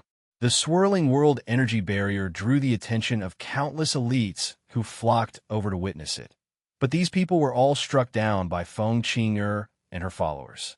None were able to get near Lunaria's baptism site. And even if they did, it was unknown whether they could survive the biting cold that was slowly permeating the area. Within the world energy barrier, Lunaria was facing the baptism of a phoenix, a trial known as rebirth. Unlike humans who change classes every time they ranked up, beasts would experience bloodline evolution. This method of strengthening would put them on the path to becoming god beasts, whether they followed the path of their ancestors or forged their own. Just like Feng Qing'er experienced rebirth to unlock her reincarnation flames, Lunaria had to do the same to unlock her latent bloodline abilities. In particular, the Ice Phoenix clan's life flames. Lunaria already had access to a preliminary version of this flame. Her natural ice flames already carried a hint of life energy, which was also what allowed her to utilize Ice Phoenix runes to her convenience. However, this was, at the end of the day, still just a preliminary version. The rebirth of an Ice Phoenix was a multiple-stage process where ice laws and life laws would engrave themselves into a young phoenix's psyche and body, empowering them and providing them the comprehension they needed to continue forward. But naturally, they needed to prove themselves before they could access any of these boons. Lunaria was in the process of undergoing extreme torture by ice laws. Her body was ripped to shreds, and her mind was corrupted to the extreme. Yet, regardless of what was thrown at her, she remained stoic. This was a natural trial she'd been prepared to overcome for many years now. With it now dawning upon her, the only thing for her to do was complete it as she planned many times in the past. And she would do so in just a single hour. The only person missing from the ongoing chaos was Zara. Unlike the rest, the task she'd been assigned wasn't related to the Tefet clan at all. Rather, it was to ruin the plans of a single person. Zara's main body and shadow clone set off in different directions, melding into the surroundings and sinking into the ground. She arrived in an underground area that not many had access to. Here, the culmination of Tefet's life's work was present. A large tube, holding an unknown greenish liquid, sat in the center of the room. Multiple mana-powered consoles surrounded it from every direction, each having a different purpose. Underneath the tube was the outline of a portal. This was where every bit of power Tefet claimed from blood sacrifice was stored. Zara had found this place relatively easily, sure, but that was only due to Damien's strict guidance. He wasn't just aware of the internal layout, but also the weak points in every security measure in place to guard this area. If she had even a little bit less information, she would have died trying to infiltrate this forbidden area. Looking at the portal outline, Zara was reminded of Damien's words. I want to recruit Tefet into the sanctuary. That old geezer's knowledge and breadth of vision surpass even the oldest of the 3,000 Beast Mountain Ranges refugees. Tefet is too smart. Even if his original plan fails, he'll surely have multiple countermeasures in place to ensure an overall success. If there is even an ounce of success in his schemes, he won't be willing to submit. I don't plan on lying to him. It's true that no matter what he does, the Emperor Bone C won't submit to him. But Tefet's main wish is freedom, not control. Even if controlling the Emperor Bone C is impossible, The power he's collected until now is enough to open a portal to the outside world. Zara, I will go speak to him personally and try to recruit him, but while I do so, I need you to do an even more important job. Destroy any chance of his plan's success. Make it impossible for him to reject our proposal. It may be cruel, but it is simply the way of the world. Damien didn't try to justify his actions to her. He'd grown past that point long ago. Everything he did was for the sake of his and his family's future. There wasn't a single minute that went by without him thinking of how to destroy the Nox, so they could live peacefully. Unfortunately, his personal power wasn't enough to change the tides of war, nor did he have the time to grow to a level where it was. His best bet was to create a terrifying force that could demolish the Nox, crushing their race into extinction. If he ever met a person he felt worthy of this force, he would recruit them. That was the end of the story. Tefet fell into this category as well, not only because of his technical ingenuity, but also because of his possession ability. To Tefet, possessing another body was a death wish. But to Damien, as long as he could increase heal's prowess until it could heal even souls, what else did he have to fear?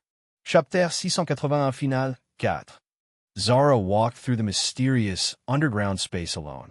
The only other people who could access this area were either currently conversing with Damien or being held back by other forces. Her goal was clear. She couldn't destroy the machines around her, as that would alert Tefet of her presence and ruin her entire plan. Instead, she had to precisely manipulate their systems to force them to malfunction. Naturally, Zara wasn't anything like a technological expert. She didn't have the necessary knowledge to collapse such an intricate system with her mana. But what she did have was guidance from someone who did. Even Damien was a plebeian when it came to machines, but the memories he devoured gave him an extreme understanding of how these specific machines functioned. As for where he got the memories from, in truth, it was a strange bit of coincidence. None of the elders he devoured had the authority to enter this space. Other than Tefet and the two great elders, nobody else had this authority. The one who provided him with this information was none other than Tilly's. 2 days prior to the start of the war, while the Allied force was in the midst of finalizing their attack plans, a sudden sound transmission entered Damien's head. It was a request for a meeting. Naturally, Damien found this strange. Not just the sound transmission itself, but also the fact that nobody could sense the transmission's existence except him. Sound transmissions, at the end of the day, were applications of projected mana. As long as one was much stronger than the person sending the sound transmission, they'd be able to sense its existence, though intercepting was a different story. The fact that nobody among the multiple high-level fourth-class beings in their group could sense this mana only meant that the person sending the transmission was far above their level. Out of sheer curiosity, Damien answered the call. He didn't stop to think about the risk. When he arrived at the meeting location, he found himself face to face with an unassuming old man. He asked curiously. The old man replied casually. "Fair enough," Damien said. "Well then, you said you had important information to give me, no?" The old man smiled slightly as he spoke. "Child, you're a bit too enthusiastic, aren't you? Since I called you here, I will naturally give you the information you seek. But before that," the old man's arm waved through the water, causing the surrounding water to flurry into a massive vortex that entrapped Damien. "Show me your skill." Damien's eyes hardened. Though the surrounding vortex wasn't too terribly difficult for him to break, he didn't like the feeling of being tested. At the same time, the old man gave him a strange vibe that he couldn't quite pinpoint. His eyes darted around the vortex, then back to the old man. He muttered. He'd heard from Maximus and Rhea the identities of the Tefet clan's great elders. "I've been wanting to talk to you for a while now as well," Damien commented. Void mana materialized at his fingertips, snaking off in different directions and sealing off the surrounding space. Phase shift. If material shift was meant for physical constructs and dimension shift was meant for the fabric of reality itself, phase shift was more meant to influence the state of a target than anything else. Living beings could be regressed or progressed in age, and the state of an object could be equally shifted. In the case of water, this shift took place in its phase of matter. The terrifying vortex that entrapped Damien was forced into phase shift's range. As Damien's mana continued to spread, the vortex shifted into a layer of steam that clouded up the atmosphere. When Damien's display of power ended, the waters of Aquazil smashed against each other as they attempted to fill the gap he created. Through the resulting explosion, Tilly's smile was especially clear. So he wasn't wrong. Someone bearing that has finally come. Tilly's waved his hand and calmed the water. Looking at Damien, a light of admiration colored his eyes. For you to reach this level despite your age and background, you must have trained extremely hard, Tilly said. Damien asked. Tilly's words made no sense to him at all. Ha ha. Tilly's chuckled at Damien's confusion. Worry not. Never mind that, Tilly said. Haven't you come here to receive information? Tilly's and Damien's conversation began there. It wasn't just Aquazil or the Nox they spoke about.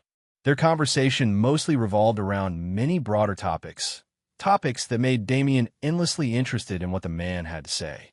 But of course, it began with the information Damien sought.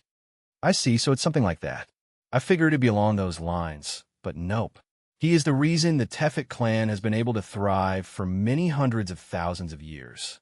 Damien grinned at the question. Not all. In fact, that's a very rare talent he has. Oh, you have bold dreams. It's no wonder the universe loves you. Tilly's led Damien on a walk through the barrenness of Aquazil's daytime scenery. At that time, Damien suddenly noticed something. Tilly's questioned back. The residents of Aquazil avoid the sunlight like a plague. Even if they're threatened with death, they won't step into its vicinity. Damien asked suspiciously. Tilly's grinned. Good question, but if you want to know why they do such a thing, do me a single favor. If you can complete it with precision, I will tell you everything you could possibly want to know about Aquazil and the Emperor Bone Sea. Damien furrowed his brows in thought. A favor from an expert could never be simple. Owing someone like Tilly's a favor would usually only end in downfall. After all, at their level of strength, favors weren't something that could be denied. Especially when one achieved divinity, the weight of their words began to directly impact their power, making it dangerous to act as brazenly as one did in their youth. But instead of following the most natural scenario, Tilly's used his favor for a single matter. Back in the present, Zara worked to fulfill this wish. Her shadows blanketed the whole underground space, and in the next instant, she began to work on sabotaging everything as she was ordered. Chapter 682 Final 5. Suspense was thrown out the window thereafter. The sanctuary forces slaughtered the remaining High Elders easily and exited the dimensional cage, joining the others and destroying the rest of the Tefet clan. Lunaria was soon to finish her baptism, which would add another wave of power to the already overpowering allied force, and the number of Tefet soldiers dwindled until even calling them a resistance was no longer possible. The only people remaining on the Tefet clan side who could change the results of this war were Tefet himself and the two great elders. However, neither side seemed to have any intention of aiding the fallen clan. Raka and Tilly's stood with Rhea and Maximus, taking a break from their fight. While the two elders stood unscathed, both Maximus and Rhea were covered in bruises and scratches from the previous altercation. The only reason their injuries were so light was because Raka and Tilly's never fought with the intent to kill. Instead, they refined the two clan heads' fighting styles until they were able to stand on their own, even against the two elders themselves. Rhea asked during this moment of respite. The question had bothered her for an incredibly long time, but she had resigned herself to never knowing the answer back then. Now, however, she wanted to know more than ever. Raka and Tilly's clearly weren't in the Tefet clan to aid them or use them for protection. The former was disproven by their current attitude, and the latter, neither of the two great elders needed anyone's protection. Just based on the previous fight alone, these two were the strongest beings in Aquazil. Then for what reason did they have to pick an affiliation? Roka smiled lightly. Why, you say? The flow of fate led us this far. He gave Tilly's a knowing look as he spoke. Though he hadn't been there himself, he trusted Tilly's absolutely when the latter claimed he found traces of that thing in Aquazil. Tilly's shook his head wryly. Children, we're not so grand as you believe us to be. In the end, we are mere tools set to carry out the machinations of fate. If fate wishes for our deaths, that will be the day we die. Maximus' eyes narrowed. Mortals? Everyone is mortal. Roca replied. Maximus shook his head in rebuttal. You understand what I mean. Tilly smiled curiously. Oh ho! Rhea immediately blurted out. Even if we're much weaker than you, if you were four-class beings, we'd at least be able to injure you. Rhea felt stupid when she said it out loud. Until Maximus voiced his thoughts, she didn't even consider the possibility of her two mentors being divinities. But, thinking about it now, wouldn't everything make sense if they were? The question remained, though. For what reason were these two incredibly powerful beings trapping themselves in Aquazil? And what could possibly justify their actions? A new voice appeared behind them. This was naturally Damien, who had come down from the peak of the Tefet skyscraper with Tefet now that the ongoing events were reaching a close. Their first stop was the Great Elders. This fight was the only one that hadn't been completed yet, after all.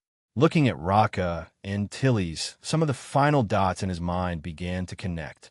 When he met Tilly's previously, he didn't have any surety about the latter's identity. Now, however, especially with the conclusions made by Maximus and Rhea, his assumptions became more complete. I didn't think there would be something like this, but I guess it makes sense. Damien said. It was a wild conjecture. It was a question that acted on the assumption that the two great elders had been alive for countless millions of years, existing from when the sea god's reign was still true. But to Damien, it only made sense. The lifespan of a demigod was extremely long, but it didn't cross the threshold of 1,000,000 years. To live for such an extensive period of time, the two great elders must have connected their very souls to Aquazil's foundation. Only, that would mean they became a part of Aquazil. Leaving its premises became an impossibility for them. What other individual would be willing to go so far besides the sea god's own subordinates? While Damien's guess was made after a good amount of analysis, Raka and Tilly's were still shocked at how close he was to the truth. The sea god's subordinates, this title didn't fit them too perfectly. But their connection with the man who earned that grand, godly title wasn't a small one. And they did indeed know him during his lifetime. They weren't like the rest who only learned of his existence through legends. They had existed in Aquazil for so many years that it was surprising nobody else noticed. However, it made sense when they consider how secluded they lived their lives before the previous Prominence War. Nevertheless, the fact that an outsider was able to piece together so many facts after staying in Aquazil for a little less than a month was extremely surprising, almost to the point of rendering them speechless. You are quite the interesting fellow, Raka said with a sigh of astonishment. Indeed, to think you would guess it so easily. Tilly's continued in the same tone. They had a mission to complete in Aquazil, and they'd stayed for so long to complete that mission. Although they weren't stupidly secretive about their identities, they never made it obvious who they were. The facade they'd kept for so many years was peeled away just like that, no less by a boy not older than 30. It felt strange knowing that the final objective of their mission was possibly arriving in front of them. It's quite funny. We were given a list of conditions one needed to fulfill to perfectly pass the trial set in this realm. But you've completed almost all those conditions before even becoming aware of the trial. Tilly's asked solemnly. But rather than the answer he expected, Damien gave a stern refusal.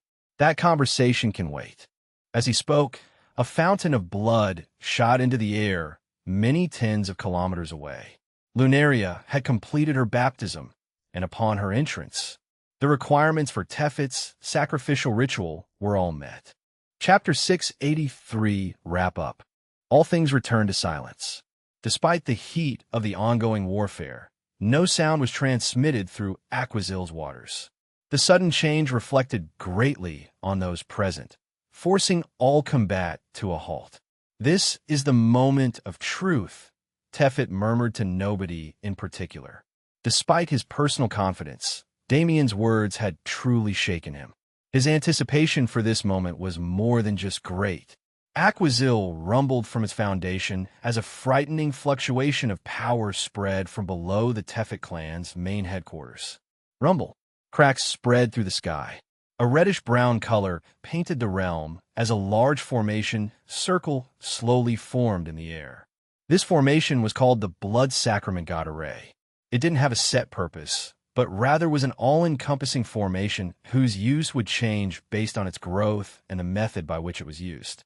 In this case, Tefet merged the Blood Sacrament God Array with the technological portal outline and other machines below the Tefet clan to break a hole in the realm. Aquazil's foundation shook for this very reason. The massive amount of energy Tefet had gathered for the past hundreds of thousands of years was dispersing into the atmosphere in accordance with the formation, latching into Aquazil's foundational laws and forcing them apart. This process would take at least a day to finish, but whether fortunately or unfortunately, it wouldn't be allowed to get that far. For 5 hours, the formation worked as planned. Cracks spread through the air and ground. The atmosphere seemed to be on the brink of apocalypse. It was a precursor, a peek into what would have happened if Tefet's plan succeeded. But Damien wasn't just guessing when he confronted the clan head. His words were based on fact, assurance that he couldn't share without revealing Devoured's true power. After the 5th hour passed, the violence came to an abrupt halt. The cracks that tried to spread and thicken slowed their growth until they barely moved. And then, the destruction reversed. There was an inherent difference between the mana of a lower existence and the mana of a divinity. The process of gaining strength was relatively streamlined, especially with the existence of the system, but beneath the universe's natural devouring and evolution method of growth, there was another system as well. This was the system of laws that people followed after achieving 4th class. But in reality, the growth towards entering this system began far earlier than that. Classless beings were aware of their affinities, but unable to properly utilize them. The first 10 levels they gained would familiarize them with mana and strengthen their bodies to handle it properly. After that, 1st class was a matter of understanding mana at a beginner level. The journey to level 50 was one of learning the class system and how to utilize it, growing in the direction one believed best suited them. 2nd class was where a practitioner finally came into true contact with their elements. Unlike the previous 2 classes that didn't allow much versatility, 2nd class was one where a practitioner could truly understand what it meant to be strong. Damien gaining access to vector control at this level was merely a single example of this phenomenon. 3rd class was where affinities turned into elements. One's connection with their element would greatly heighten, their ability to manipulate it at a conceptual level becoming more prominent. Before one could become worthy of baptism, one needed to achieve a level of connection with their elements that they never had before. 4th class was a true dividing point. Here, rather than the elements that stem from them, one would interact with the laws themselves, building connections and understanding them to the fullest.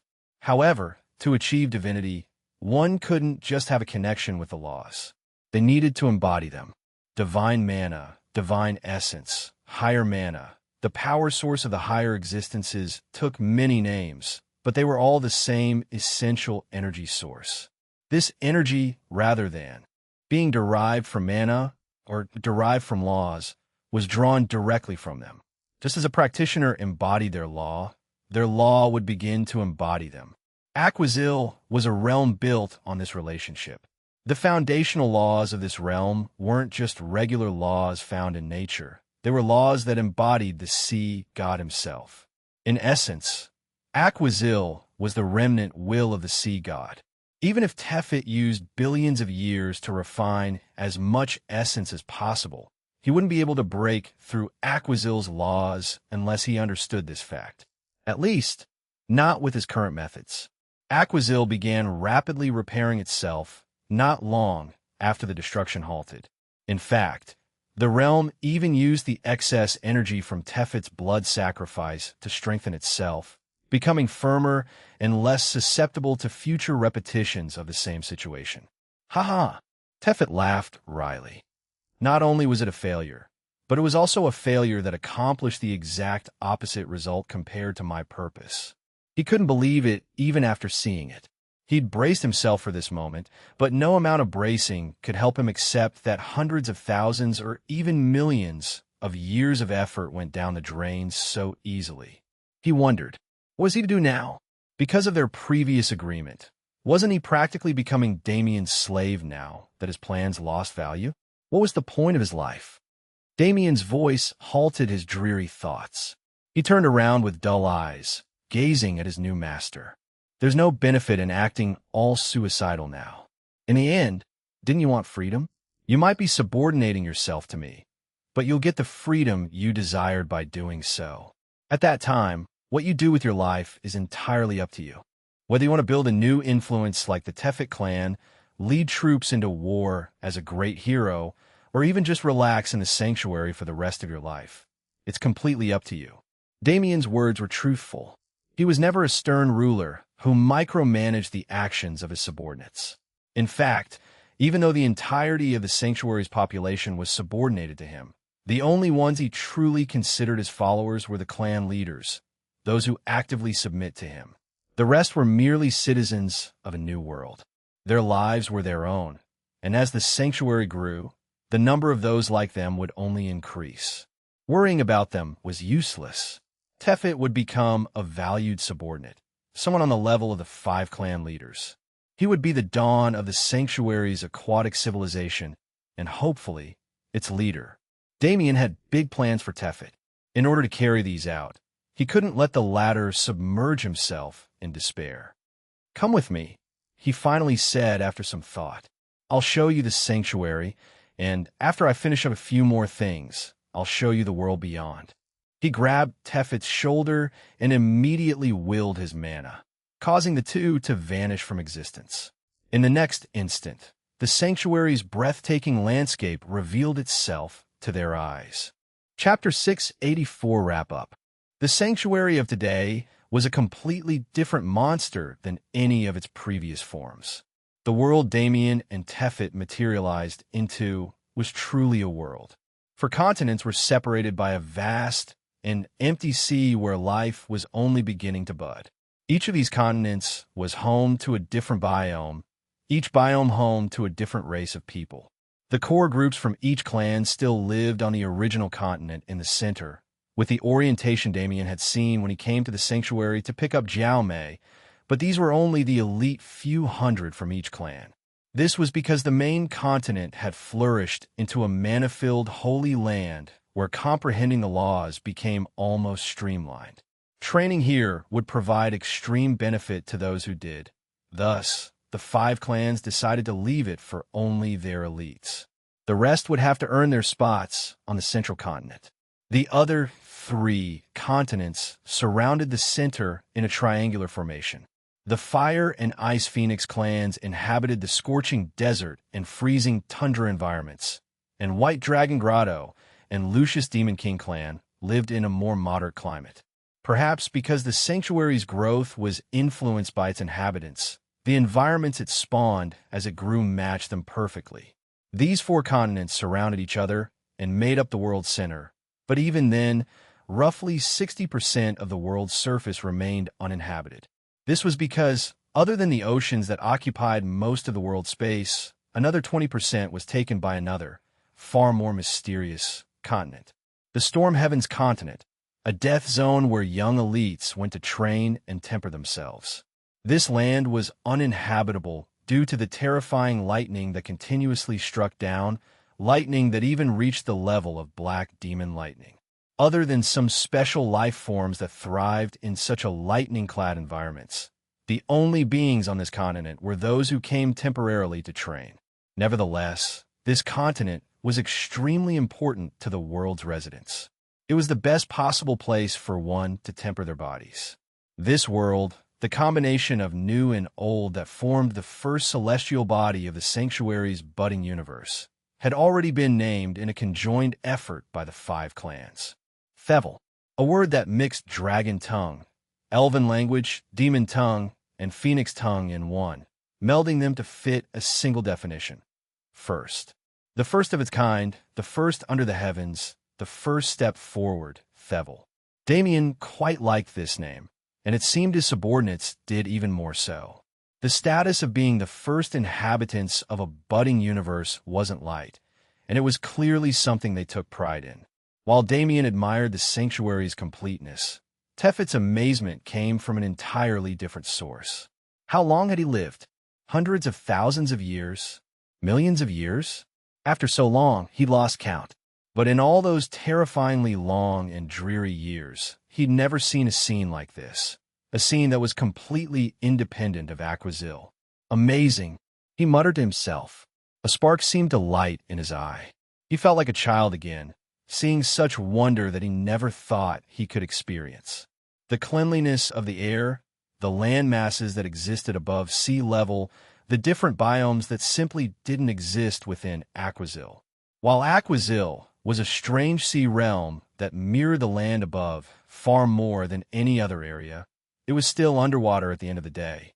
Something like a tundra or a desert was impossible to find. This is Thevel, the first world of my sanctuary, and your new home. While it is still an independent realm, it is much freer than Aquazil, and I won't set any rules for you to follow other than the usual rules to not get in conflict with your allies.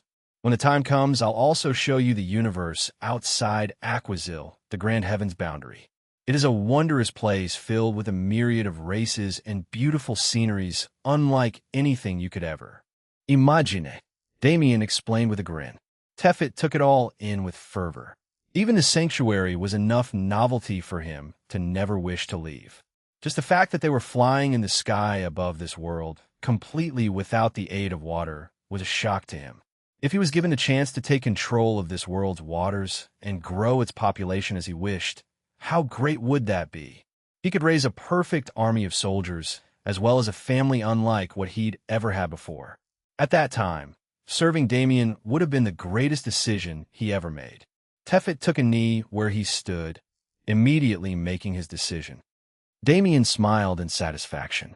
The process of acquiring this new servant was much easier than he expected it to be. Honestly, those people on Aquazil were bumpkins.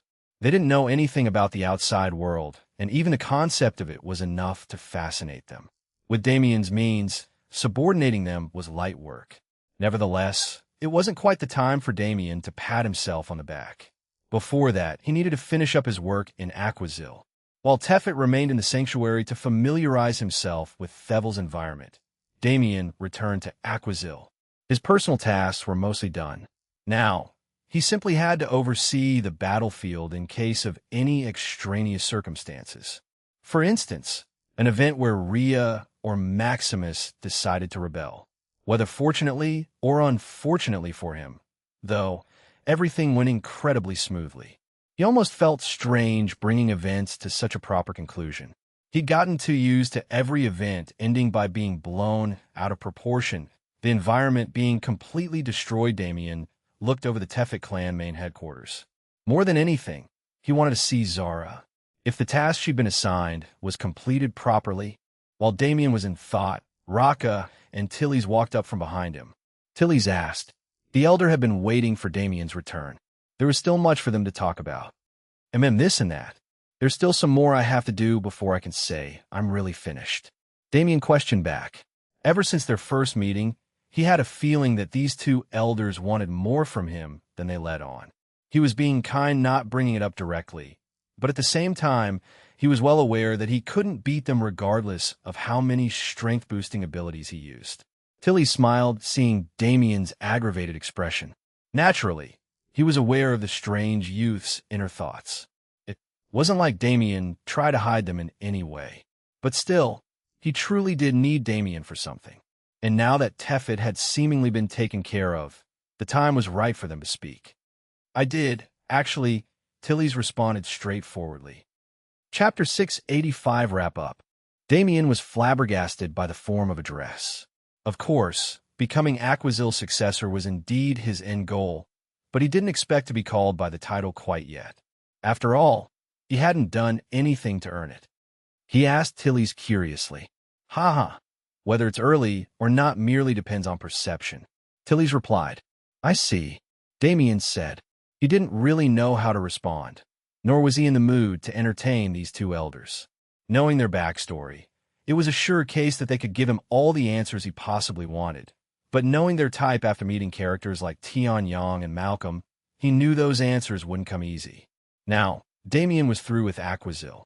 He wanted to return to hidden Death Valley and begin his training regime before focusing on the true great issue at hand. Aquazil's matters could wait until the Prominence War ended. "Don't be so hasty to turn us away," Raka said with a smile, as if predicting Damien's thoughts. Tilly's finished. Damien's eyes widened. No matter how many times he used void mana, those who could recognize it could still be counted on one hand. Even looking at those in the human domain who'd heard legends of the seed weren't completely aware of the void. They only knew it as a mysterious and powerful power. Damien asked. His interest was more than just a little piqued at this point. Tilly shrugged. "What we mean can only be discovered by you. If you're told the answer at a time like this, it'll only negatively affect your growth." "Of course not," Damien said begrudgingly. He understood, but that didn't mean he wasn't put off. To not succumb to the void, I think I can somewhat relate. When he thought about it, Damien realized that he'd always been playing a mental game of tug-of-war with his void physique. The reason his journey as a practitioner didn't start until he was 17 was solely due to the void physique's interference. Even after that, he'd been constantly led by the nose by his physique, being tested again and again to prove his ability to use it. Now, Devoured had evolved, and the void physique had somewhat integrated with his body. Through this, he gained access to void mana. But did void mana listen to his command? When he used it as normal mana, it acted like normal mana. At least in this regard, it didn't cause him any problems. But when he attempted to utilize the void's power, his mana would always disobey him.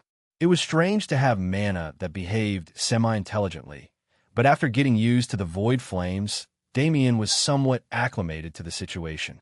Still, that didn't change the strangeness of it all. And on top of that, everything he devoured would be fed to his void mana. The mana itself would grow stronger, but Damien wouldn't see any of those benefits himself. It was like he was being enslaved by it slowly. His eyes hardened when he realized it. To control the mana and not let it control him, while it sounded easy, could it truly be called that? And even if he understood what he had to do, how would he go about doing it? Another troublesome task has loaded itself onto my plate. This wasn't a new problem, but rather an old one that he was only just becoming aware of. Rather than saying it was being added to his plate, it was better to say that this was the task making up the plate itself. Every time I feed the void mana, it feeds me comprehensions in return. Only, I haven't had the time to sift through or even try to grasp these comprehensions. My understanding of the void is negligible to say the least, but if I want to control it, I first have to understand it in full. Damien shook off his thoughts and looked around. Raka and Tilly's had left at some point, apparently only finding him to deliver that singular message. When he sent a mental transmission to Zara through their link, he learned that she was still in the process of collecting everything from the underground space as he'd asked. Within the Tefet clan main headquarters, the scenes of carnage had come to a complete halt. The Allied forces were busy cleaning up the aftermath and making sure there were no survivors. Lunaria had a baptism during that mess, and Chinger seems to be on the precipice of one too. Damien teleported away from his position and arrived atop the massive skyscraper where he met Tefet hours prior. Here, with complete peace and silence, he submerged himself into his spiritual world. The usual scenery revealed itself, countless dead stars and the 4 true worlds he'd bound, a blazing sun, a starry sky, and the spiritual continent he spent so much effort piecing together in the primordial undying realm. And on that spiritual continent was a black egg. It was sleek and metallic, its shell covered in beautiful, mysterious patterns that made Damien's eyes sting just looking at them. Damien wondered.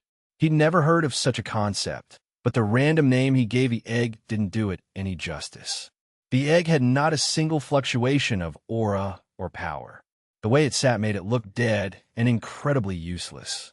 If any normal person saw this egg, they'd likely ignore it completely even after seeing its unique appearance.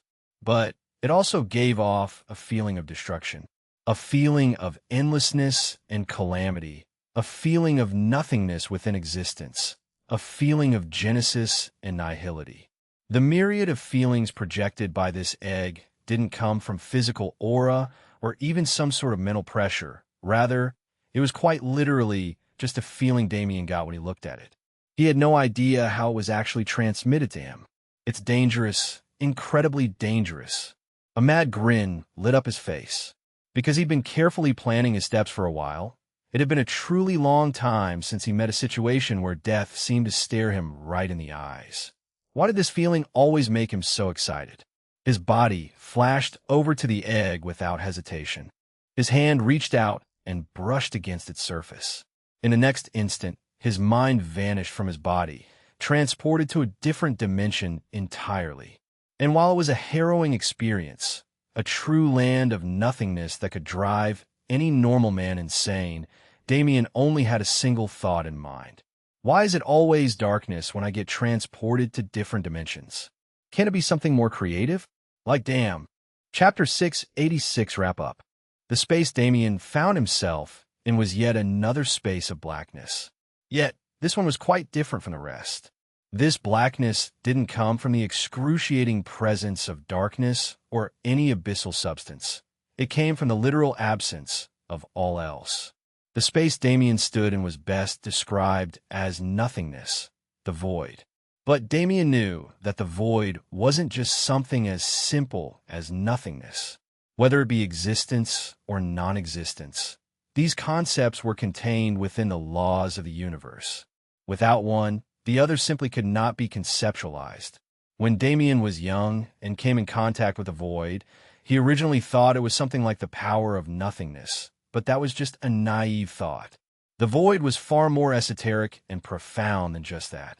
The current space he found himself in was an example. Yes, it was a space filled with the air and essence of nothingness, but didn't he still exist? True nothingness was still impossible. Existence within non-existence. Non-existence within existence. The duality between these two was only a single concept of the void. And this was the concept Damien drew upon after coming in contact with the comprehension egg. His eyes closed on their own as he sunk into his own thoughts. In the real plane, currents of void mana began swirling around his body, dancing as he became more and more familiar with their origin. What was the void? The void was what existed before anything else. All creation existed within the void. But then, what difference was there between the void and regular space? Naturally, just like all others, space was a concept birthed from the void. But unlike the rest, it was one of the most interlinked with it. Space and time were born not long after the universe sparked into existence. These two concepts allowed beings to exist and have them a flow to follow. They were personifications of order and chaos.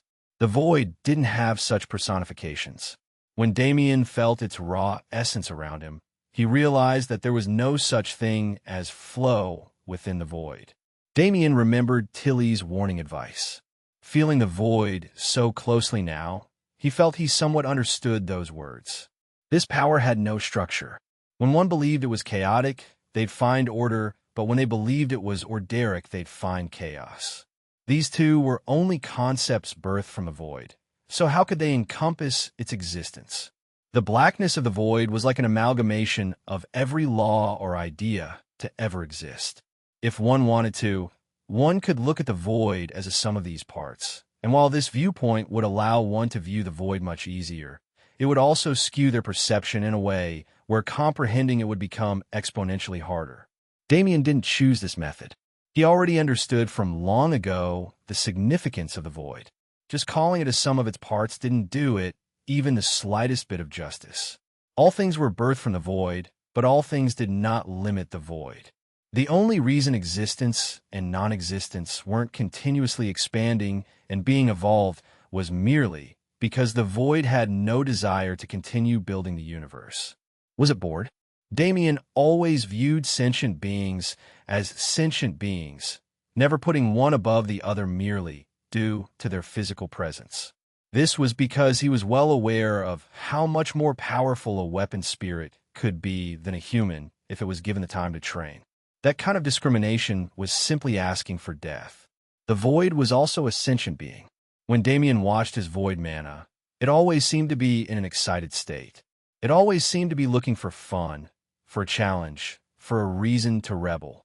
This quality always caused him harm. But was there truly a good reason for it? If the Void was bored and decided to send a portion of its power into the world, if that power landed in a boy who misused it and didn't bring it justice, would the Void be happy? Naturally not. While Damien did his best to understand and adapt to his power, it was true that he spent many years idling.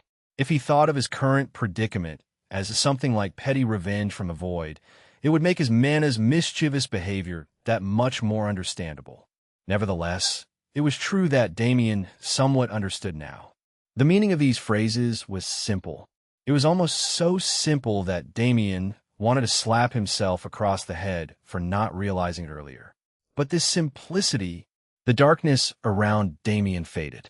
He found himself back in his spiritual world, facing the pitch-black comprehension egg in front of him.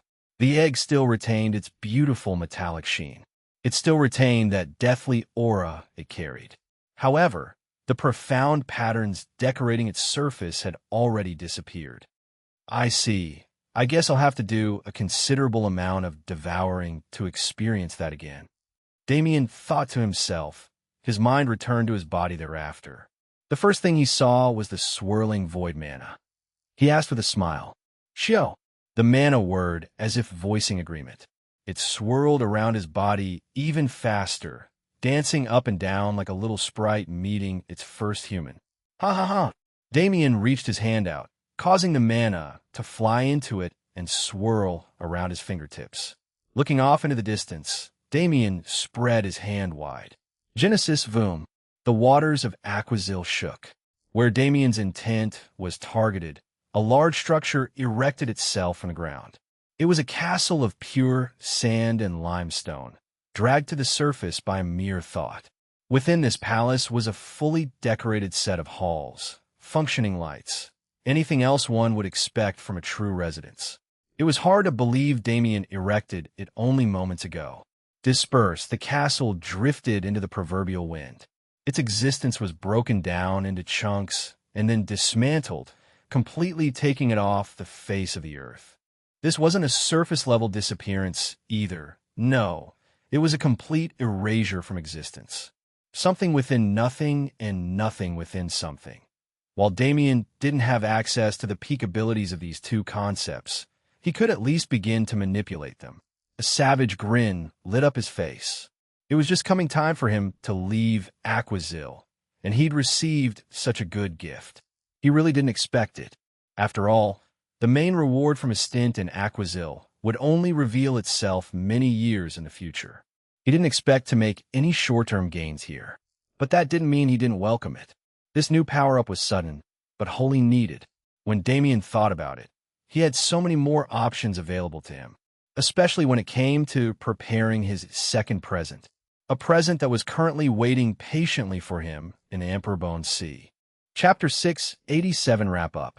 Events proceeded easily from that point on. Now that Tefet was tucked away in the sanctuary and his clan was in shambles, the biggest threat in the Prominence War had been totally eliminated. It was now a stage for the remaining 4 clans to battle it out. Between the Ruvia and Oga clans, the relationship was still unknown. Now that they'd gone through such an experience together, the members of the 2 clans had formed bonds that were extremely hard to break. Something like betrayal in the face of power was still difficult for them. As for the Hubo and Verxis clans, they likely weren't even aware of the massive war when it first broke out.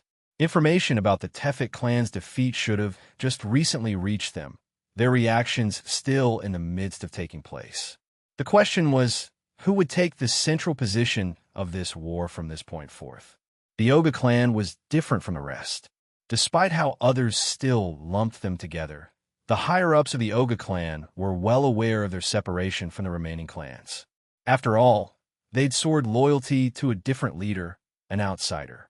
To others this looked like a hasty and stupid decision, but to those who'd felt Zara's bloodline pressure and seen what it did to the former Great Elder, this choice wasn't just smart, it was genius. Someone of Zara's caliber would go incredibly far in life. Perhaps she would one day even surpass the universe. And that wasn't even mentioning the people she surrounded herself with. If Damien was any example, it was clear that Zara didn't make friends with anyone normal. The Oga clan's lower members were incredibly reluctant to accept Zara as their new clan head before the war. But after seeing the carnage the Sanctuary's forces wrought, they changed their minds. They wanted to be like that too. They wanted strength like that too. Now, the Oga clan's fierce loyalty to Zara was already established and set in stone. They would from now on be inseparable from her, at least in some form. Zara didn't have a method to keep a large number of people for a prolonged period of time. Her Shadow Realm ability was only meant for short-term inhabitants by outsiders. Unfortunately for both her and the Oga clan, she didn't have the facilities to keep them with her. It was a conundrum she faced for many hours. She didn't want to throw away her first followers just after receiving them. It felt like she'd finally taken a step toward her goals, and she didn't want to lose that feeling. Zara stood with Damien, handing him an assortment of technological parts and a few stranger fantasy-like items. These were the machinery Zara stole from the underground space. The base structure for a realm-breaking teleportation device, a rudimentary version of the Blood Sacrament God array, and many other useful trinkets were stored there. It wasn't just any day when one got the chance to raid such a vastly beneficial treasure chest. Nevertheless, as Zara handed the items to Damien, she actually voiced another request. It was the final solution she came up with after so many hours. She asked hesitantly. She knew that the Sanctuary was Damien's life's work. Even when compared to his void comprehension, the Sanctuary was still a better representation of him as an individual. Zara didn't want to taint that land. He was growing himself with troops that weren't his own. But contrary to her expectations, Damien just shrugged. "Why not?" Zara exclaimed with excitement. "Of course, not even counting the fact that you're my precious little beast companion. The Sanctuary has always been its own isolated world." He continued, "I'll let people into the Sanctuary and later, once they've been acclimated and have sworn their loyalty, let them out. The Sanctuary has always been strange in my heart. I've always been aware that it's my world. If I wanted to, I could slaughter every single existence living within in a few moments. That place is its own world, after all. Especially now that it's evolved, it's looking more and more like a true world in outer space. I don't want that world to take on my characteristics." Damien's spiel wasn't completely meant for Zara, more for himself. Seeing the Sanctuary again with Tefet made him desperately want to change many things to make function better. Unfortunately, he had to remember his own ideals. He was letting the Sanctuary grow on its own for a purpose. Rather than a conscious thought, it was more of a hunch that would only come true far in the future, if ever. Nevertheless, his opinions about the Sanctuary didn't have any place in his mind at the moment. After his conversation with Zara, the Oga clan naturally settled in the Sanctuary. They decided to live nearby the continent of White Dragon Grotto and the demons. Their belligerent personalities fit well with White Dragon Grotto's ideals. With them in the ocean and the grotto on land, the two were an invincible duo. Left in Aquazil were 3 clans. And of the Oga clan, only Rhea remained in the real plane. She stood facing Maximus, her mouth moving but no words coming out. She didn't know how to explain the situation to him at all. He asked. He had known Rhea for too long. He could easily read her thoughts through her face. The clan is leaving. I might stay, Rhea said with difficulty. Unlike the others, she had things she didn't want to leave behind. Mainly, just go, Maximus said softly. The man in front of her. He was always quietly supporting her and making sure everything went her way. Despite his cold attitude, she was well aware of his heart's warmth. If he annoyedly spat at her to go, it only meant that he'd be disappointed if she wasted the opportunity. In the end, she took the offer. As she turned to leave, she found herself incredibly reluctant. She looked into Maximus' eyes, and in the next moment, a pair of lips firmly pressed onto his. Maximus' eyes widened in shock as he watched Rhea passionately kiss him, eventually joining her in the fun. "I don't want to go yet," Rhea muttered. "But if you don't go, will you have time later? Your entire clan is going. Even if you've chosen to serve a different leader, you're still their central point." Maximus said realistically. Rhea already understood. He didn't want her to miss something so major simply because of him, especially since he might not survive until the end of the Prominence War. In their current society, the coming of a Prominence War cut off any possibility of a relationship, because it was entirely possible for those clan members to die instantly, their relationships meaning nothing but empty comfort in the end. And Maximus, he didn't want to devalue Rhea into a mere empty comfort. Chapter 688, Wrap-Up. The relationship between Maximus and Rhea was a strange one, but also somewhat inevitable. Ever since young, they and the Hubo and Verx's clan heads had been good friends who studied under the same teacher. The reality of the Prominence War drove them apart years later, causing the Hubo and Verx's clan heads to become distant and hostile. Maximus and Rhea, however, didn't follow the stereotype. Their closeness transcended the bounds of their circumstances, and through each other, they were able to find some solace in the dreary atmosphere of Aquazil that only these clan heads knew. Still, this kind of peace couldn't last forever. In the vast and chaotic river of life, there would be just as many partings as there were meetings. All people had their own paths to take, their own goals to chase. In this environment, it was completely natural for people with extremely close bonds to become distant simply due to circumstance. Maximus and Rhea's case wasn't too special. Stories of lovers who transcended the hostility of their clans to be together, of couples who survived the chaos of war by holding each other tight, were exceedingly popular. Humans, no, sentient life forms tended to seek comfort in each other when times became too rough to handle alone. Damien had seen plenty of examples of this with his own eyes. Hell, he'd even been a part of this example. This was exactly how his relationship with Rose began. The two of them were struggling through their own circumstances without help, but found each other to seek refuge in. Even these fairy tales of perfect couples could end in tragedy. And even if they didn't end in tragedy, they'd certainly end in parting. Those who could stay together forever were only those who didn't have any goals to accomplish. People who could remain sedentary while enjoying quiet lives were those who either had nothing or wanted nothing. Damien wasn't one of these people. Thus, he was forced to continuously part from his wives. And neither Rhea nor Maximus was this type of person, so they were inevitably forced to do the same. It was just that inevitability came far faster than they'd expected. Parting is inevitable, yes, but what matters is how one behaves once it's happened, Damien muttered to himself. Zara asked, confused. Damien smiled and shook his head. His awareness still covered the two clan heads. His curiosity about their decision was still as high as ever, and he didn't want to miss this conversation. Still, he wasn't going to blatantly barge into their personal space. He only wanted to understand how people reacted to situations like this one. After all, Damien had undergone this sort of parting many times, far more times than he wanted to admit. Every single time, he was forced to accept reality and move forward. He didn't spend too much time on missing his loved ones, because if he did, he knew his progress would be slowed. Damien was always curious about emotions. The way they functioned was so strange, and when he was younger, he even contemplated getting rid of them entirely. The mind prison that still resided on his spiritual continent was proof of this. Nowadays, Damien's emotions were quite muted.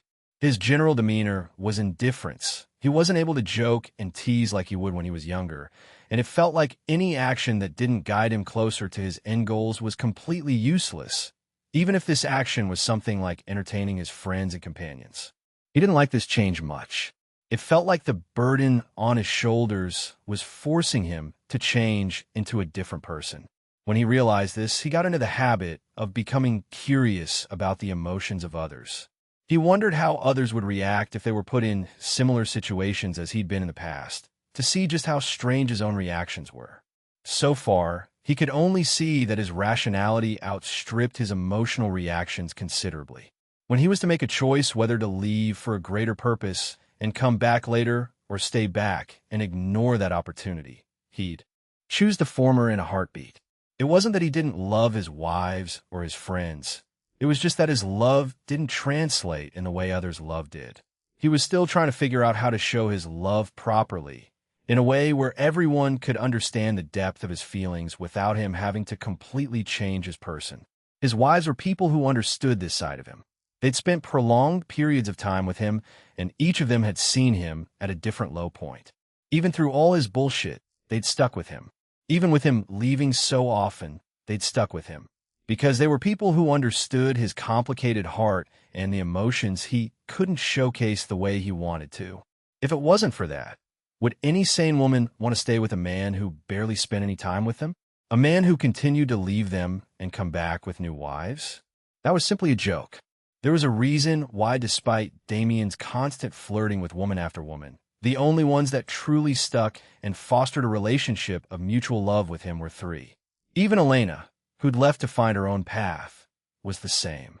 Years ago, when their separation took place, Damien was despairing and didn't realize much of the truth of her actions.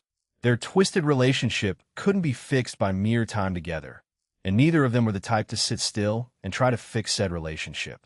They both knew of each other's feelings. They both knew they would never betray each other for another. With that kind of assurance, they didn't need to worry about how they acted. They both went to complete their own goals, using the best means they knew to help the other party cope while they did so. And in the end, did their love fade? Damien was sure his didn't, and even though he couldn't see Elena, he knew she was waiting for him somewhere across the universe.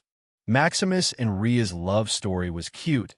It was a story of rivals who fell in love and decided to fight fate. But when Damien looked at it, he didn't think it could compare to his own. He had three beautiful and understanding wives, three women who didn't just sit around and wait for him or act as his yes-men at all times.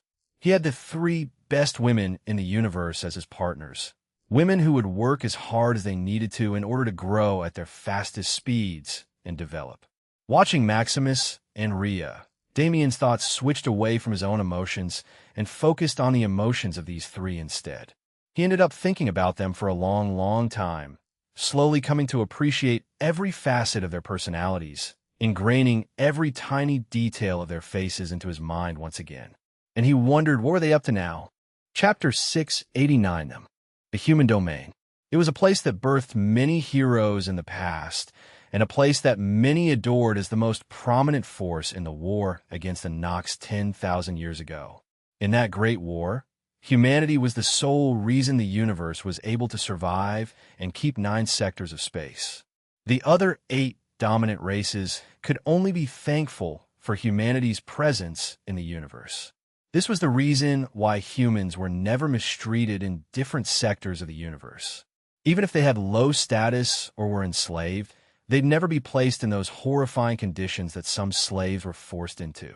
Even if these human slaves couldn't appreciate this grace due to their thankless circumstances, it didn't mean that it didn't exist. The human domain of the current era couldn't match the one of old, but that didn't mean it had changed. It was still a place where heroes rose to any challenge that appeared. And currently, there was another great war about to begin. The Nox had destroyed the Elven domain, and they destroyed Eden. While a war continued in Eden, the Soul World and Beast Domain were slowly being targeted by the Nox as well. For this race's end goal was merely destruction. They didn't care to conquer, and thus had no reason to fight for territory with the universe's denizens.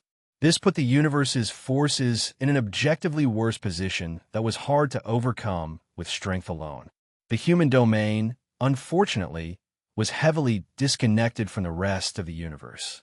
Only through Parcial had they recently gained access to the universe's information, but they were still a long way from becoming a part of it again.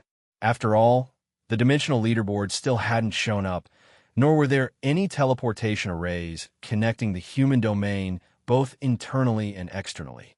After the raid on Nibelheim and the destruction of the sector's infected source world, the main forces of the human domain gathered in the Cloud Plane, using it as their main headquarters. Tianyang took the lead of this new cumulative force as the Void Old Immortal and organize the human domain's forces into a true army. After that came the training. It was a hellish training that even caused death for some weaker trainees. It was a terrifying experience that none ever wanted to experience again, but it granted strength at unimaginable speeds. Tianyang's methods ignored personal safety and prioritized power, leveling, and elemental comprehension above all else. And among the training zones he'd picked, there was a certain location that was all too familiar. It was a zone of pitch blackness that stood out even in the darkness of outer space. It was a place where nothing could exist, not life nor mana, or even the laws of the universe. This was a dead zone, specifically the dead zone created by Damien and the fifth primal sovereign at the end of their clash. Here, two women sat silently. The atmosphere was still.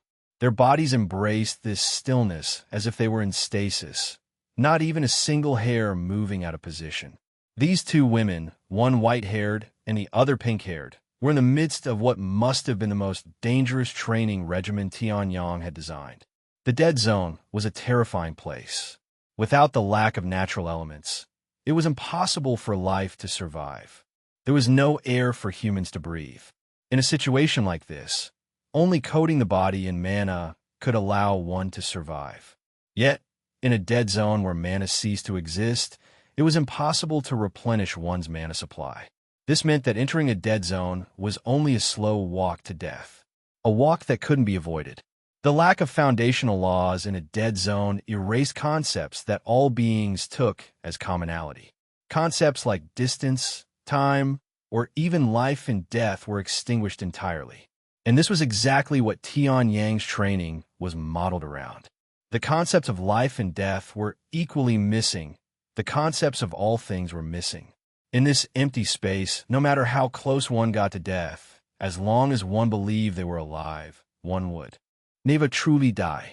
It was a mysterious phenomenon, something that could never be understood by someone who hadn't experienced it personally.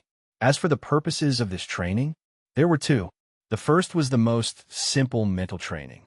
This empty environment left one alone with their thoughts in a situation where they needed to constantly exercise complete control over their psyche.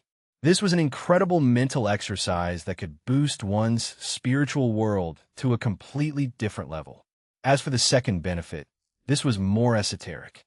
It was a matter of elements. Comprehension of laws and elements didn't come easy, and while universal forces were great for grasping the foundations of elements, they didn't quite help as one's path diverged to become more personal. At that point, the commonness of universal law would actually become a hindrance. If one focused too much on it, their own laws would be convoluted. In a dead zone where laws didn't exist, the only fluctuation of elements that one could sense was their own. This gave a far more personalized comprehension experience, allowing one to look deep within themselves and truly realize what their path to strength would be. Every practitioner was different in that regard. Even if two people practiced ice laws, furthered their ice laws to specifically focus on the permafrost concept, and then fought using the exact same skills with the exact same comprehension, the results they outputted would still vary. Rose and Ryue, as they sat in the dead zone for months at a time, were finding their paths. The two of them didn't have it as easy as others. Just like Damien, they didn't have streamlined paths. Ryue's element was vast enough to encompass all negative forces. Instead of a single element, it was more an amalgamation of countless others. For her to find a path with this element was exceedingly difficult, not to mention the ever-elusive moon affinity that gave her celestial-like powers. Rose, on the other hand, had illusion and wind affinities. Neither of these affinities were particularly special, but when they ended up in Rose's hands, they were transformed entirely. Rose mostly stopped utilizing her wind element. As she grew, its use decreased to a negligible level, becoming something she only used occasionally when she needed a quick offensive counter. Her illusions, however, were far greater. And unlike Ryue, Rose had been moving towards a goal from the very beginning of her journey. To turn illusion into reality and vice versa, to become someone who could manipulate reality at its seams using illusions as a medium. Despite the differences in their journeys and end goals, the two were both chasing goals of extreme difficulty, goals that prevented them from receiving baptism even until now. But at the same time, this left one thing certain. When the two women finally received their baptisms, they'd become monsters unlike any before them. They might even reach a level where they surpass the human domain entirely. Chapter 690 them. The Dead Zone training wasn't a new part of either Rose or Ryue's regime. They'd been stationary within this space for many months already, edging closer and closer to a breakthrough with every passing second. Usually, when it was time to make a major leap in power, one would need to level up profusely and consolidate their power. However, this same case didn't apply to the two of them. After all, they'd been fighting with their lives on the line for many years after reaching third class. They weren't just trophies who stood around and waited for their husband to finish work and come home. When it came to wars, Rose and Ryue had participated in them more than even Damien. They were key players in the purges of 3 worlds that took place, while Damien was busy training. The problem was still the complexity of their elements. It was a blessing and a curse, providing them with the power to stand above their competition while also holding them back and making their path to strength that much harder. Even with this, only Long Chun and a few other geniuses from the human domain were able to match up to them. The two women and Long Chun were the human domain's premier geniuses. They were the human domain's greatest stars, along with one other name, Damien Void. Some believed he died, while some believed he'd been sent to a different part of the universe. Regardless of opinion, though, all people agreed that his talent outstripped almost everyone they'd ever seen. It was an insane level of talent, a level of talent that wouldn't die easily. Even the non-believers were well aware of their fact, but they acted based on emotion alone. Nevertheless, the human domain remained trapped in an endless training regime. Whether it was the lowest first-class being or an extreme peak fourth-class being, none were safe from it. Through this regime, they would rise into becoming the heroes who saved the universe once more. The starry sky was a vast and endless place filled with a myriad of beautiful sceneries that barely anyone would have the pleasure of witnessing. The 9 sectors were only separated due to the classification systems set by sentient beings. In reality, it was all just a part of the vast grand heavens boundary, the universe's shell. Deep within the starry sky, in one of these areas that had never been discovered or explored, there lay a mystic realm unlike any other. In terms of concept, the mystic realm was similar to Aquazil. It was a hidden realm where many sentient life forms lived and served a purpose. Their lifespans became irrelevant when they connected their minds to the spiritual pillar that maintained the realm. However, the realm didn't bear any similarities to Aquazil at all. It was white everywhere. When one entered the mystic realm, they'd be met by a pure white walkway, surrounded by puffy, translucent clouds that seemed to flow downwards into the void like beautiful waterfalls. At the end of this walkway was an equally white city. The architectural style didn't have any sort of consistency, but each and every building looked like it was carved out of the cleanest limestone. Unfortunately, most of these buildings were empty. Their owners had passed long ago. The only signs of their existence remaining were the small mementos they left in their wake. Currently, this usually unoccupied space was home to a visitor. Her long blue hair swayed in the wind, looking like ocean waves crashing against each other as they followed the moon's flow. Her eyes remained closed, but the piercing chill produced by her gaze remained stationary, hovering around her irises until she decided it time to be activated. This woman was none other than Elena. Compared to Rose and Ryue, her strength was already higher. After all, she'd stepped into 4th class already. While Elena's achievements couldn't be discounted, even she knew that most of her recent improvements were the fault of this realm alone. It had already been many years since Elena separated from Damien, and for her, it had been even more than the original time Flo could register. The strange mystic realm she remained in seemed to twist time, making it impossible to see or grasp. In this time, she'd done nothing but practice. At the same time, Elena had learned far more about herself than she ever knew before. Truthfully, Elena never knew her parents. She'd moved from foster home to foster home from the earliest years of her life. This only changed when she began earning money from her hunter career. Like Damien, though, Elena always felt an attraction to mana. She was sensitive to life, to people, to all things. Perhaps her sensing of Damien's spatial element was what created the bond they'd later come to share. This ability wasn't something a human who'd never been in contact should produce. Adapting to mana before even sending its existence was unheard of. In that case, there was only one answer. Just like Damien, she must have had family from outside Earth. Damien's father was a being of origins too big for even the current Damien to understand. In Elena's case, however, both parents were missing. It was likely that Elena's parents were deeply connected to this mysterious mystic realm, and judging by the source of her power, her mother was likely a Valkyrie or something similar. As for her father, it was better not to mention him. Elena didn't know anything about the man, but she got the sinking feeling that he was incredibly dangerous whenever she thought about him. Nevertheless, her origins didn't matter much to her. What Elena wanted was strength, and no matter where that strength came from, she'd accept it. Her eyes shot open. Those ocean blue irises shone like beautiful sapphires in the light sky. Her mouth parted as she let out a sigh. Another day with no progress. Elena morid inwardly. Ever since entering this land of Valhalla, Elena had been working towards a strict set of goals. She set time limits for herself and forced herself to properly train to achieve them. Sadly, no matter how much work she did, she couldn't make progress. The life laws that she was trying to master and apply in more conceptual ways were simply too convoluted. No matter how she studied, she couldn't comprehend them at all. But that was normal.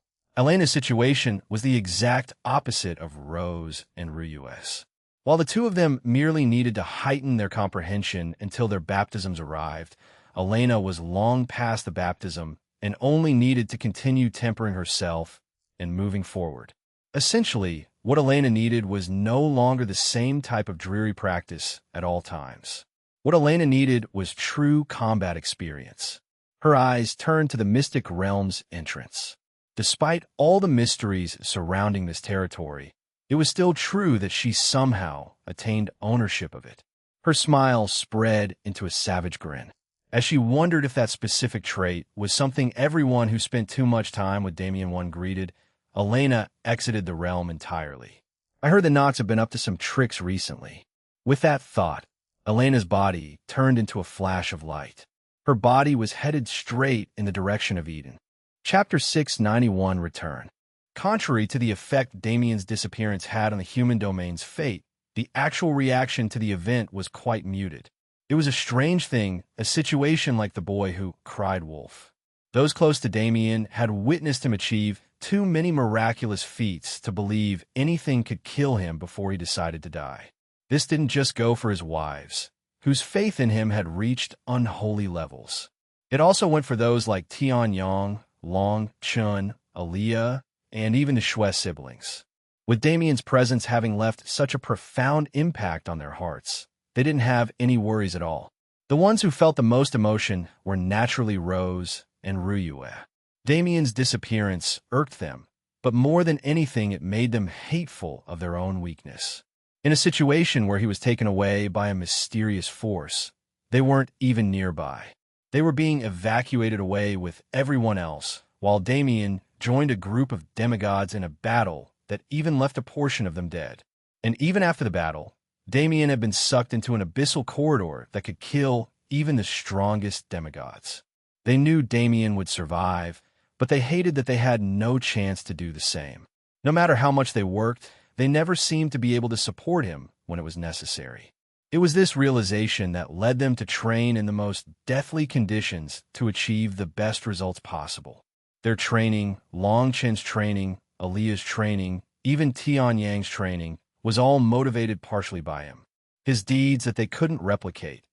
Next time they met, whether as friends, lovers, master and disciple, or even strangers, they'd be there to stand by his side and show him their worth. They make it clear that none of them were side characters in his story. 2 years later, when it was time for the grand assembly to take place, they'd see him again. And at that time, they would prove their determination while seeing just what unimaginable level he'd reached in the time he was gone. The atmosphere of Aquazil was wrapped in silence. With the events at the Tefik clan having come to a complete conclusion, there wasn't much else that could bring upheaval to the realm. In the end, Rhea decided to join her clan in the sanctuary, following her deep conversation and following night with Maximus. As for Maximus, he was staying in Aquazil. Just as Damien realized before, all people had their own goals and paths. All people had aspirations they worked excruciatingly to achieve. For Maximus, this was both the safety of his clan and its prosperity. These driving factors and his dedication were the reason the Ruvia clan could stand tall to this day. He had no doubt that if he entered the sanctuary like Rhea and the Oga clan, he'd give his clan both of these things. However, he couldn't bring himself to do it. Maximus had realized something during these past few weeks of interacting with Damien. He realized that even if Damien himself wasn't the successor of Aquazil, he wasn't either. None of the Sea God clans were, for that matter. Then, what was the point of the Prominence War? Was it just a stopgap to keep the realm functioning until the true successor came along? Regardless of the Prominence War's true purpose, it was true that Maximus gained nothing from remaining in Aquazil. The reason he decided to stay was far more selfless. Maximus looked up at the dark sky. Aquazil's sun had set, allowing him time to peacefully think over the past events. Aquazil will not be peaceful while you're gone. He thought to himself, I don't know when you'll return, or if you even will. His arm reached out, as if wanting to grasp at the invisible strings of fate. He wondered whether or not his life had any proper meaning. But even if it didn't, all he had to do was give his life meaning with his own actions. Why would he wait for some unknown force to do it for him? I will take control of Aquazil and await your return. If that day comes, I will serve you loyally and hand over the throne. Maximus closed his eyes. The face of a woman appeared there. She had beautiful dark skin, beautiful eyes that he could never stop looking away from, a toned and muscular body that showcased the years she spent in battle. Her rugged exterior and demeanor made anyone believe she was more of a man than a woman. Viewing her as a romantic partner, or even as an attractive woman, was impossible for most despite her stunning beauty. But Maximus knew that, deep down, she was still a girl who yearned for love and romance. She was someone who was both hard and soft, but never had the opportunity to show off her soft side. If they truly returned one day, I'll make sure you'll never have to hide that side of you ever again. His thoughts came to a halt slowly after that sentence.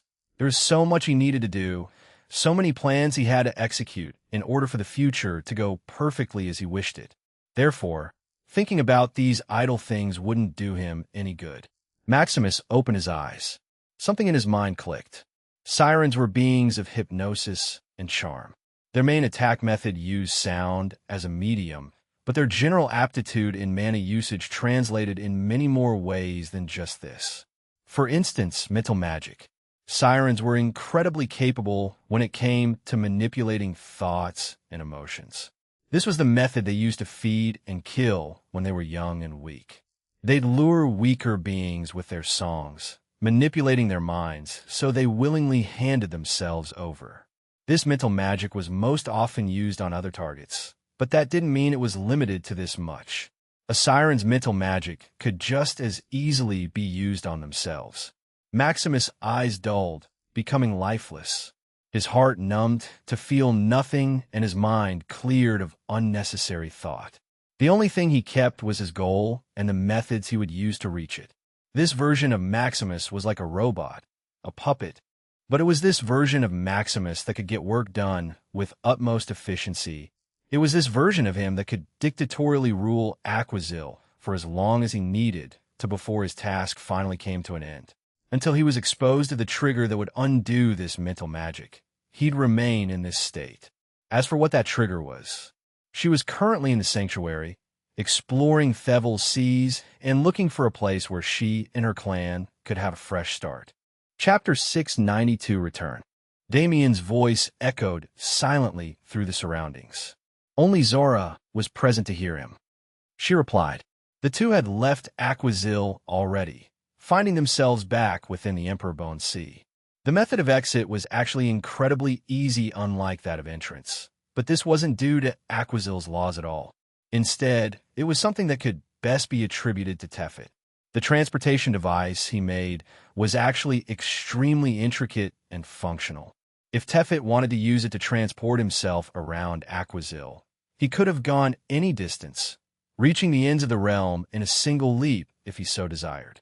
However, he was too focused on escape to even realize the greatness of his achievements. He rooted the teleportation device to Aquazil's foundation and forced its function to change, becoming something impossible for him or his technology to truly achieve. In the end, with Zara's help, Damien stole every bit of this technology that existed. Tefet wouldn't need it, and nobody else knew about it. When a finale of the Small War took place, and Aquazil's foundation began to crack, Zara completely cut off the transportation device and its entire system from the rest of the Blood Sacrament God array.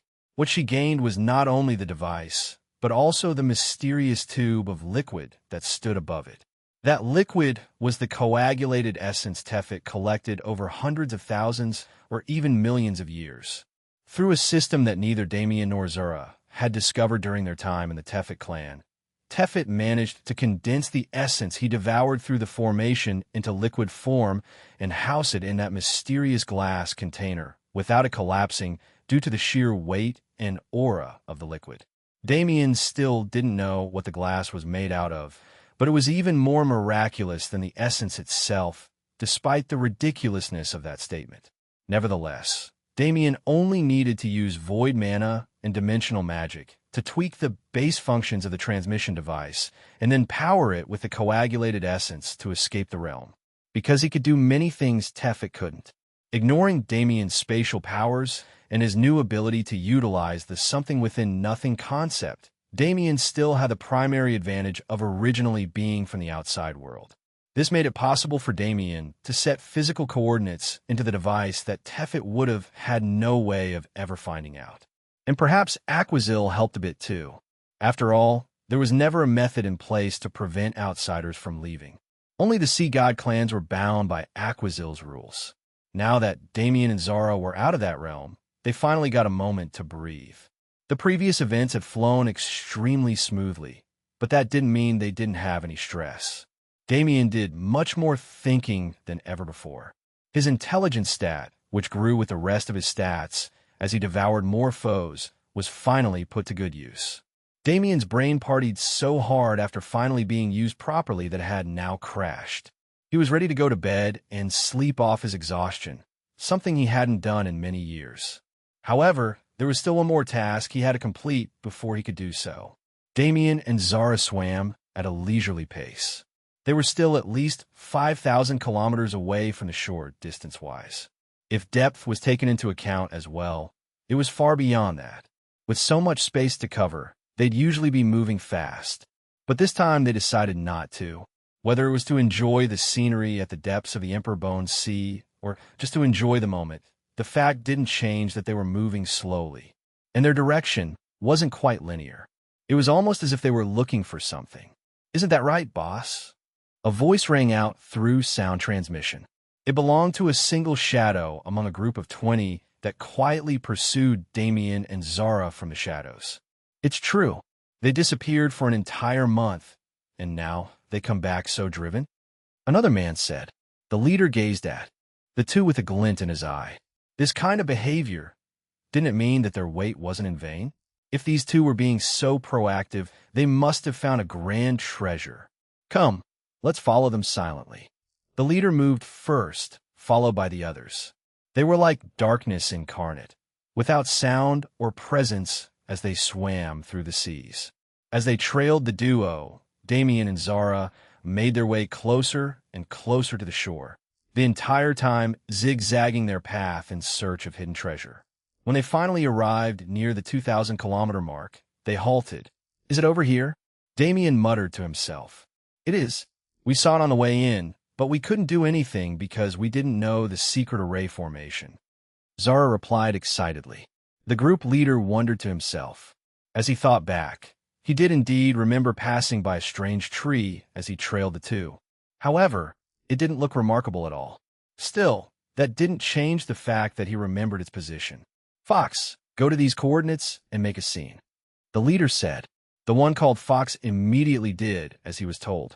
After reaching the coordinates, he cut a small gash in his pinky and allowed his blood to flow into the water. As his body disappeared from existence, a dozen or so sea creatures appeared. Smelling the blood scent, they frenzied and began ferociously battling each other. For some reason, the small amount of blood stench caused such an intense melee. And even as a few seconds passed by, the battle only became fiercer. Naturally, Damien and Zara sensed this disturbance. They rapidly changed directions and swam towards it. Zara exclaimed. A few hundred kilometers away from the ongoing melee was a large tree with roots that seemed to latch onto the water itself. When Damien saw it, his eyes lit up with greed. With this, we can finally... Come on, let's go activate the secret mechanism. The duo immediately entered the air pocket created by the tree. Their bodies moved closer and closer to the trunk as their hands continuously formed a myriad of strange symbols radiating an ancient aura. The assassin leader and his group watched patiently. They edged closer as the two moved. They'd heard Damien's words. To gain the treasure they sought, they needed to stay within 5 meters of the tree. So when they reached the 5-meter mark, they halted and waited for the duo to finish the activation ritual. At that time, the leader suddenly frowned. His eyes widened. His body rapidly moved, trying to retreat, but it was too late. Damien's face lit up with a savage grin. Boom! The water in a 10-meter radius of the group solidified into terrifying walls. A dimensional cage formed around these water walls to further fortify the defenses. Joe, my dear pursuers, I know we haven't had a chance to properly meet yet, but I'm afraid this will be the last time we see each other. I've arranged a nice date for you with this here unrestrained death tree. So, just relax and get to know her, yeah? Damien and Zara flashed 2 dazzling smiles directly at the hidden group of 20. In the next instant, their bodies vanished. Remaining in their place was a large pool of blood. The unrestrained death tree woke up to this scent, but above that, it sensed something else. Wasn't that the scent of those beings that stole its prey a while back? And by the looks of it, they were trapped in a mysterious space with it, unable to escape. The tree's branches swayed in pleasure. It seemed that tonight it would receive dinner and revenge all at once. How sweet. Chapter 693 Return. The unrestrained death tree had limited intelligence, but it could at least emote and carry memories similar to an adult human. When it first sensed Damien's presence, the main reason it remained unmoving was because it remembered him. He and Zara were like those creatures who shared symbiotic relationships with it, creating chaos for it to feed while using its domain for protection. The second reason was the fact that they still carried the scent of Aquazil on their bodies. The sea god's realm was a place all creatures in the Emperor Bones Sea desired to go, even if it was at an instinctual level. Now that Damien had brought the tree a gift so big, it was delighted to say the least. It remembered his favor deeply in its proverbial heart. The assassin group, however, the memories the tree had of them were completely opposite of those it had of Damien. Now that they were trapped together, it acted without mercy. The unrestrained death tree didn't have much attack capability, but if its prey was in an enclosed space and unable to escape, there was nothing for it to fear. Its branches shot out and intertwined into massive arms that had reach covering the entirety of the enclosed space. Hundreds of these arms twisted through space and forcefully grabbed the assassins before they could react. Bang! Bang! Bang! Dozens of explosions rang out as the assassins destroyed the branches. The unrestrained death tree didn't have much defense when put against these powerhouses, but that didn't matter at all. It had already marked them. From the areas the assassins were grabbed, small red flowers began to bloom. They burrowed into the assassin's skin and fed on their blood, intrinsically intertwining with their body composition. The rest was history. Without even needing to work, the tree could suck the assassins dry of every bit of blood and essence in their bodies. Even with its low defense, it didn't worry about being attacked while this process was ongoing. After all, the unrestrained death tree had a symbiotic relationship with many a beast. Growling. The growls of dozens of beasts congregated and created a cacophony of sound within the dimensional cage. The assassins shivered. The assassin leader in particular was pale-faced. He'd been blinded, not just by greed and pride, but also by rationality. From the beginning, he never expected Damien to sense him. Why would he? He was a level 356 existence, an individual who could barely be considered a high-level 4th class, though he was more often classified as a mid-level being. Even his subordinates were in similar strength ranges to him. Whether it was the forces from the Bloodlaw clan or the Wellspring family, none of them were amateurs. If so, then how could Damien sense them? A beginner who only recently entered 4th class had no chance to do so. Hell, even Revis Bloodlock, the Bloodlock prince who ordered this assassination, couldn't sense their presence if they decided to hide. Ah, young master, you've made a mistake. The assassin leader smiled wryly. He hasn't even seen a hint of Damien's power. The entire time they were trailing him, Damien had been running from various beasts, never fighting back. Why was that? Why would any prideful genius decide to lay low if they knew they could achieve better results if they fought? The assassin leader's realization wasn't small. The fact that Damien wasn't just stronger than the Bloodlock heir, but instead incredibly stronger, was major news. If the prince decided to pursue his enmity with this new rising star, he was assured to die. But it was too late for him to transmit this information to anyone. He fought desperately with his men, killing beast after beast, but it was all in vain. Their strength was being rapidly drained, and in the first place, almost every beast that could freely traverse the Emperor Bone Sea was a 4th class. The ones who couldn't silently reach this level could only become prey to the rest. The entire ordeal only took a few minutes, not even half an hour to finish. In the end, all 20 assassins became dried husks without life or mana remaining in them. And finally, even those husks were eaten by beasts. The dimensional cage and water wall came down as soon as the life signatures of those assassins disappeared. There was no warning nor any sort of clue as to why it was so accurate. After all, Damien and Zara were already far, far away, approaching the 1,000-kilometer mark in the Emperor Bone Sea. Well, that was quite a show, Damien said, pleased by what he'd just witnessed. His new void abilities were interesting, to say the least. Not only could he affect reality at a material level, but he could also project his consciousness into anything he manipulated. In essence, his mana no longer needed to be directly connected to his body to function. Mana was esoteric and all-present, but the way sentient beings could utilize it was restricted. No matter what level one reached, controlling mana outside of one's body would always be subject to the same restrictions. Mana acted like a puppet on a string. One needed to consciously control it if one wanted to maintain its shape. Otherwise, it would continue through the set action and then disperse into the atmosphere naturally.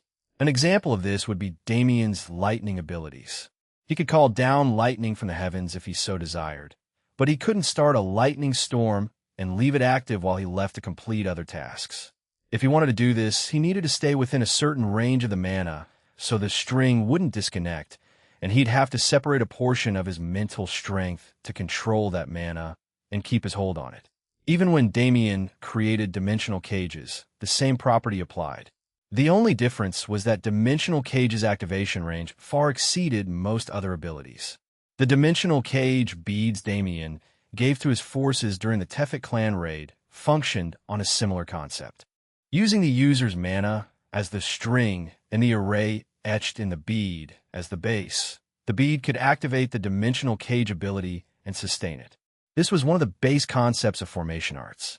To house one's own abilities in a formation was the most basic art that a beginner needed to learn before they could grasp the creation of more powerful and esoteric formations. What Damien's new ability did was partially remove that restriction. At least on void abilities, Damien faced no such restriction of mana. Any mana he outputted with the void's properties instilled in it would be controlled by him regardless of distance, without the need for his conscious control or any sort of string. In essence, it was like everyone else was still using chords and Damien alone had access to Bluetooth. He clenched his fists in glee as he realized this. The void still restricted him greatly. It would take far more for his comprehension to reach a level where he could use these insanity-inducing abilities freely. However, he was finally on his path to conquering the void. Chapter 694 Return.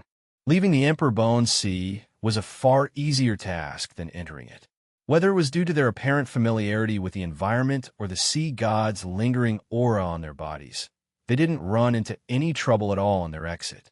Within a few hours, Damien and Zara were at the precipice of a cliff, overlooking the scenery they spent the last month exploring. "It's finally time to return," Zara said, a bit of melancholy in her voice. At least for now, we should leave the Emperor Bone Sea alone," Damien commented. "He asked," Zara said, feeling a little unsure. "I had a lot of fun on this trip." Damien smiled lightly. If it's just that, then it's fine. After all, won't we have many more trips following this one? This is only our first mission, and the first bit of Death Emperor Star that we've seen." Zara nodded happily. Her hesitation to leave came mainly from the fact that during this trip, the relationship she had with Damien improved drastically. Well, rather than improved, it was better to say it returned to normalcy. The closeness of their interactions was far different from the distance they had when traveling to Death Emperor Star, and even if Damien was only treating her as a companion, that was perfectly fine to her. Even discounting their relationship, this bit of practical experience was also something she enjoyed incredibly. During her time with Tang Lingzi, while she was constantly traversing forbidden zones, she was doing so alone. The atmosphere of brutal training that surrounded those explorations made them difficult to enjoy, and the loneliness made it easy to get bored or go insane. Now, traveling with someone else and experiencing life and death together, Zara felt a new thrill unlike what she'd felt back then. She thoroughly loved the feeling of gaining strength and adventuring. A budding adventurer's spirit bloomed in her heart, making her anticipate the adventures that would come. While they spoke, Damien and Zara made their way back to the little cabin on the cliff. They smiled at the old lady's surprised face as they asked her to transport them back to the academy. And with one final push, they arrived back in Hidden Death Valley. "You've mapped 5,000 kilometers in both depth and distance. The reward of 1,000 contribution points will be deposited in your accounts." "All right, I'll send 500 points to Mr. Damien Void and 500 points to Miss Zara.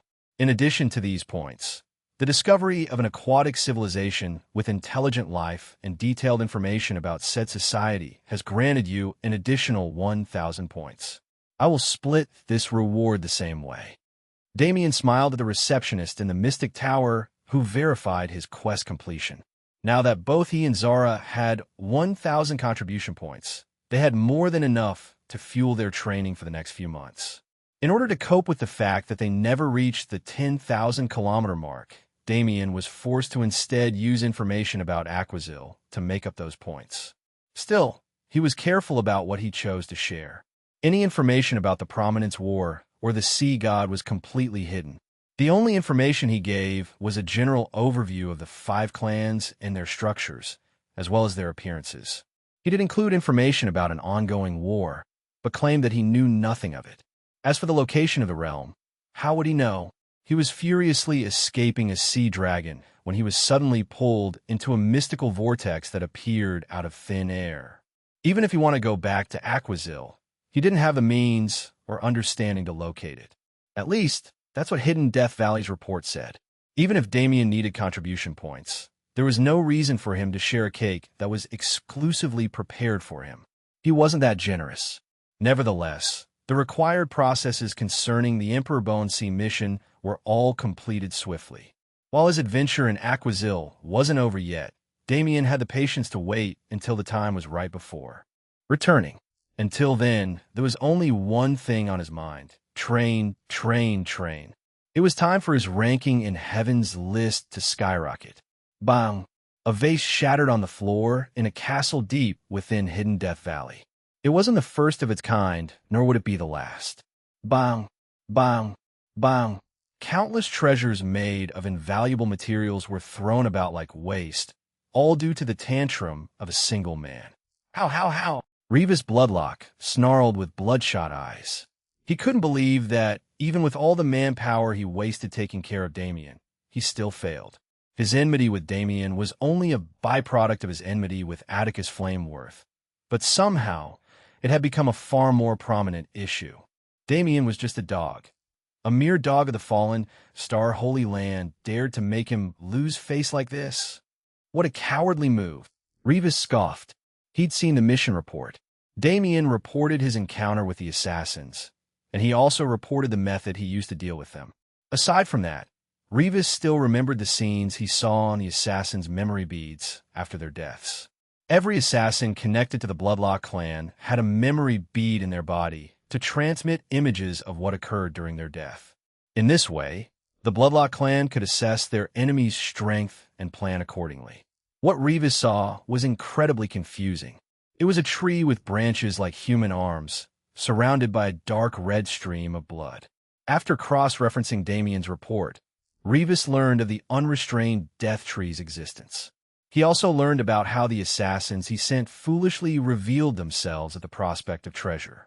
Though nobody other than he knew of his involvement with the assassins, Revis still felt like his reputation was tainted, both by the low quality of his men and Damien's craftiness. He was embarrassed.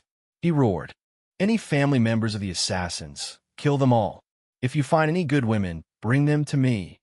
His hands gleamed with the same red light as his irises. He never lost to anyone other than those with higher status than him. For those people, he could quietly accept defeat and train until he could surpass them.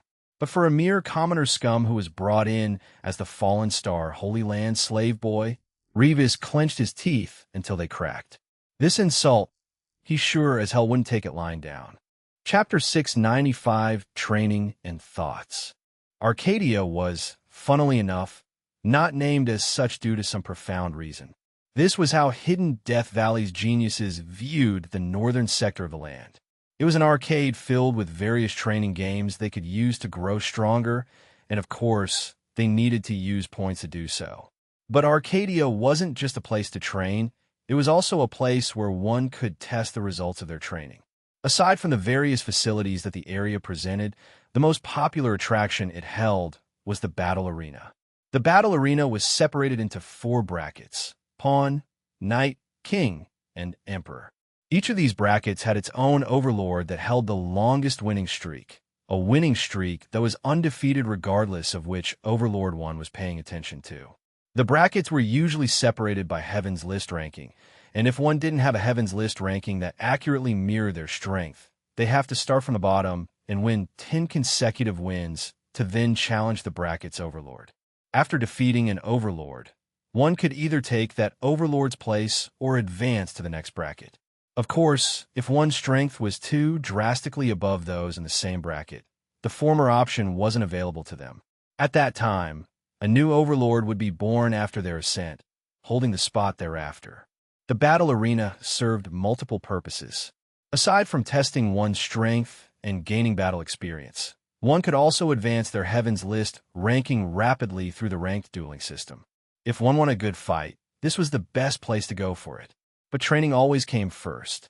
When Damien and Zara returned from the Emperbone Sea, their first and only goal was training. Arcadia became their new home. Gravity chambers were best for training endurance and physical defense. Tempering one's body with the sheer force of the atmosphere brought a comprehensive strengthening that many other forms of body strengthening lacked, as they tended to focus on a specific facet of the body instead of overall improvement. Dungeon simulators allowed one to gain battle experience against rapid beasts, a completely different type of battle than one against an intelligent life form. This trained one's instinct and perception, making them more attuned to their raw strengths, which then improved their overall battle capacity. There were plenty of other general training arenas like these, including areas like the Blackness Cage and Elusive Forest that comprehensively increased mental strength. Aside from the general training areas were also countless affinity-specific training areas that people could use to enhance their law comprehension to another level.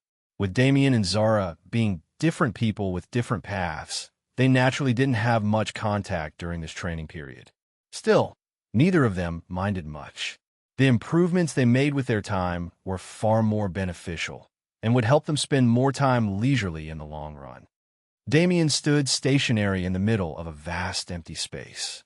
His arms hung relaxedly to his sides, but his fists clenched and unclenched constantly as he forcefully used his mana in the harshest way possible. Small pockets of space around him broke down, twisted, locked, and sealed themselves endlessly before collapsing in on themselves and creating spatial tears that Damien then used his mana to repair before starting his routine again. His actions created chaos in his surroundings, but the environment itself remained still. It was built to withstand this level of intense training. The dimensions split in half horizontally. The physical presences within the two have swapped places, and finally, their molecular structures shifted until they were completely different than their original forms, almost like alchemy. Krrr. A sound like gears ruggedly grinding against each other rang out piercingly, causing Damien's ears to bleed. Rather than taking it slow and reverting each process one by one, Damien used this something within nothing concept to withstand the impact of doing all three actions at once. However, this was already at the level of manipulating reality. At Damien's level of void comprehension, this wasn't yet possible. Damien gritted his teeth and let out a rough exhale. He could feel rampant mana racking his body with untold pain. Blood leaked from his eyes and lips as he tried to control this chaotic flow. HAA! A battle cry left his mouth along with a spray of blood. The dimension returned to normal, all things returning to their rightful places. In consequence, Damien's body took on the damage they sustained. Spurt. Fountains of blood gushed out of various points in his body like a broken fire hydrant. The amount of damage he dealt wasn't light, so naturally, the consequences were equally harsh. Heal. The greenish-white light brought by the trait covered his body and halted the limitless bleeding. His pale face regained a tinge of color. Despite the insanity of his actions, Damien wasn't satisfied at all. What had he accomplished? He could only use these abilities in their base forms. He couldn't manipulate their properties and conceptually alter them to fit his needs like he could with simpler abilities like spatial collapse. He realized it quickly. In fact, his spatial abilities had never been a problem. In terms of comprehending this law, even saying he was heaven-defying didn't do him justice. It had to be known, something like dimension shift was a feat even Tianyang couldn't achieve. Despite his natural power and stature as a demigod, Tianyang's spatial path was far more straightforward than Damien's and didn't reach such an intrinsically conceptual level. Was this a matter of effort or power? Not all. It was a matter of sheer talent alone. Not all beings were created equal. This rule applied especially to Damien. Status. Damien Void, Human Dragon Slash. Male, age 27, level 215, Voidbringer. Celestial experience value, 18, 790/325, 000 titles. Bearer of the Void Physique Evolver Affinities, Spacetime. Physique, Void Physique Magic Power, 10000 STR, 2550 AGI, 2250 DF, 2500 INT, 2000 DX, 2325 Skills, Dimensional Magic Level 6, Transcendent Regeneration Level 2, Void Art Level 6, Devour Level 7, Dragon Transformation, Demon Transformation, Awareness, Celestial Authority, Reality Shift Level 1, Sea God's Descendant, Void Traits, All-Seeing Eyes Level 7, Dragon's Breath, Anunta Matrix, Storm, Void Essence, Void Flames, Heal. Even after his baptism, Damien's status hadn't changed much. Though at this point, Damien no longer trusted his status to accurately pinpoint his strength. It had never been truly accurate after all. He had a speculation as to why this was. Naturally, it was due to the Void Physique. Just like any other abnormality in his body, the root cause could always be narrowed down to this particular facet, because the void wasn't something the system could understand. The power Damien gained through it couldn't be accurately reflected. Whenever Damien devoured a beast, he took its essence without the system's aid. This was something only he could do, and something that naturally happened outside the system's bounds. The best it could do was attempt to put his strength into numbers. But those attempts never truly worked out. After all, with the void physique not being completely anchored to Damien's body, how could the system perceive it properly? It could only understand a portion of the strength the physique provided Damien. Nevertheless, Damien didn't look at his status for his abilities or even his physical stats. His attention remained focused on the top of the holographic window. He sighed a weary sigh. Chapter 696, Training and Thoughts. Time truly was a strange thing, because Damien spent the majority of the years he'd gained since he last checked his status in his baptism space. His mentality didn't register those years at all. He didn't feel like it had been almost 3 years since he exited the primordial undying realm. He was truly growing old. On a universal scale, 30 years was nothing. Even geniuses like Atticus were well in their 40s despite looking no older than 20. Because high-intensity training usually caused one to lose track of the flow of time, and the lifespan of an individual became increasingly longer with every rank up. 20 and 40 were essentially the same age. Hell, even Damien's lifespan was at the very least well into the tens of thousands of years already. Still, Damien was an earthling at heart. Turning 30, wasn't this the perfect age for a midlife crisis? Honestly speaking, he was doing well for himself as someone in their late 20s. He was never a teenager who viewed 30 as old. He'd seen the way 30-year-olds acted and the way people in their mid-20s thought. While they were much more emotionally mature and experienced than any teenager, they still kept a spark of youth within them. Old was a term that only applied to people who succumbed to their mortality. Even an 80-year-old could be described as young if their heart was young. Nevertheless, Damien didn't like the age reflected in his status. It had been a decade. His fall into the first dungeon happened when he was 17, and now, 27. In that time, what did he accomplish? Sure, he grew to an unparalleled level in 10 years, but did he live up to what his talent could achieve? No.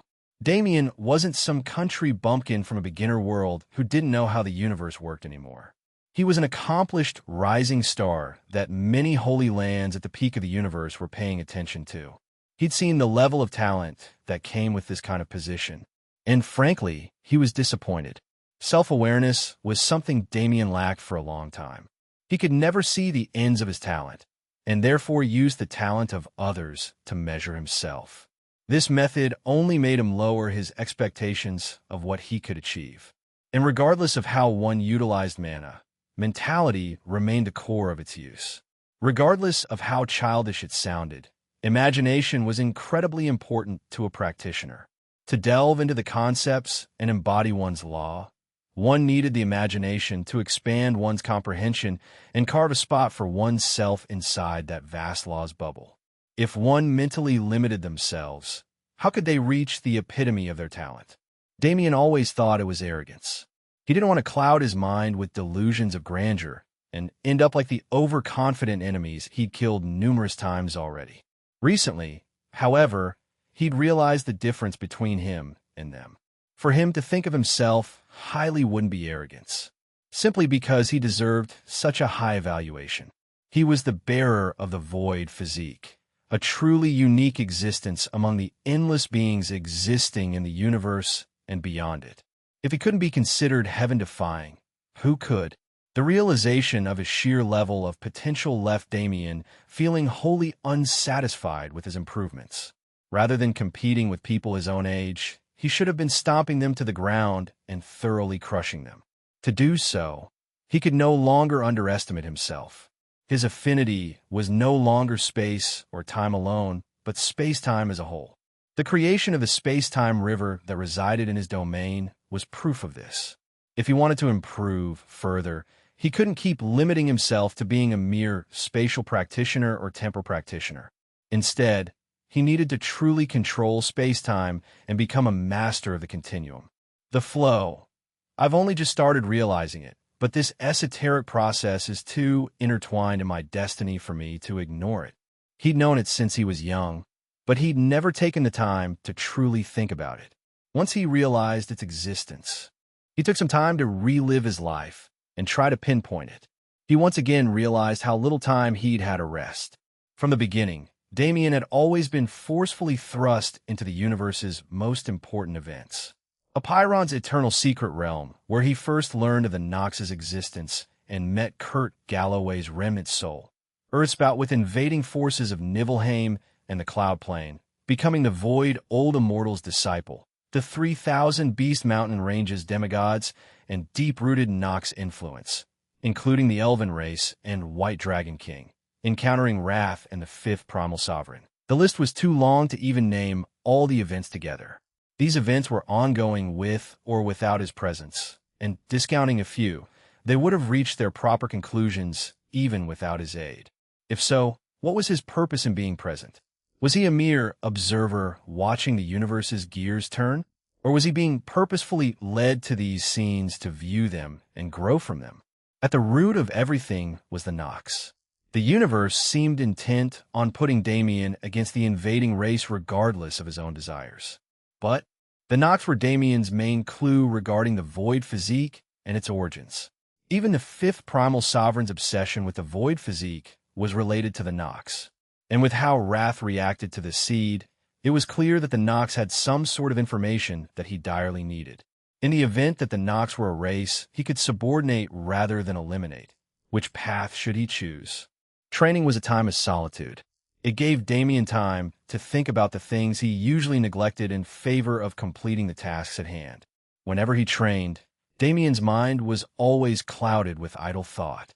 Perhaps it was a result of his neurodivergence, but his train of thought would always shift away from the task at hand to contemplate matters that had no basis behind them, matters such as subordinating the Nox.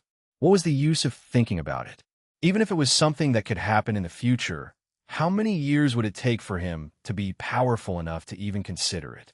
Whenever Damien thought to the future, he'd always end up on tangents, creating situations in his head that would often never pan out. It was dangerously distracting.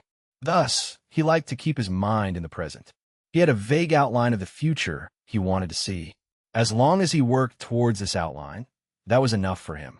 He returned to the topic at hand. Every day he spent in a new training area was spending more of his contribution points, and he didn't have any time to waste. There were now 8 months remaining until the progress assessment. In that time, Damien was determined to become a completely different monster than he already was. Chapter 6, 97 Training and Thoughts. Damien's training period lasted for over a month, and though it was a short time in the grand scheme of things, it was quite a frustrating predicament for his enemies. After all, Hidden Death Valley wasn't friendly to conflict outside of established duels. While anything could happen within them, external battles would be heavily punished regardless of one's status. Hidden Death Valley was a land ruled by multiple demigods, and through their strength and influence, had no need to bow before any outside influence. This was half the reason why it gained its current reputation. Damien's enemies could only bite their nails and wait until he entered the battle arena. When that time finally came, they could get rid of him. As for Damien himself, he paid no mind to these raging voices, despite being fully aware of their existence. In fact, he made particularly sure to flaunt his daily routine to rile these people up and fuel their anger. When he finished training, he would go to the battle arena and properly sweep the floor with them. If they weren't offended enough to continuously challenge him, what was the point of fighting them at all? Nevertheless, thoughts on these people didn't cloud Damien's mind at all. As he ignored their presence entirely, he settled into a routine by which he could train to his full potential. There was not even an ounce of rest involved in this routine. 6 hours of physical body training in the gravity chambers and force chambers, 6 hours of mental training in the blackness cage and elusive forest that also helped him improve the abilities of his all-seeing eyes, 6 hours of space-time training in the elemental training areas, and finally, 6 hours of focus in the blackness cage aimed to improve his void comprehension. Every single day, for 40 days, Damien partook in this routine, with his void comprehension taking place at an incredibly slow rate. He was also able to use the final 6 hours to recharge his physical and mental state before continuing the routine again. Through this, the gains he made weren't small. But rather than saying that he increased his power, it was more accurate to say that he was able to properly utilize the power he already possessed, at least to some extent. Damien always heard about people solidifying their foundations or consolidating their power, but he never expected himself to land in the same situation. With the past 10 years of misconstrual holding him back, all he could do now was grow into his strength before trying to improve again, essentially putting him in the same situation. Though it wasn't his first time doing something like this, Damien realized just how often he gained power without properly being able to use it. It was a consistent problem for him dating back to when he first evolved, when he acquired vector control, and perhaps every other step of his journey. A regular 4th class, the lowest of the low, still had the power to annihilate an entire continent if they used their life as collateral. Someone of Damien's strength level should be able to do so by exerting every last bit of mana in their body, as well as damaging themselves somewhat. He, on the other hand, didn't need to physically injure his body to accomplish the same feat if he was using the power residing in his body alone. The extent of his mana pool was more than enough to destroy a continent. But if he used his celestial authority to empower an ability like Starfall, even world destruction wasn't out of his reach. Now, a world like Death Emperor Star with its incredibly dense foundational laws wouldn't succumb to his measly power, but if he wanted to destroy a Pyron or Azure Rainstar, it was entirely possible. Damien sighed and shook his head wryly at the thought. No matter how much understanding he gained about his own strength, he still couldn't believe it. It was hard to feel that powerful. It was hard to fathom that he could destroy a world if he wanted to. After all, he couldn't physically feel that power. His body contained incredible amounts of mana, but because of the void, physique's external presence, the physical weight of that mana was never translated into his physical body. But its existence was a surety nonetheless. Damien clenched his fists and reveled in that realization. His gaze panned over the horizon of the space and time training area he was in. His mystical purple eyes seemed to swirl with profundity, countless patterns forming in his irises. BZZT. Crackle. Sparks flew through the air as a projection attempted to manifest itself. An invisible and formless yet streamlined image tried to break through the fabric of reality and appear before Damien's eyes. Those all-seeing eyes didn't gain their name from nothing. Until this point, they'd let him see countless things. Illusions became null, mana became clear, the very essence of the universe was revealed to him, but he could never break the fabric of reality and see through the dimension entirely. The potential of his eyes could allow this. If he could evolve them to a certain level, seeing through reality would be passive. But currently, bang! Space and time exploded, creating a warped area the size of a quarter in front of Damien. In this area where nothing else could exist, Damien felt the presence of the void he knew, and a faint sense of something even vaguer. Damien let out a pain breath as he wiped the blood leaking from his eyes. Waving his hand, he spoke. A strange coagulated essence flowed out of his body and repaired the small hole in reality. Space-time essence that created the very box that the universe was stood tame in front of his control. To affect the environment like this was easy. It was something he could do since long ago. After all, hadn't he been creating black holes since the early stages of 3rd class? Only, these black holes didn't contain the mind-numbing suction force of true black holes. They were rudimentary materializations that could exist without breaking the foundational law of the worlds Damien was in when he created them. His current abilities bordered on reality manipulation. Below creation and destruction, the forces that allowed all others to exist, space and time, were the most powerful and most necessary. Without them, how could life even come into being? As he learned to control these two forces and bring them together into one, he began to understand more about reality, more about the universe, and more about himself. The space-time river he'd once seen almost a decade ago, that blurry memory of a hazy blue river in the midst of chaotic nothingness, it didn't leave his head for the past 40 days. It was his goal, his aspiration. That river. As he grew, its outline became clearer. The fog blocking his view didn't seem so thick anymore.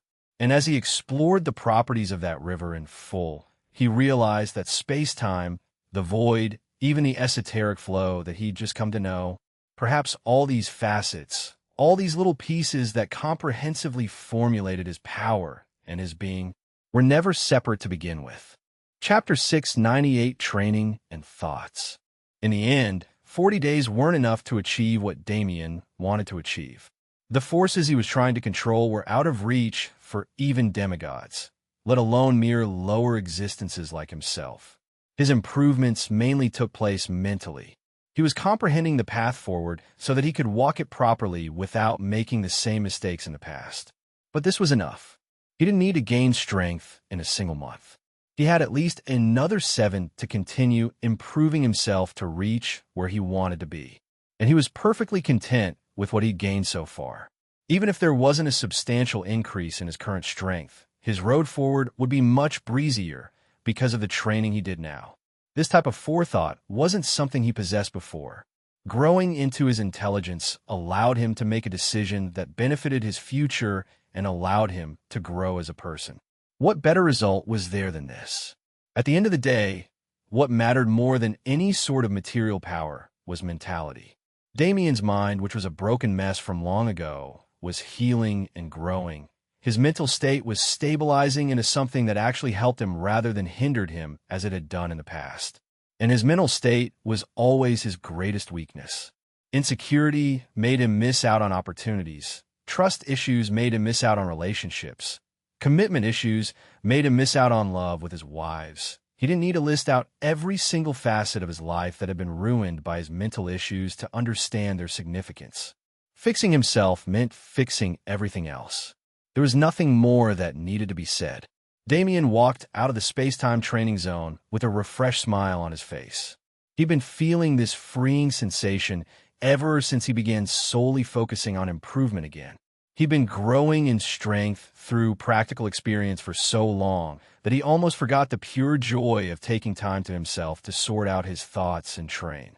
That alone time, that peace, was something he'd never forget again. Sadly, it wasn't something that could continue forever. Training and practical experience went hand in hand. While training alone could achieve results, without testing these results in actual combat, they were pointless. What was the point of an attack that took multiple seconds to charge in a battle where every millisecond counted? Unless he could fight until he cut that activation time down, or fight until he learned to multitask and control his opponent's movements before the attack was ready, there was no point in even having it in his arsenal. There was a reason Damien avoided using his larger and more powerful attacks in combat more often than not. There was a reason he only used Starfall for environmental destruction rather than actual combat. His current training was too esoteric for its abilities to translate well in combat. Unless he could experience it personally, he would only be carving a useless path. Therefore, his steps led him to the battle arena. The battle arena was a large open-air coliseum that could seat tens of millions of spectators, though that was only a matter of circumstance. The ring itself was already 10,000 kilometers long, so one could imagine how large the stands surrounding it needed to be to maintain its shape. Still, this amount of space was necessary.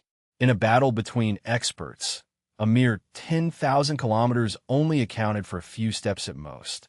The battle arena's atmosphere was raucous, as always. The roaring cheers of geniuses as they watched the ongoing battles shook the ground and raised the earth. The blood-boiling atmosphere caused one to thirst for combat, thirst for blood. Even Damien was partially infected by it. The battle arena functioned on time slots, with the pawn bracket taking place early in the morning and the emperor bracket taking place deep into the night, though not all this time was used every day. After all, emperor-level geniuses didn't appear casually.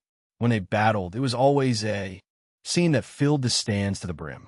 Instead, the main matches that took place in the battle arena were usually of the pawn and knight brackets. A few thousand geniuses at the very least would always be present in the stands, utilizing the betting booths as a way to gamble for quick contribution points. Today was such a day where the crowd was low.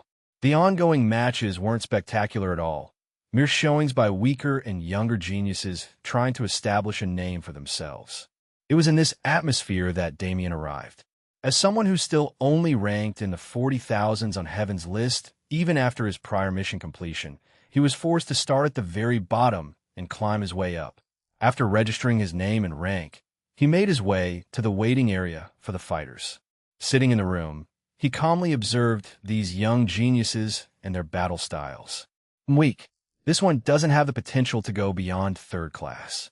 Oh, this one could do well if she improved her fighting style. Her wind element is actually focused more on power than speed, but she's conforming to the usual beliefs on how wind should be applied and limiting herself. That kid, they're actually not bad. I've never seen someone utilize fire as an armament rather than a projected attack. How interesting.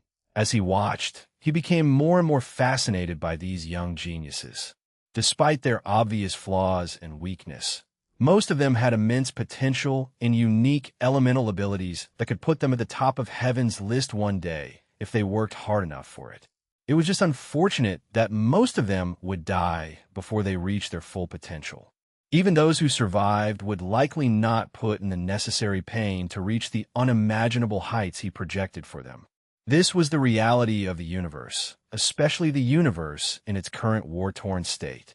As Damien remained in idle thought, hours passed by. The fights in the arena continued, and the riveting atmosphere became more and more pronounced every time a new genius raked up a winning streak. Whoosh! A wind arrow was fired from an archaic wooden bow. The arrow turned into tens and thousands, filling the entire arena's area and blocking off the archer's enemy from any escape routes. Boom! The arrows naturally found their target in such an impossible situation, leaving the other competitor riddled with holes. He coughed up a mouthful of blood and collapsed, turning into holographic light as his body was transported out of the arena and reconstructed. The announcer yelled with vigor. The archer, Ray White, had just achieved 9 wins. He was only a single win away from being able to challenge the Overlord. Unfortunately, after a 10-minute break to recharge his energy, our rising star Ray White will face his final match before potentially battling the Overlord, the unfortunate soul who's been summoned to face him, a newcomer called Damien Void. Place your bets. Grab your seats. The announcer's words caused another roar of cheers from the audience as they followed his words. As Damien walked into the arena, he almost felt sorry for his opponent. With a light smile on his face, Damien arrived in the center of the field. As he waited patiently, 10 minutes easily passed. Ray White entered the field again. His short brown hair rustled in the wind, and his amber eyes shone with a light of determination. He'd reached this point with pure effort. He wasn't some Holy Land genius, but instead someone who'd been scouted from the wider universe by a recruiter like Atticus. Now that he was here, he would let the world know his name. He was only one victory away, and he didn't plan to lose his streak easily. With Ray White and Damien facing each other on the stage, all that was left was for the match to start. The arena went quiet.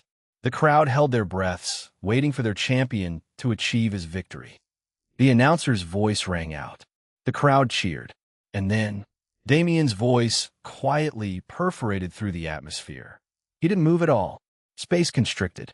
The poor Ray White, who was still at the early stages of third class, didn't even know what hit him. In the next instant, he appeared outside of the arena. The silence that followed was especially glaring. Chapter 699 Battle Arena. 9 more geniuses fell the same way Ray White did. They all had their own stories, their own ambitions, but Damien was hard-pressed to care about them. After all, he had his goals too, and they far outstripped the importance of these young geniuses in his heart. Besides, if they couldn't take their defeats today as a lesson and humble themselves before improving to one day reach his level, they weren't worth the title of genius. The battle arena had strict rules. Only 10 matches could be fought every day. If one fought an overlord, they couldn't fight another match until the day after they won. This meant that Damien yet again took the opportunity to spend his day training before returning to the arena. As for the overlord, he wasn't even worth mentioning.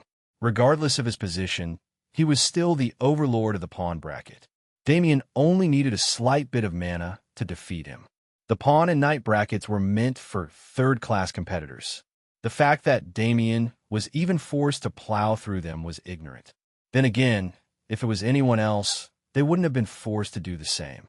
Despite Hidden Death Valley's abject rejection of status, that didn't mean the geniuses within would completely abide by those laws. In smaller situations, bribery and oppression wouldn't be monitored. These facets came with existence. To live was to experience them. Therefore, in spite of their desire for fairness, the leaders of the academy didn't completely quell this oppression. Bribing the battle arena staff was quite an easy task for Revis Bloodlock.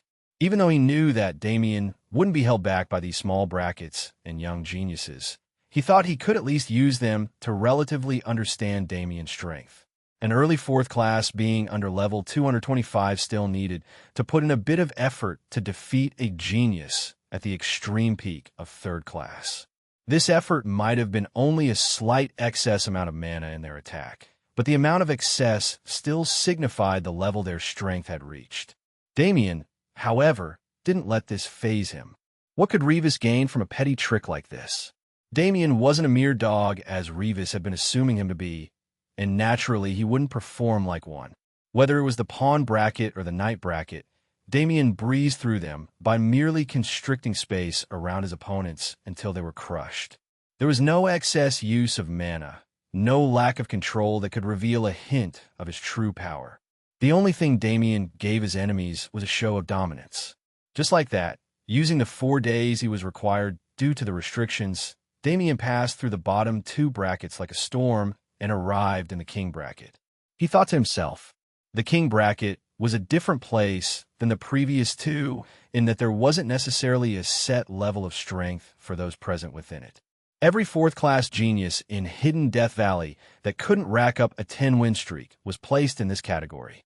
Of course, high-level 4th classes above level 375 who dominated the competition were immediately seeded into the Emperor bracket. But even without them, there were countless beings between levels 350 and 374 who remained in the king bracket. Most of them weren't even trying to compete. Due to the harshness of the king bracket, the Emperor bracket had become a selective club of sorts. Those who could fight, there were only the peak geniuses of Hidden Death Valley and the universe as a whole. In this sense, a level 380 genius who was over the age of 300 didn't qualify for the Emperor bracket. Despite their strength, their talent was still lower than the required level. 300 by Sharon and the rest are all over 10,000 years old and still stuck at the higher end of 4th class. It couldn't be helped. The human domain's precarious situation naturally led to a lack of talent. This trend only changed with the current generation of geniuses like Damien and Long Chun. Now that wartime was upon them again, the human domain was fated to rise.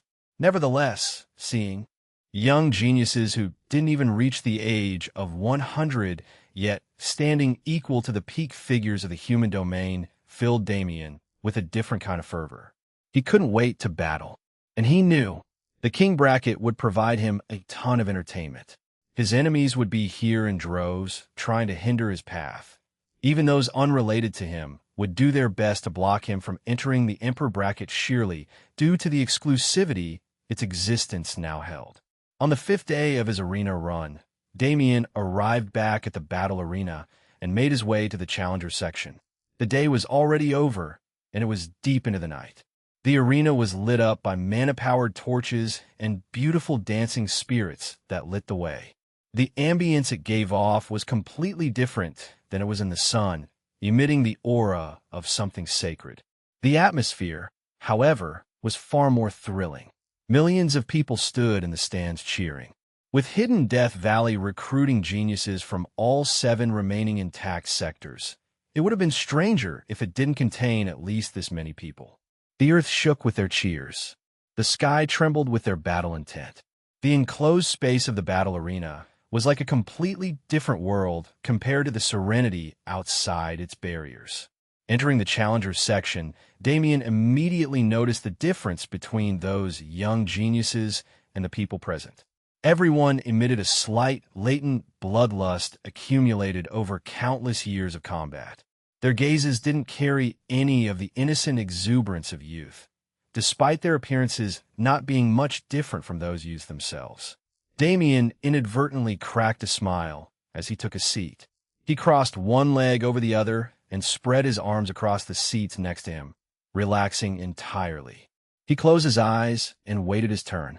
What he wanted was battle experience, not sparring experience. There would rarely be moments in war where he knew his enemy's every ability and saw them fighting beforehand. If he wanted to prepare for that scenario, he naturally couldn't be as observant as he was before. Still, his stance was one of dominance and fearlessness. In a room filled with peak geniuses, he actually dared to recline so casually. More than just a few were offended, and more than just a few aura pressures converged on Damien's body in a bid to suppress him before he got too arrogant. The smile on his face twisted into a sneer. Who? He blew out a small breath of air. The aura pressure was dispelled just like that. Damien scoffed in his mind. How could any mere aura pressure stand against his void mana?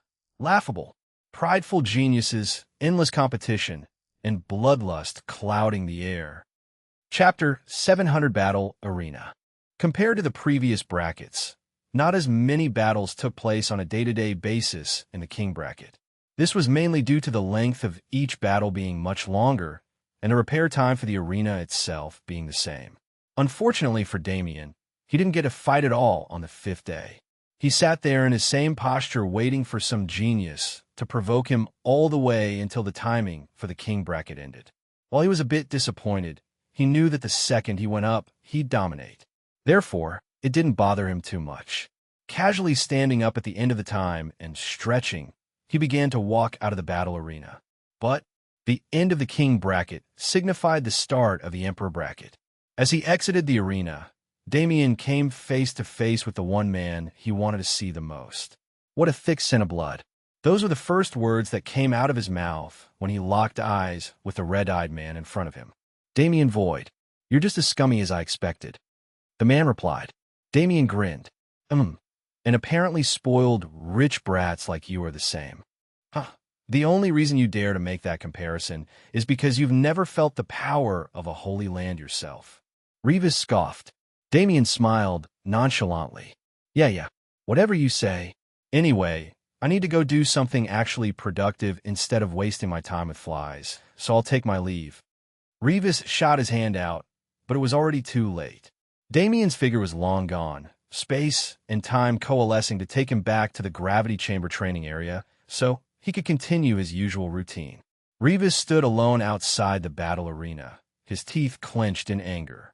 He never would have thought that in their first face-to-face encounter, he'd lose to Damien in a war of words. He spat in hatred. His heart was already dead set on revenge. To face a loss so early in his quest only fueled this thought, driving his enmity with Damien to a point nearing obsession. Ha. Looks like you're struggling with something. A teasing voice came from behind. There stood a man with long black hair and equally dark eyes, a familiar man that Damien had met once before. Atticus. Revis seethed. What help would I need from a clown like you? Haha, come on now. Don't be so harsh. I heard you've recently made enemies with a rising genius. Atticus continued with a condescending smile. What I need to tell you, Revis replied hatefully. Atticus broke out into a fit of raucous laughter. Dog? That guy? Revis' eyes inadvertently widened. Atticus' offhand comment might have seemed joking, but he wasn't someone to speak pointlessly. Especially when his title and position as the fallen star Holy Sun were at stake, he absolutely couldn't speak sarcastically. The connotations behind the Holy Sun position didn't allow any mistakes. A Holy Sun wasn't just a representation of the sect, but also its most sponsored genius. A Holy Sun reneging their position was more than just a disgrace for a holy land. but a massive slap to the face that would never be tolerated. If he was serious, didn't that mean? Atticus suddenly said, interrupting Revis' thoughts. Sooner or later, you'll become food for his growth. With a cool grin on his face as he walked, Atticus passed Revis and entered the battle arena. Revis Bloodlock, while he was a Bloodlock prince indeed, he wasn't the prince set to take the throne when the immortal Blood Azura decided to step down. That position actually belonged to his fourth brother. Revis himself was third in line. He was a genius, sure, but not a genius satisfying the standards of a demigod-level Holy Land. This year he would be 87, still stuck with mediocre law comprehension despite his high level. How could he be compared to a genius like Atticus?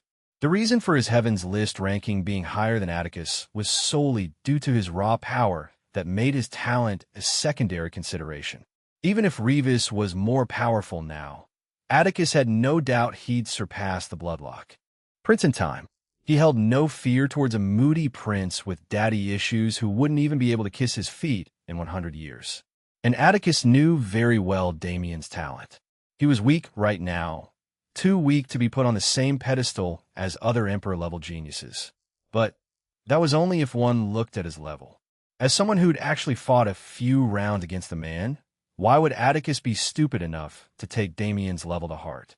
That man was powerful, more powerful and talented than any genius at his level that Atticus had seen in his many years of life, both as a Holy Land genius and a hidden Death Valley recruiter. Revis Bloodlock? That pathetic prince? The fact that he couldn't even see Damien, playing him like a fiddle, was laughable. If it would take Atticus 100 years to become untouchable for Revis, it would take Damien only 50 at most. Atticus' concerns were elsewhere. When the time comes, will you have the heart to strike him down? Despite his position, Immortal Blood Holy Land won't take his death lightly. Atticus entered the Emperor Bracket Challenger section. Compared to the previous brackets, it was relatively empty. Only 10 people sat in the seats, awaiting their matches. None of them emitted any aura. They sat quietly to themselves without speaking, emitting a solemn atmosphere that couldn't be broken by outside forces. Atticus took his seat among them with an interested smile on his face. I am curious. With your unyielding personality, will you finally succumb when you face a power too great for you to handle? He couldn't handle the anticipation. It had been too long since he'd seen a genius who could make him feel so excited. The more he saw Damien grow, the more the belief firmed in his heart. Damien, could he possibly be the genius who could stand against the Saint King?